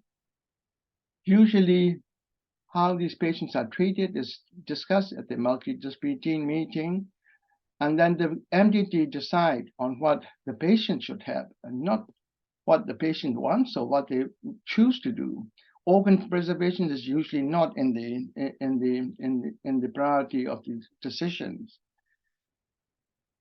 Contact X-ray brachytherapy is delivered through the natural orifice, which is the anus, straight on the tumor, using the very low dose of radiation, which is 50 kV, but applying a very high dose of radiation directly onto the tumor, but to a very small volume, straight on the tumor directly, and there is very little collateral damage and very little side effects. That's the principle of how we deliver the contact X-ray brachytherapy. This is a schema of how the dose is delivered. On the surface of the mucosa, you get 100%, which is the 30 gray per fraction. At the depth of 5 millimeter, you get 60%, which is still quite high, 15 gray. And at 10 millimeter, which is into the mesorectal fat, you get 10 gray. Still, as a single fraction, this is quite a high dose. And this is applied every 2 weeks for 3 fractions, a total of 90 gray. So the radiobiological equivalent of this dose is about 5 to 6 times more than the external beam. So this demonstrates how effective contact X-ray brachytherapy is. This is the malignant polyp prolapse into the rectal applicator, this round thing. After 1 fraction, you can see the shrinkage in all directions, and then you can see the normal mucosa around this tumor. After the second application, the tumor disappeared completely. So this is what we call a complete responders, and we can then just adopt a watch and wait policy for this. So this is what you see after achieving a clinical complete response. You see a pale scar with some telangiectasia around it, and it is important not to biopsy this area. So we did a randomized trial called OPERA, which is organ preservation for early rectal adenocarcinomas. We started this program from June 2015, and the trial finishes in June of 2020. We randomized a total of 148 patients, of which 141 patients were available. These are patients with not early tumors, they are fairly advanced tumors, T2, T3, A and B, and with lymph nodes, but less than 5 centimeters in the diameter. They were randomized to 2 arms. One is the standard arm, which is giving 45 gray and 25 fractions over 5 weeks with oral capecitabine, and then the boost of additional 9 gray, taking this up to 54 gray in 30 fraction, similar to what Habakama was using to achieve the 49% complete responses. This was randomized to arm B, which is giving external beam chemoradiotherapy, 45 and 25 fraction, but giving a contact X-ray boost instead of external beam boost to the primary tumor, as I alluded in the previous slides, how this 90 gray was delivered, 30 gray per fraction every 2 weeks over a period of 4 weeks. Now, this is the schema, how this is randomized, arm A and arm B. Arm A is external beam chemoradiotherapy with external beam boost. Arm B is external beam chemoradiotherapy with Papillon boost, which is the experimental arm. And the patients were set at 14 weeks. And if you're not sure of the response, we can assess them again at 20 weeks. And then finally at 24 weeks, which is 6 months. If the patient achieves a clinical complete response, we adopt what we call a watch and wait policy. If there's no response, they go for radical surgery, DME surgery. If there's a small residual tumor, then they can have local excision, either in the form of DME surgery, TEM surgery, or local excision for partial responders. There were 62% were males, majority, median age is 69 years, and we've now presented this data for over 3 years. The main endpoint is organ preservation at 3 years. In the standard arm, where we give external beam, chemoradiotherapy, and external beam boost, the organ preservation is achieved in 59% of cases. And in the experimental arm, the organ preservation rate with contact radiation was 80%. But if the tumor is less than 3 centimeters, the organ preservation rate in experimental arm is 97% compared to 63% for standard arm. Highly significant. This was published in GI Lancet this year, showing the 80% versus 60% overall, and for tumor less than 3 centimeters, the organ preservation rate in the experimental arm was 97% compared to 63%. Highly significant statistically. So this to repeat, is the experimental arm showing 80% overall response compared to 59% for the standard arm. And then if the tumor is less than 3 centimeters, for small tumors, the organ preservation rate, if you start with contact X-ray brachytherapy, is 97% compared to 63%. So the take-home message for the audience is Papillon treatment is not only for early tumor. We can use contact X-ray brachytherapy for advanced rectal cancer. And if we can offer contact X-ray brachytherapy and to those who respond well to external beam radiotherapy with the residual tumor less than 3 centimeters, we can certainly achieve higher clinical complete response and higher organ preservation rates. So patients should be aware of all the treatment options that are available to them. We should allow shared decision-making in patients who are not keen on major surgery and a stoma. We need to set up a dedicated cell-based surgery to those with residual tumor after watch and wait strategy. So it is important that patients are aware of these options, even for advanced stage tumors. And I would encourage people in the Middle East and other countries who are not doing watch and wait program at the moment to start thinking about this option based on the level 1 OPERA trial, randomized trial. I thank you for your attention. Thank you very much, Professor Arthur, for your insightful lecture. Are there any questions from the audience?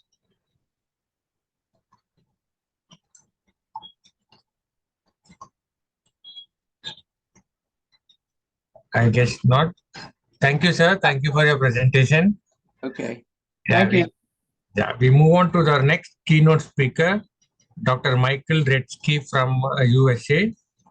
I welcome Dr. Michael Redsky to please speak on his topic, does surgery cause cancer to spread? If so, is that good news or bad news? I now request Dr. Michael Redsky to take over, please. Michael.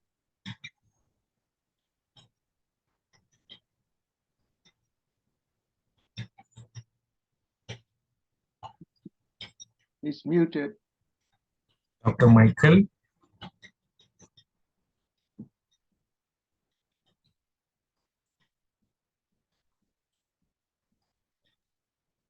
Can you unmute the speakers, please?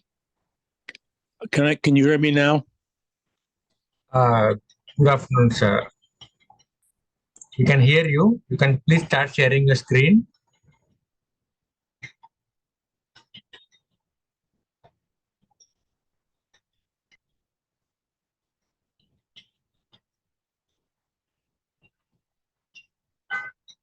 can unmute yourself and you can start sharing the screen, sir.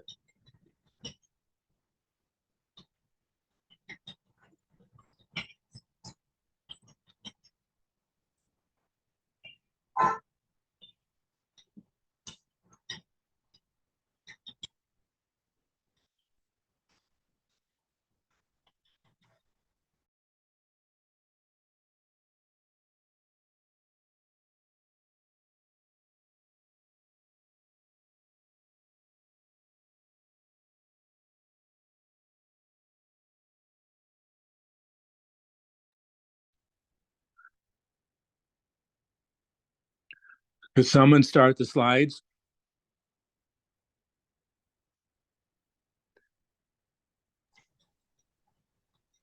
Hold on for a minute, sir. Okay. Yes, sir.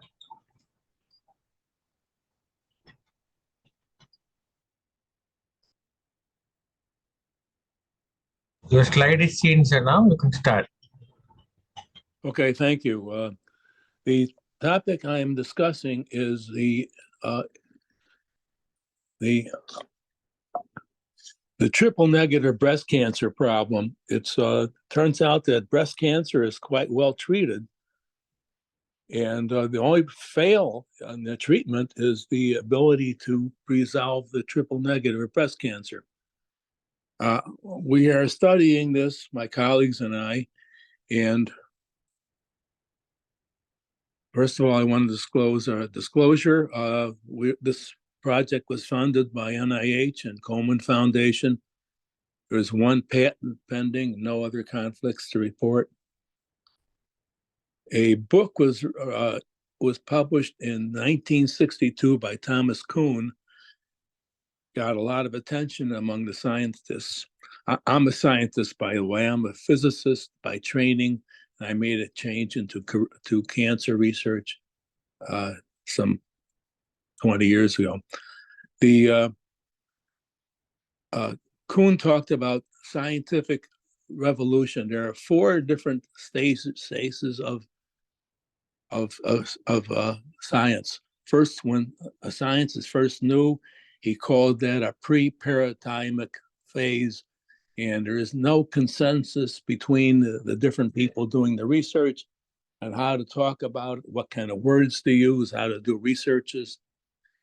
After a while, this becomes normal. There are people start writing books, textbooks, and this is what Kuhn calls normal science. This can stay like that for a long period of time. Can I interrupt 1 minute, sir? Dr. Michael? Yeah. Yes. Could you please guide us to change the slide once you complete the slide? Yes, I'm looking at the 3rd slide. Thomas Kuhn. Yeah, when you want to go to the next slide, if you can just mention it, we will change to the next slide, sir. Okay. Kuhn is talking about 4 different phases of science: the pre-paradigmic phase, and then normal science. And then once in a while, you can run across an anomaly, and Kuhn called that a crisis. And this could go in one of 2 ways. It can go back to normal science. If someone a little smarter than the others can come up with a minor change in the paradigm, and everything gets resolved.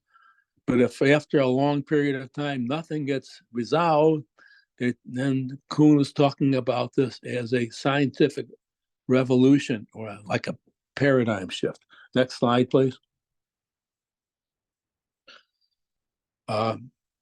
I was a co-author of a book published by Springer Nature, and this was published in a year ago. And I ended up seeing the book cover advertised on the front page of the New York Times, which I don't see very often. Next slide, please.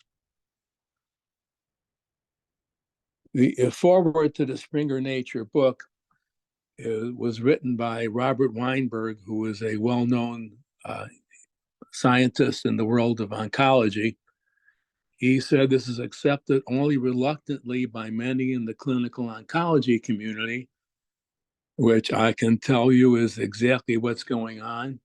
And this is likely to profoundly influence future surgical oncology and such protocols. I think that's going to happen as well. Next slide, please. This project started in 1993.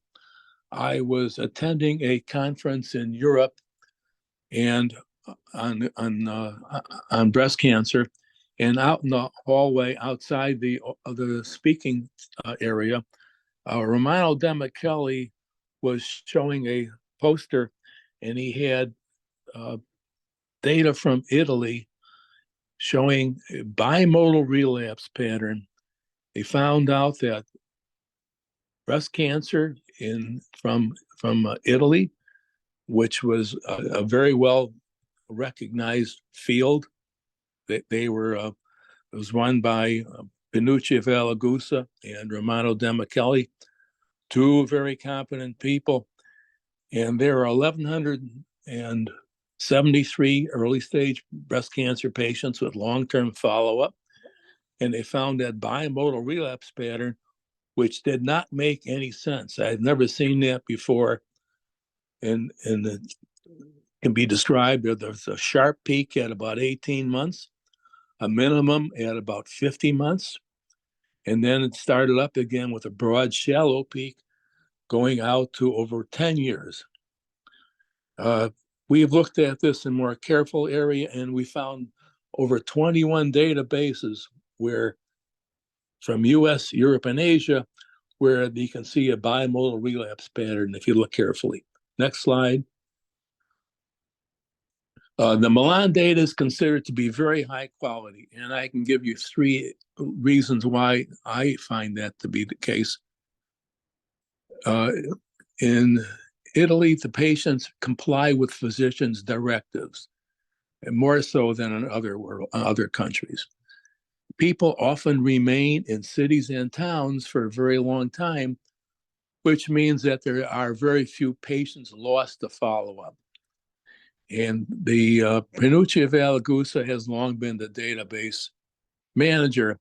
I know her quite well, and she is tough. She's a short, thin lady, but she has a good, strong initiative. She can say to anyone that they better get their problems resolved. Next slide. This is the first data from Milan data showing the bimodal relapse pattern. These data are presented by Romano Demicheli. You can see that this is in relapse hazard format. Relapse hazard is the probability of a person entering a 3-month window without any relapses, but they undergo a relapse in that 3-month window. So this is what the relapse hazard presentation is based on. So you can see a sharp peak at about 18 months, and then there's a minimum at about 48 months, and then that shallow peak at around 60 months. And then there's some noise at about 100 months, which we think is either noise or might be important. We don't know. Now I'll show you the premenopausal patients in the next slide. You can see that first peak now shows some structure. You see a peak at about 10 months and another peak at around 30 months. And then you see the long shallow peak at 50 months going out. So something is going on here. And next slide. This is a file. This was data that was presented, that was published by Bonadonna and Valagusa. Gianna Bonadonna has died, but he was the first person to use chemotherapy in breast cancer. He was a well-known person. What you can see here in this figure is that it looks like there's a sharp drop in the first 5 years, and then it seems to have a period of time with very little activity. Then it starts up and goes down further than that out to 20 years. I am a physicist, and I can tell you that I have seen this kind of slide, this kind of curve in other situations. This would be when you're measuring radiation from a specimen that has two different components. And you first see the first one loses all its radiation and it seems to stop, and then the second one picks up. So it looks to me like that this shows that there's two distinct groups of relapses, and this looks just like a lot of other things that a physicist would say. Next slide. This was a paper published by Bernie Fisher in 1984. This is well before the use of chemotherapy. These are relapses for patients grouped by the number of axillary nodes. The curve on top is for patients with 0 nodes, and the one on the bottom is for those with more than 13 nodes positive. What you can see with that curve on the top, there is a relapse in the first 33 months, and then it seems to go through a plateau and then a gradual drop off until it gets down to the point where simply removing the primary tumor, it cures 80% of the patients. If you look now down at the patients with more than 13 nodes positive, the same pattern shows up, but the numbers are quite a bit larger. For example, the first relapses in the first 33 months is about 80%, whereas for the 0 nodes positive, it's 10%. And then it drops off again, similar to the curve on top, but the numbers are larger. And at the end, pretty soon, all the patients relapse. So something is different about patients with 0 nodes and those with more than 13 nodes. But the difference is the quantity of the effect. They both have the same sort of activity. Next slide. This was not explainable with the continuous growth model that has guided early detection of breast cancer for many years. Next slide. Demicheli and I decided to try and understand what those various peaks are in the Milan data. So I'm showing this triangle showing the organization of this study. First of all, I have a background in physics, and I am competent in the use of computer simulation to study data. And Demicheli had the Milan database that was a part of this triangle. And on the bottom, this is what Demicheli says was a growth model. This was 1994, I think, like that. And Demicheli said that his model of growth is cancer starts off as a single cell that can remain dormant for a very variable length of time, but sometimes it gets kicked into a period where you get avascular micrometastases, and if that doesn't result in a growing tumor, you can wait for a possible dormancy to erase itself, and you end up with a growing lesion that can be a large tumor or a lethal tumor. Next slide. Okay, this is what I found doing computer simulation of the Milan database. That peak at 10 months, this was patients who had surgery-induced angiogenesis. I was on Judah Folkman's staff at the time. I was quite knowledgeable about the Folkman study. The 30-month peak were single cancer cells that were induced into division, and they had to go through angiogenesis stochastically. And after that, the peaks after 48 months are not synchronized to surgery. They just are there. So the first two peaks, the 10-month peak and the 25-month peak, 26-month peak, those are synchronized to the treatment.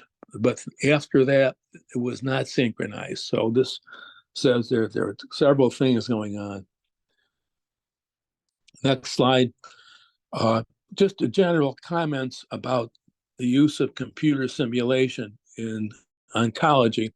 I can tell you it's a powerful tool, but it's only as good as the available clinical data. And I had access to the Milan database and the Fisher database, and I can tell you what's going on if I have access to it. Another thing that I find very, very important is that I have good background in physics and mathematics, but I don't have a good background in medical oncology.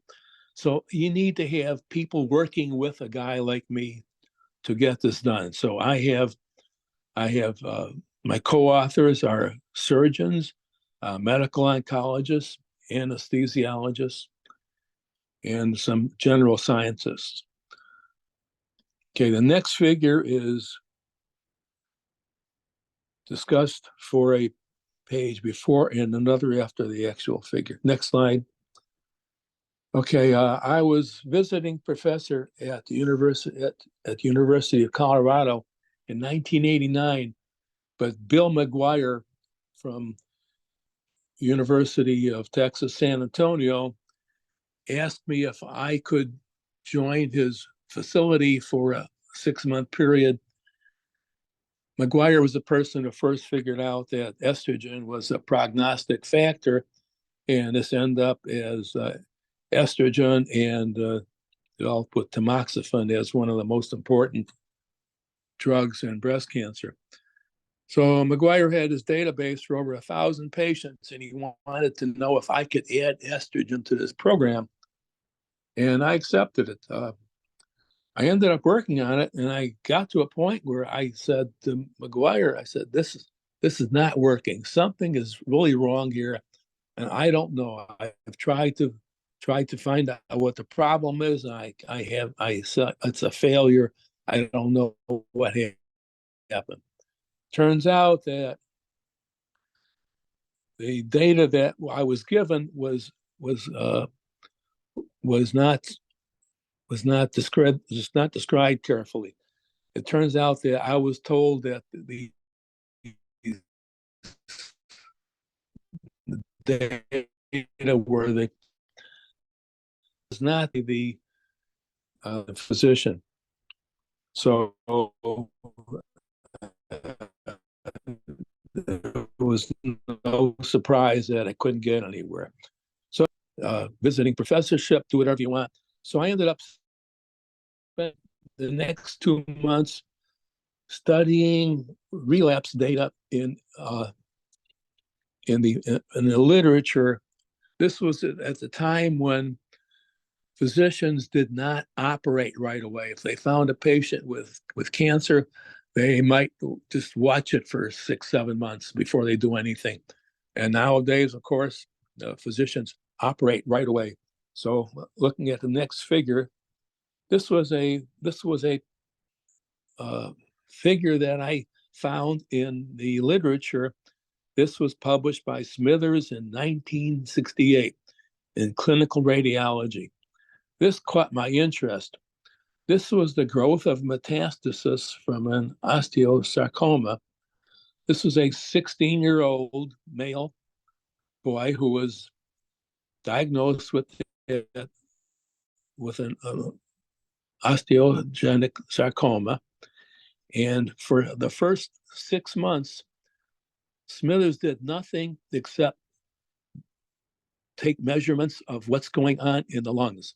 It is well known that osteogenic sarcoma relapses to the lungs, so we just wanted to see what's going on.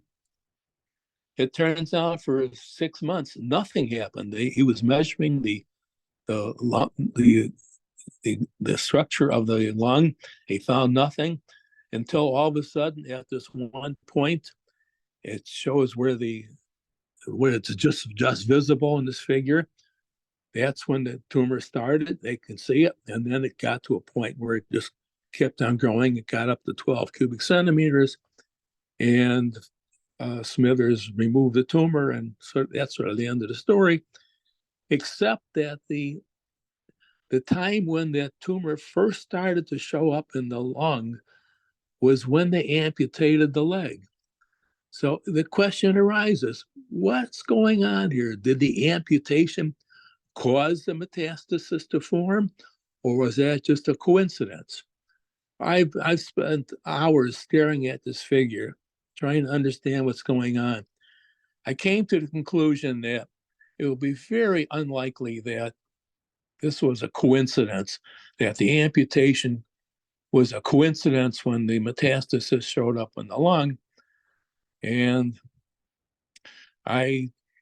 you don't know for sure, but it looks to me like that's not a coincidence. It actually is a relationship between the amputation and the tumor first spreading. So this was dramatic. If this is right, this says that surgery can cause cancer to spread. And this was not welcomed by a lot of people. Next slide. Okay. I had pretty much figured out what's going on, but I still had to come to the conclusion. This says that surgery can cause a relapse, but it doesn't indicate how frequent that it can happen. It could be a small number, like 1% of the time, or it could be 99% of the time. I happened to look at a paper from Bernie Fisher, which is, I showed you before. I can show it to you again. Can I go back? Yep, sorry, going the wrong way here.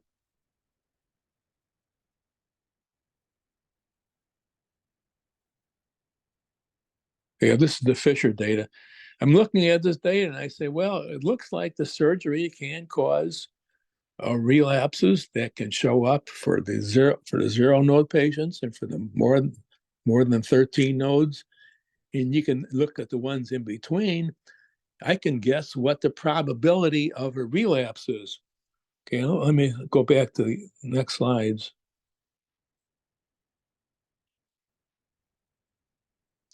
Okay, what I found was that the results of the computer simulation, I'll give you quantitative results.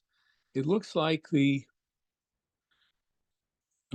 for the zero nodes population, the patients who have zero nodes and they have vascularized cancer, it occurs in about 20% of premenopausal node positive patients.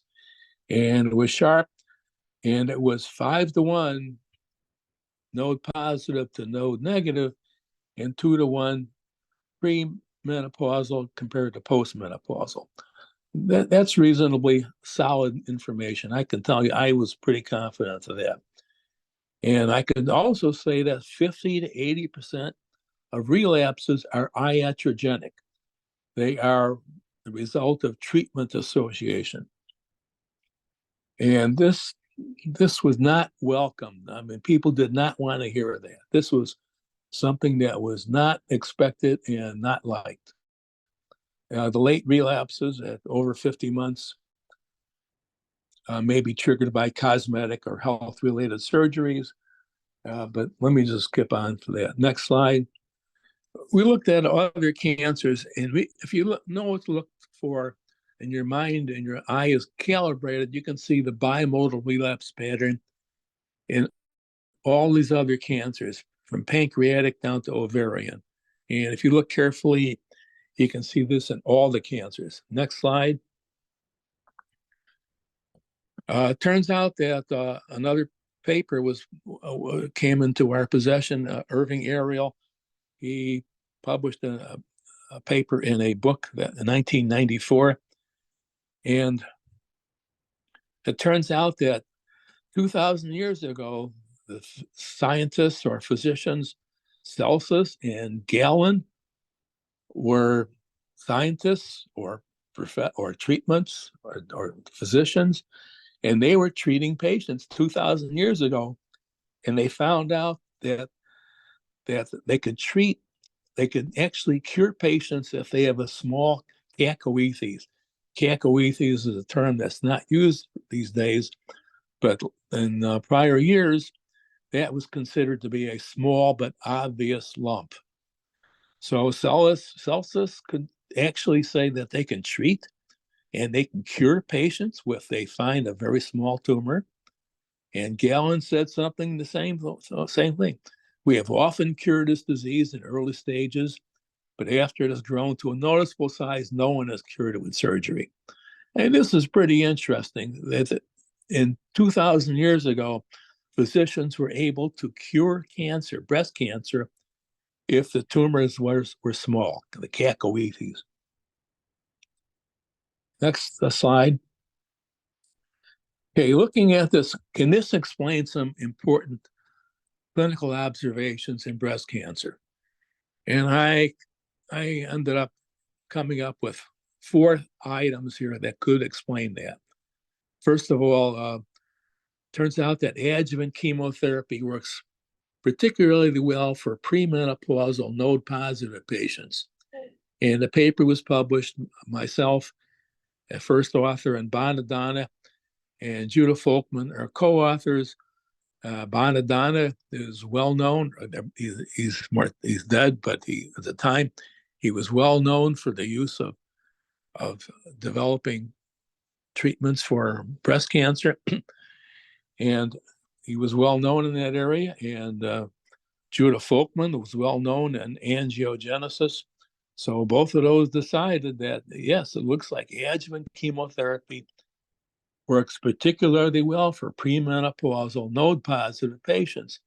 And that might be related to what we were talking about before that. Next item is that mammography works better for women postmenopausal than premenopausal. I looked at a lot of papers, and there were a lot of papers from Sweden and US, and I forgot the third country. At any rate, looked at these data from those countries, and it looks like there is a difference between premenopausal and postmenopausal women. And premenopausal women have a certain surge in relapses at about 10 months. And it does not show up for the postmenopausal patients. So this sort of fits in what we were saying before, that surgery causes relapse, and it's more pronounced in premenopausal than postmenopausal patients. Racial disparity in outcome. It turns out that in breast cancer, African American women compared to European patients, there is a difference, that there's a racial disparity in outcome. Black women who are diagnosed with breast cancer younger than age 57 had poorer outcome compared to Caucasian Americans. But if African Americans are diagnosed with cancer above age 57, they actually had a superior outcome compared to European Americans. Okay, those are papers that were published on that. And it's been said that aggressiveness of breast cancer in young women is pronounced. Well, from our perspective, it sounds like this aggressiveness are these relapses that show up at about 10 months for premenopausal patients compared to postmenopausal patients. So that's not really aggressiveness. That's just the time schedule, that 10 months after surgery, there's a surge of relapses for premenopausal patients. Next slide. Okay, a paper was published by Patrice Forget. He was in Scotland. No, he was in I forgot what country he was in before this. But ended up that he was examining. They were doing a retrospective study comparing this is at a teaching hospital, so they wanted to show their students in anesthesiology, get them exposed to all the drugs. It turns out they did a retrospective study, looked at all the patients that were treated by one physician, and the drugs were given were pretty much the same.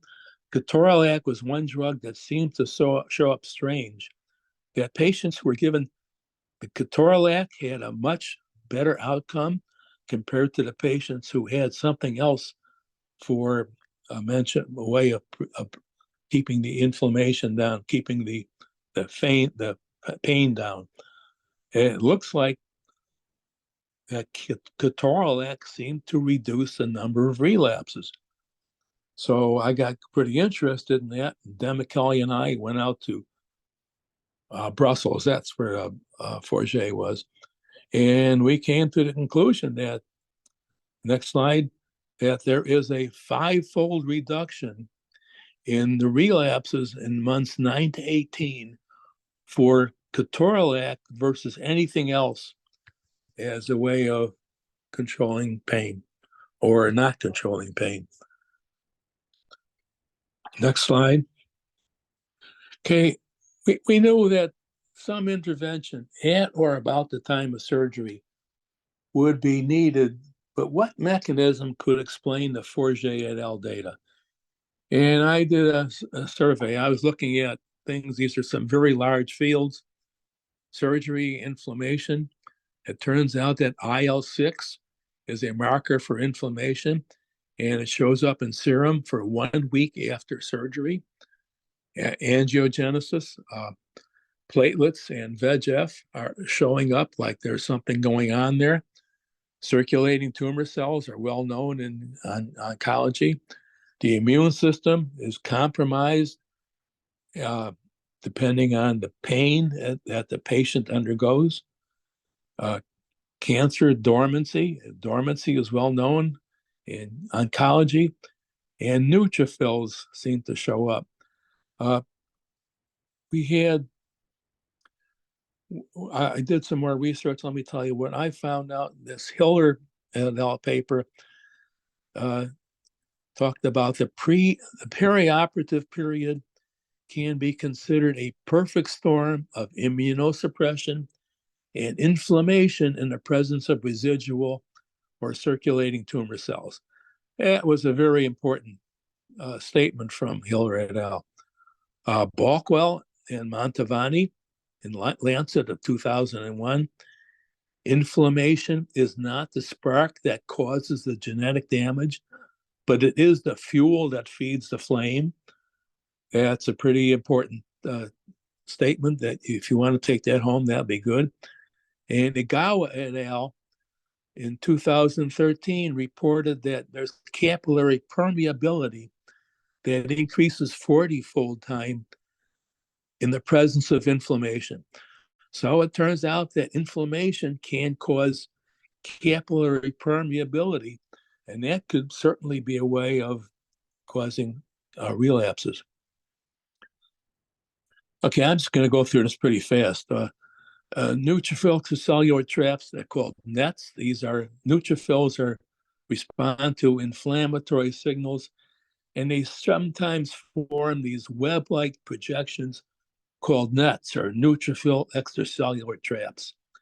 And they're able to enhance metastasis because they bind circulating tumor cells and they can extravasate into distant organs. And after reading chapter 4 in this book by, I'll show you later, this book, chapter 4, we'd be surprised if surgery did not cause metastasis to appear after surgery. This was a paper that was published by Kral et al. In the Weinberg Laboratory. This is MIT. They built an animal model where they can inject cancer cells into this animal. I think it was a rat or something like that. They could find out that they could control whether these injected cancer cells become we grow into a cancer, or if they just disappear by themselves, they can modify this by injecting an anti-inflammatory into the mouse. So this is a very good example of what we were saying in clinical trials, and it looks like this can explain it. Okay, I'm going to skip on to the next. It's taking a little longer. And the conclusions, we're saying this is an unsolved 2,000-year-old problem in oncology, and the early relapses, which are the majority of relapses, are the result of surges of angiogenesis and single cell activation. Let me go on to the next item. The data suggests that systemic inflammation precipitates angiogenesis and single cell growth from dormancy. The third item, Forget et al. Retrospective data suggests that perioperative NSAID ketorolac reduces early relapses 5-fold. This may reduce mortality in breast cancer by 25 to 50% at low cost and toxicity. Breast cancer runs its course in over a decade, but it turns out that most of the events that lead to relapse seem to occur in that post-week after surgery. This suggests that the metastatic progression is amplified 100-fold during the week post-surgery. Thinking further on, the surgeon and anesthesiologist should take extra precautions to control inflammation. There are a large number of recent studies that correlate perioperative neutrophil to lymphocyte ratio. They can take patients who have been treated years ago and look at the neutrophil to lymphocyte ratio of these patients before any intervention, and they find out that NLR predicts what the patients will do. That just by looking at the inflammation during the surgery to treat the cancer, it had a big impact on the outcome, more so than any therapy.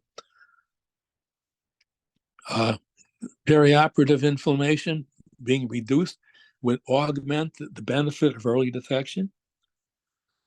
Our current interest is to study the unmet need in Nigeria. Nigeria has a higher incidence of triple-negative breast cancer compared to Caucasian American patients. And we would like to study this in Nigeria, which is a bigger problem than in the US. And surgery apparently causes dormant cancer to wake up.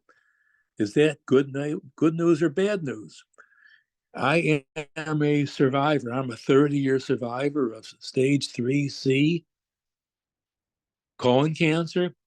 And I can tell you that from my perspective, what we've been talking about so far seems to think it's probably good ideas, good information that allows therapy with no toxicity, and it's inexpensive. And recent data support our findings for many cancers, including breast, lung, and osteosarcoma. This issue of does surgery cause cancer to spread? I found out in that study that it looks like, at least in some cases that are very well studied, it looks like surgery can cause cancer to spread. But it's not welcomed by a lot of people, especially the surgeons. And here's a story, something 50 million results from comments from the cancer.gov, common cancer myths and misconceptions. They don't think that cancer surgery causes it to spread, but I can tell you from my study, I can show you that it does in certain situations. Next slide. We are now proposing that we published a book in Breast Cancer and the Black Swan. That was published in eCancer in 2020. More information there, and it may be possible to prevent both early and late relapses of breast cancer. And a paper we published in Sensors in 2020. Okay, I can go on. That's about the end of it. Okay, I'll quit at this point. But I can tell you one more thing. There was a paper published by a group from MD Anderson. They were looking at historic values of patients who were treated for lung cancer, and they looked at the patients, some of the patients who had used NSAID at least 1 day per week compared to patients who did not use NSAIDs. They found out there was a big difference between the patients who take NSAIDs compared to patients who did not take NSAIDs. So it's looking like more and more like that inflammation is an important factor. Okay, I'll call this quit. Oh, one more thing. This was a figure that we got from in the paper.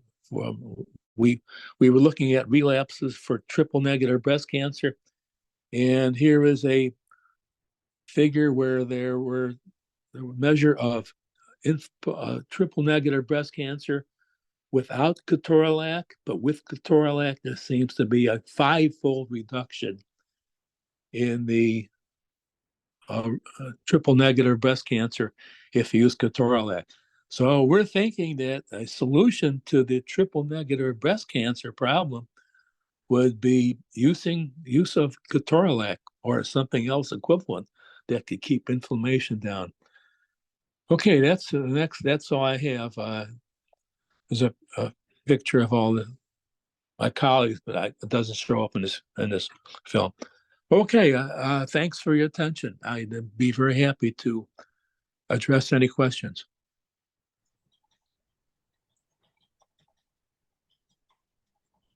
Thank you very much, Dr. Redsky. That was an elaborate and insightful lecture on the role of non-surgical therapy in triple negative breast cancer.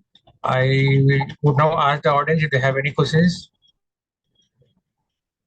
Have we had any success? Well, I'm at the point right now where I'm very confident it's going to work as I was describing here. We haven't tested it. We have not done a prospective study.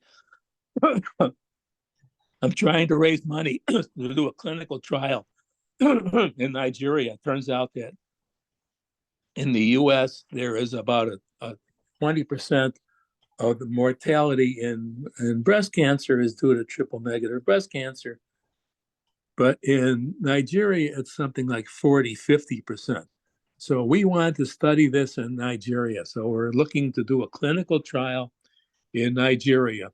And it's been an uphill battle. A lot of people don't like the idea that surgery can cause cancer to spread. So that's been a barrier for us. But I'm starting to get some attention. This work that I published with my colleagues seems to make a good case. I think it's a good case. But the answer to your question, no, we have not yet done a clinical trial. Okay. Thank you, sir.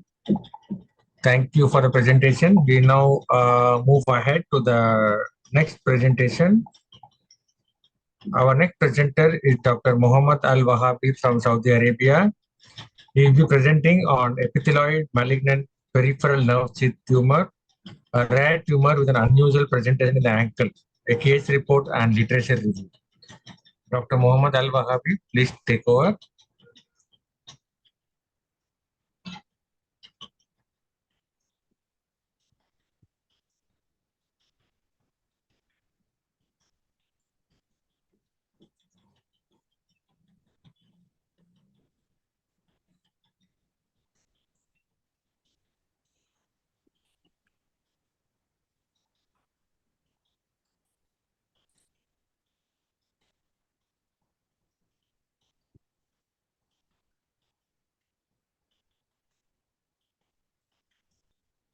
Good day, everyone. May I present?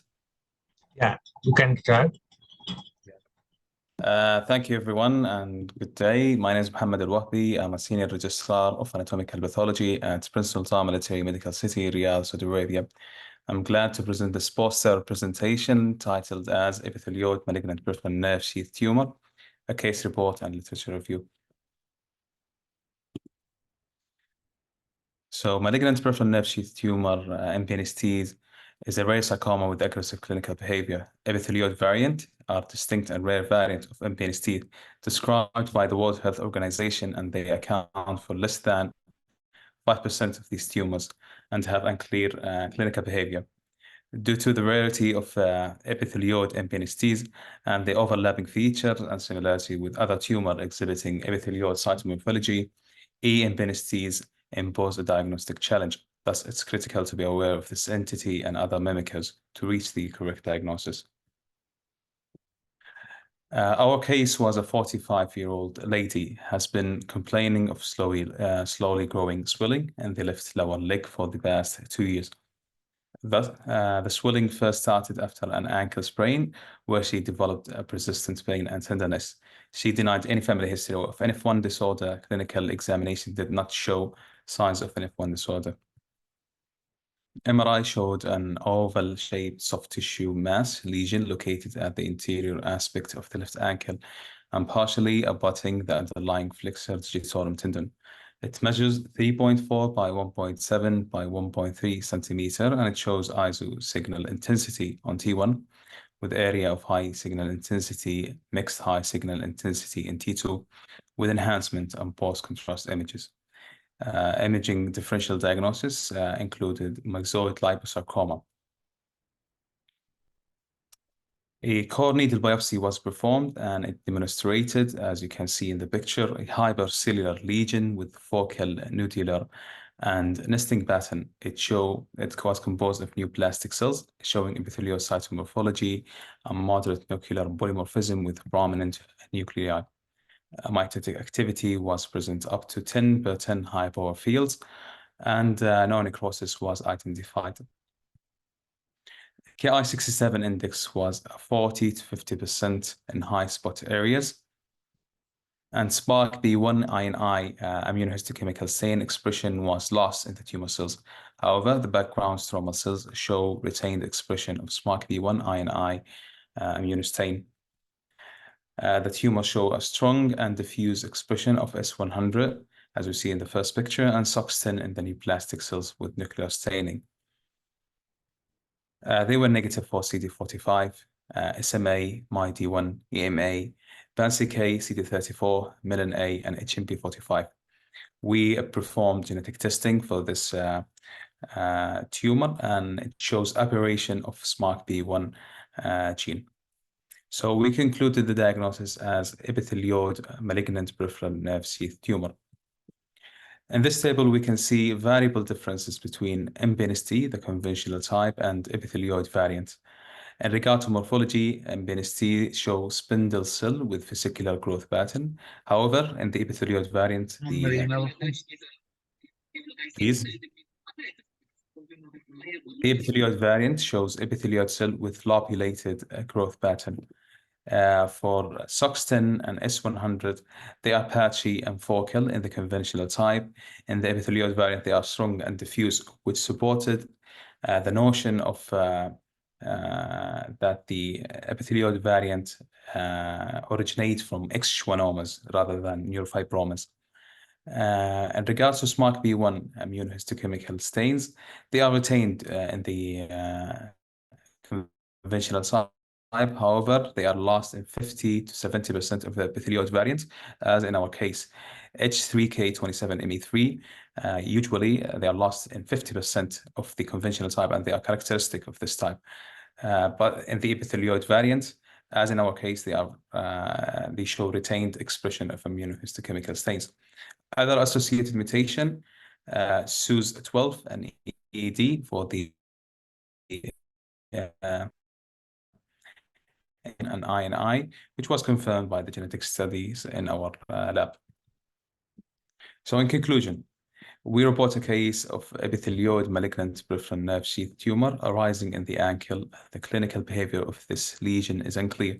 but the largest series to this date reported favorable outcome and potential targeted therapy is on the horizon. This therapy usually used for the SMARCB1 deficient rhabdoid tumor and also for the epithelioid sarcoma. There is a chance to use in this type of tumors. It is of a great importance to accurately diagnose this entity from other mimickers based on the morphological and immunohistochemical and molecular features. And that's all, and thank you. If you have any question, I'm happy to answer. Thank you, doctor. Any questions from the audience? I do have one question, doctor, here. What is the difference in the prognosis of epithelioid variant when compared to conventional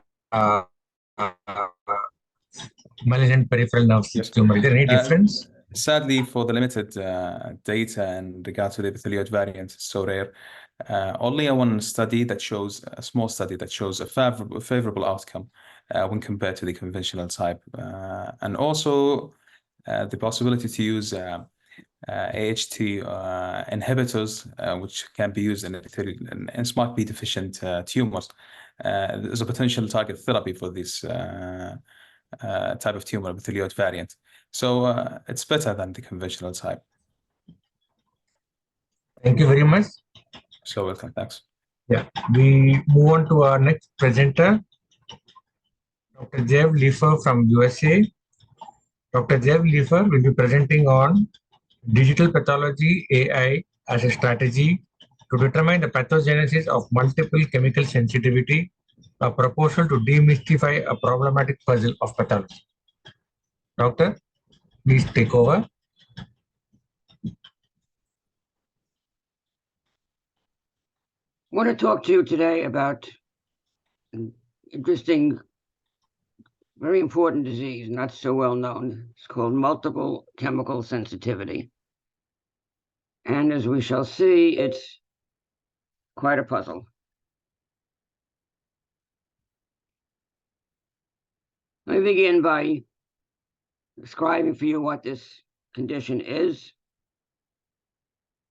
First of all, it's a multi-system problem. Various systems within the body are involved. It's recurrent. The pathology can flare up and then recede and flare up again many times. Presents in response to exposures to environmental chemicals. That's the trigger, that's the cause. But the significant feature is that these are levels that are under the threshold of age and gender in the general population. In other words, less than more than you would expect at that particular age. And even for that person's personal experience up until the onset of this condition, he becomes more sensitive. Chemicals we're talking about are a large number of various sorts.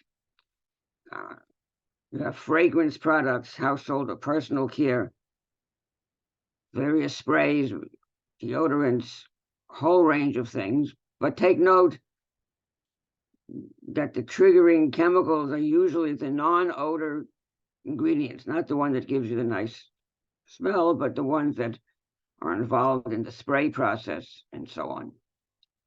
Office and home materials, new furniture, flooring, carpeting, chemicals in the car, just in the normal manufacturing process. Pesticides and insecticides, things that are sprayed in hotels and offices, in houses. In other words, this category summed up by the term volatile organic chemicals. And that's a problem. But there are others. You can have metals, such as those released from surgical implants or dental implants. Particulate matter can trigger the pathology. Smoke from cigarettes, campfires, incense, automobile exhaust, gas station fumes. Mold can trigger it. And even some kinds of electromagnetic radiation can cause these problems. What kind of problems are we talking about? Again, you have a wide variety of problems. Neurological, immunological, biochemical, respiratory, vascular, psychiatric level. The entire field of medicine is involved. You can have tinnitus, otitis, rhinitis, respiratory problems, asthma, bronchospasms. You can have circulatory problems, cardiac problems, hypertension, tachycardia, skin problems, eczema, biochemical problems, lupus, diabetes, psychological problems, anxiety, depression, panic disorders, etc. Migraines, neuralgia, convulsions, insomnia. In short, a very sick patient. Life is miserable. You can have, from this list, it varies per individual. Not every patient has the same presentation, and it varies per toxicant, depending on what the trigger toxicant is, a chemical that can cause any one or several from this list. Bottom line for the patient is the problem of where to live. Ideally, in some theory, you can have a clean room in the house with only safe chemicals and filtered air. But more often than not, the patient has to literally move out of the house, can't live in the house permanently. The rest of his life live in the woods or in the desert or in the back of the car. Or if he has to be in a house, which is more often the case, then you have to wear a gas mask just in order to survive and stay away from those problems. The question is, what's happening? We have observations, chemical exposure. We have observations, various biological symptoms. What connects these? I'm going to make two suggestions. First of all, at the genetic level, I'm going to propose that non-canonical DNA structures may be involved. Canonical DNA, the regular DNA that we're familiar with, that may also have a role, but that's not this particular comment. Non-canonical means, for example, Z-DNA compared to B-DNA. Look at this smooth backbone chain.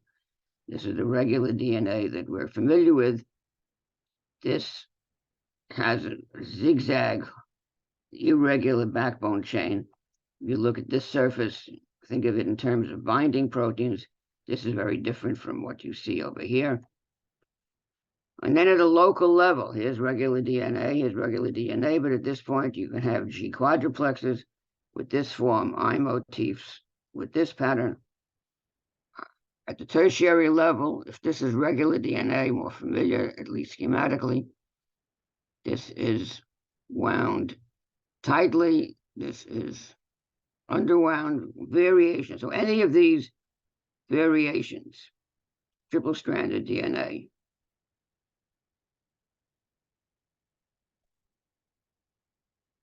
G quadruplexes, twisted, stretched DNA. I'm proposing that they combine these various xenochemicals, the external chemical toxicants, in such a way as to affect gene expression, but more particularly relevant gene expression with regard to the pathologies presented. And suggesting that we should look for multiple chemical sensitivity toxicants that bind to such sites, look for relevant biological effects, and end goal of this discussion is hopefully that will enable us to find drugs that can reverse the effects of if the chemical makes it bind less, maybe another chemical can make it bind more and counteract the effect.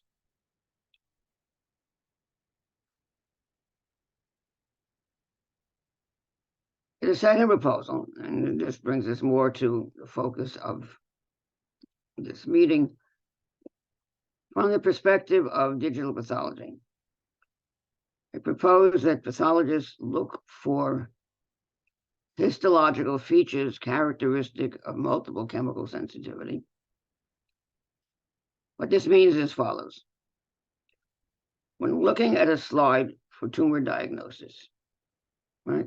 Basic question we all deal with, benign or malignant. What this line says is that if you're looking at an MCS patient, MCS by itself doesn't justify an autopsy, a biopsy, not an autopsy, going in and clinically removing tissue material. But if you have some legitimate reason to go in, as for example, to look for a tumor and diagnose its extent and so on, then I'm saying bear in mind that there's nothing to rule out the finding of multiple pathologies in the same slide. In other words, in what would normally be called normal tissue, as opposed to tumor tissue, look in that area for indications, signatures of MCS. And then when you see that, argue backwards to arrive at a mechanism. Pardon me. Let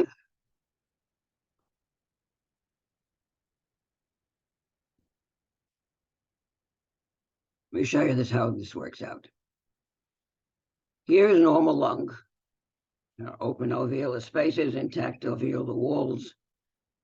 Get a sense of the size. In dramatic contrast, here is emphysema.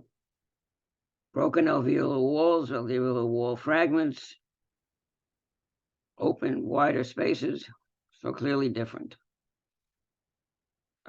Compare that with, this is normal, this is pneumonia, and intact walls, not broken.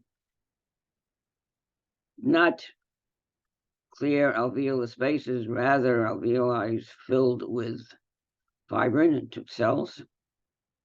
So you can recognize that. Here is tuberculosis, right? This is kind of sort of normal looking lung. Not great, but recognizable as lung tissue. This is the area of caseous necrosis and surrounding cells magnified. Over here, very different from emphysema, very different from pneumonia. And we can set it up in this fashion. What I call arguing backwards. If you observe caseous necrosis, then you can infer and conclude that the patient has Mycobacterium tuberculosis infection. If you observe empty alveolar walls, thin broken walls as in emphysema, you can infer there's an antitrypsin deficiency, which is a cause, amongst others, of emphysema. If you observe alveoli, fluid, cells, you can infer pneumococcal infection, pneumonia. And continuing this pattern, if you observe a case of anthracosis with black particles, you can infer that the causative problem was coal dust inhalation.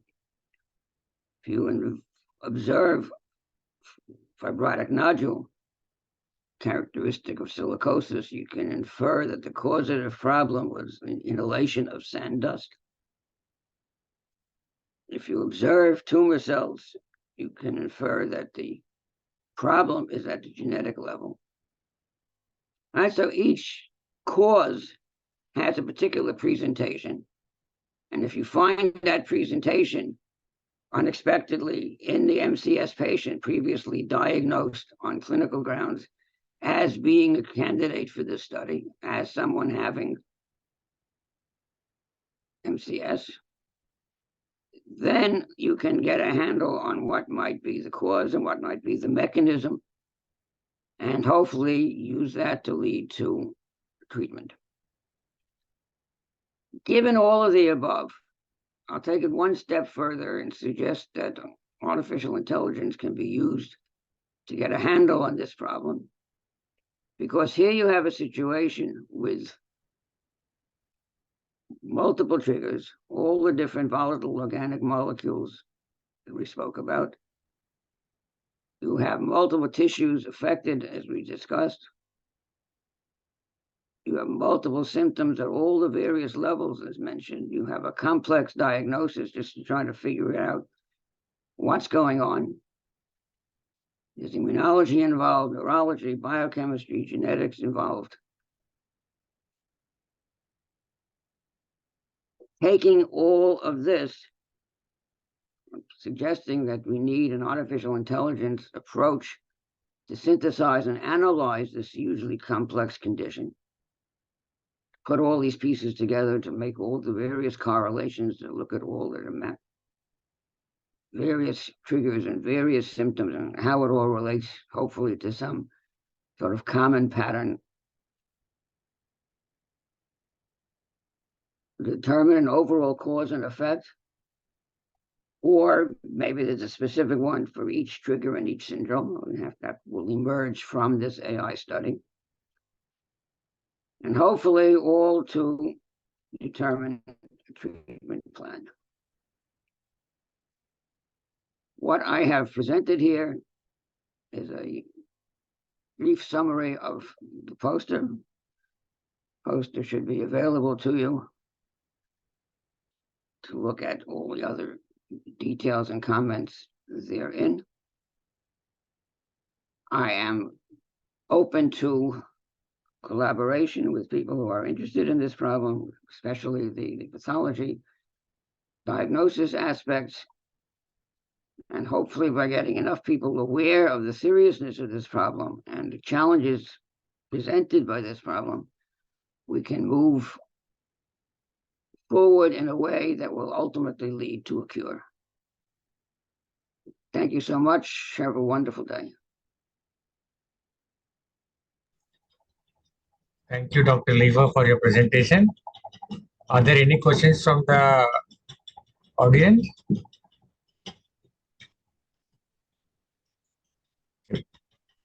Thank you, sir. Thank you very much for your presentation. We will move on to our next presentation.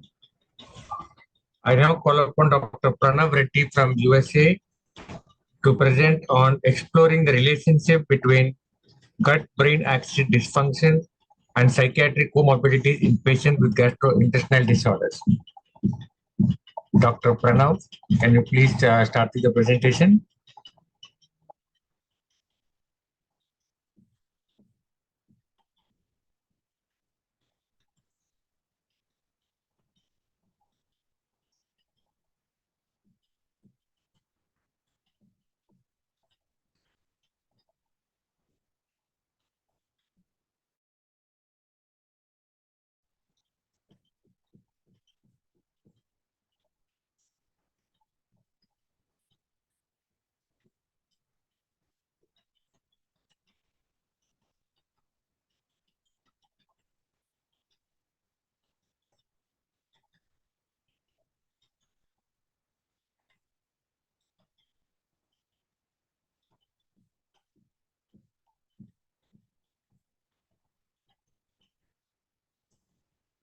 You are not audible. Is it working now? Sorry. Is it working now? Yeah, we can see the screen, but you are not audible. Now you are audible also. Okay, sounds good. So I'm here to present the relationship between gut-brain axis disorder and dysfunction and psychiatric comorbidities in patients. And this is done by me, Pranav Reddy, and by Priya Joshi from Rowan Virtual School of Osteopathic Medicine. So just to begin with, the gut-brain axis is a bidirectional communication pathway between the GI tract and the central nervous system. Dysfunction in the gut-brain axis has been implicated in the pathophysiology of both GI disorders and psychiatric conditions. Gastrointestinal disorders such as IBD and IBS are often associated with higher prevalence of psychiatric comorbidities, including anxiety, depression, and mood disorders. However, the precise mechanisms underlying this relationship and the potential role of gut-brain axis dysfunction in the development or exacerbation of psychiatric comorbidities in patients with GI disorders remain to be fully elucidated. So this abstract explores the relationship between gut-brain axis psychiatric comorbidities and gastrointestinal disorders emphasizing the potential impact of dysregulated gut microbiome and neurotransmitter alterations on psychiatric symptoms and suggesting avenues for further research and targeted intervention. So what we did was use PubMed and ScienceDirect databases using 2017 to 2022 articles using the search terms for gut-brain axis dysfunction, gut-brain axis or microbiota gut-brain axis, and gastrointestinal disorders or gastrointestinal dysfunction, psychiatric dysfunction, psychiatric comorbidities, or just psychiatric disorders. And using those articles, we were able to look at research that was done into the relationship between gut-brain axis dysfunctions and psychiatric comorbidities. So one of the studies that we found that gut-brain axis disorders in people with IBS and comorbid depression, we found that a good treatment between for those patients suffering that comorbidity was using fecal transplantation as an intervention. The findings for the study showed that there was notable enhancements in mood, medication efficacy, and symptomology. Another study that we found showed that there were significant differences in gut microbiome profiles in individuals with irritable bowel syndrome and emotional distress compared to healthy controls. Despite no significant variations in serotonin and norepinephrine levels, the IBS group displayed lower levels of these neurotransmitters, suggesting a potential link between gut-brain axis dysfunction, altered gut microbiome, and psychiatric comorbidities in gastrointestinal disorders. A retrospective study investigated the impact of psychiatric comorbidity on pharmacologic treatment outcomes in patients with disorders of gut-brain interaction. The findings revealed that anxiety disorders, a common comorbidity of dysfunction in gut-brain axis patients, significantly reduce the likelihood of treatment response to gastrointestinal medications, including neuromodulators targeting the gut-brain axis.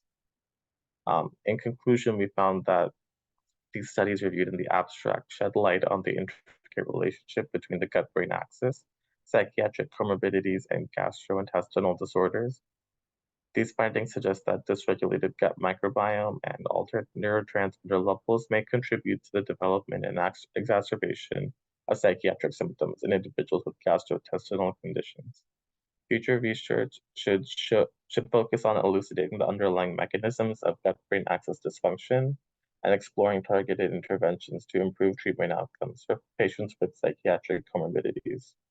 Further investigations into the role of specific gut microbial communities, the impact of different neuromodulators, and personalized approaches to gut-brain axis modulation hold promise for advancing our understanding and management of these complex disorders. Thank you, Dr. Pranav Reddy, for your presentation. Are there any questions to be asked?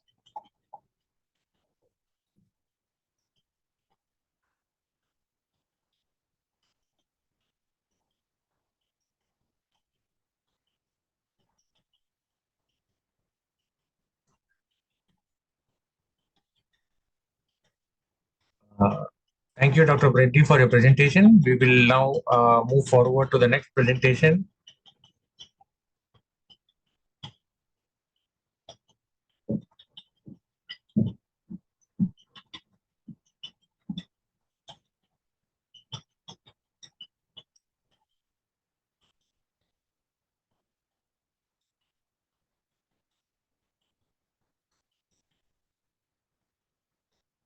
Just hold on for a minute. We will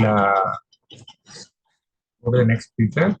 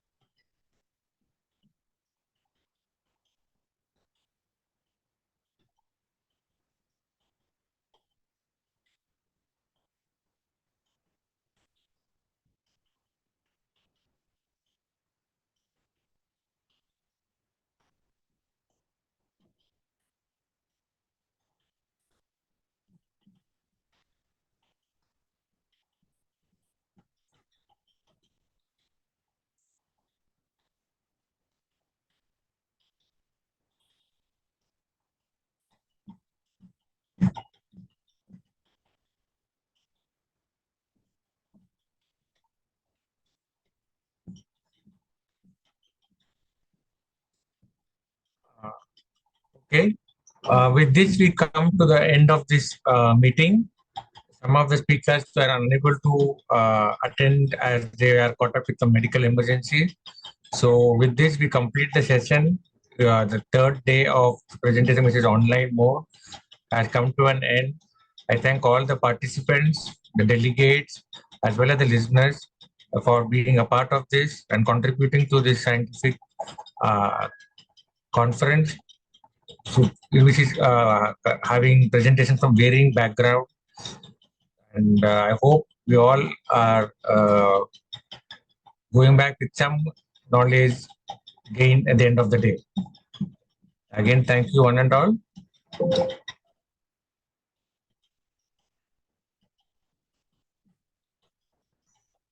Recorded presentation of all the presentations that were done will be provided to each one of you. I think it will be displayed by the organizing committee. So as and when it is ready, I think you can go through it to access the presentations.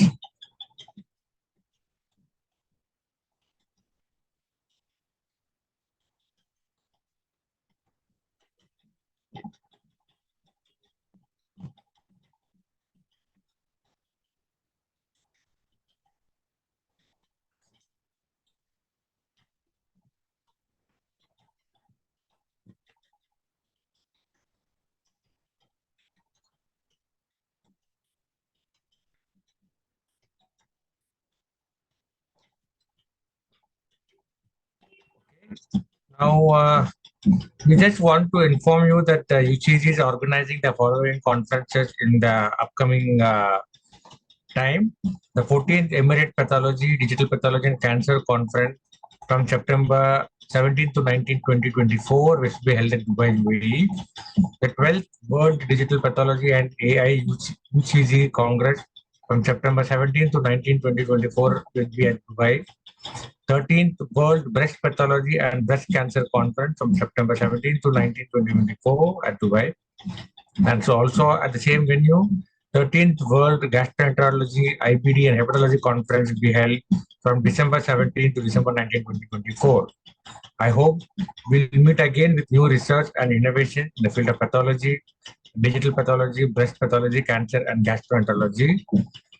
It's been an honor to be among such accomplished individuals, and personally, I was able to present my perspective before you all, as well as get to listen to the various other distinguished speakers. So I thank you all and all. Have a good evening and good luck. Thank you.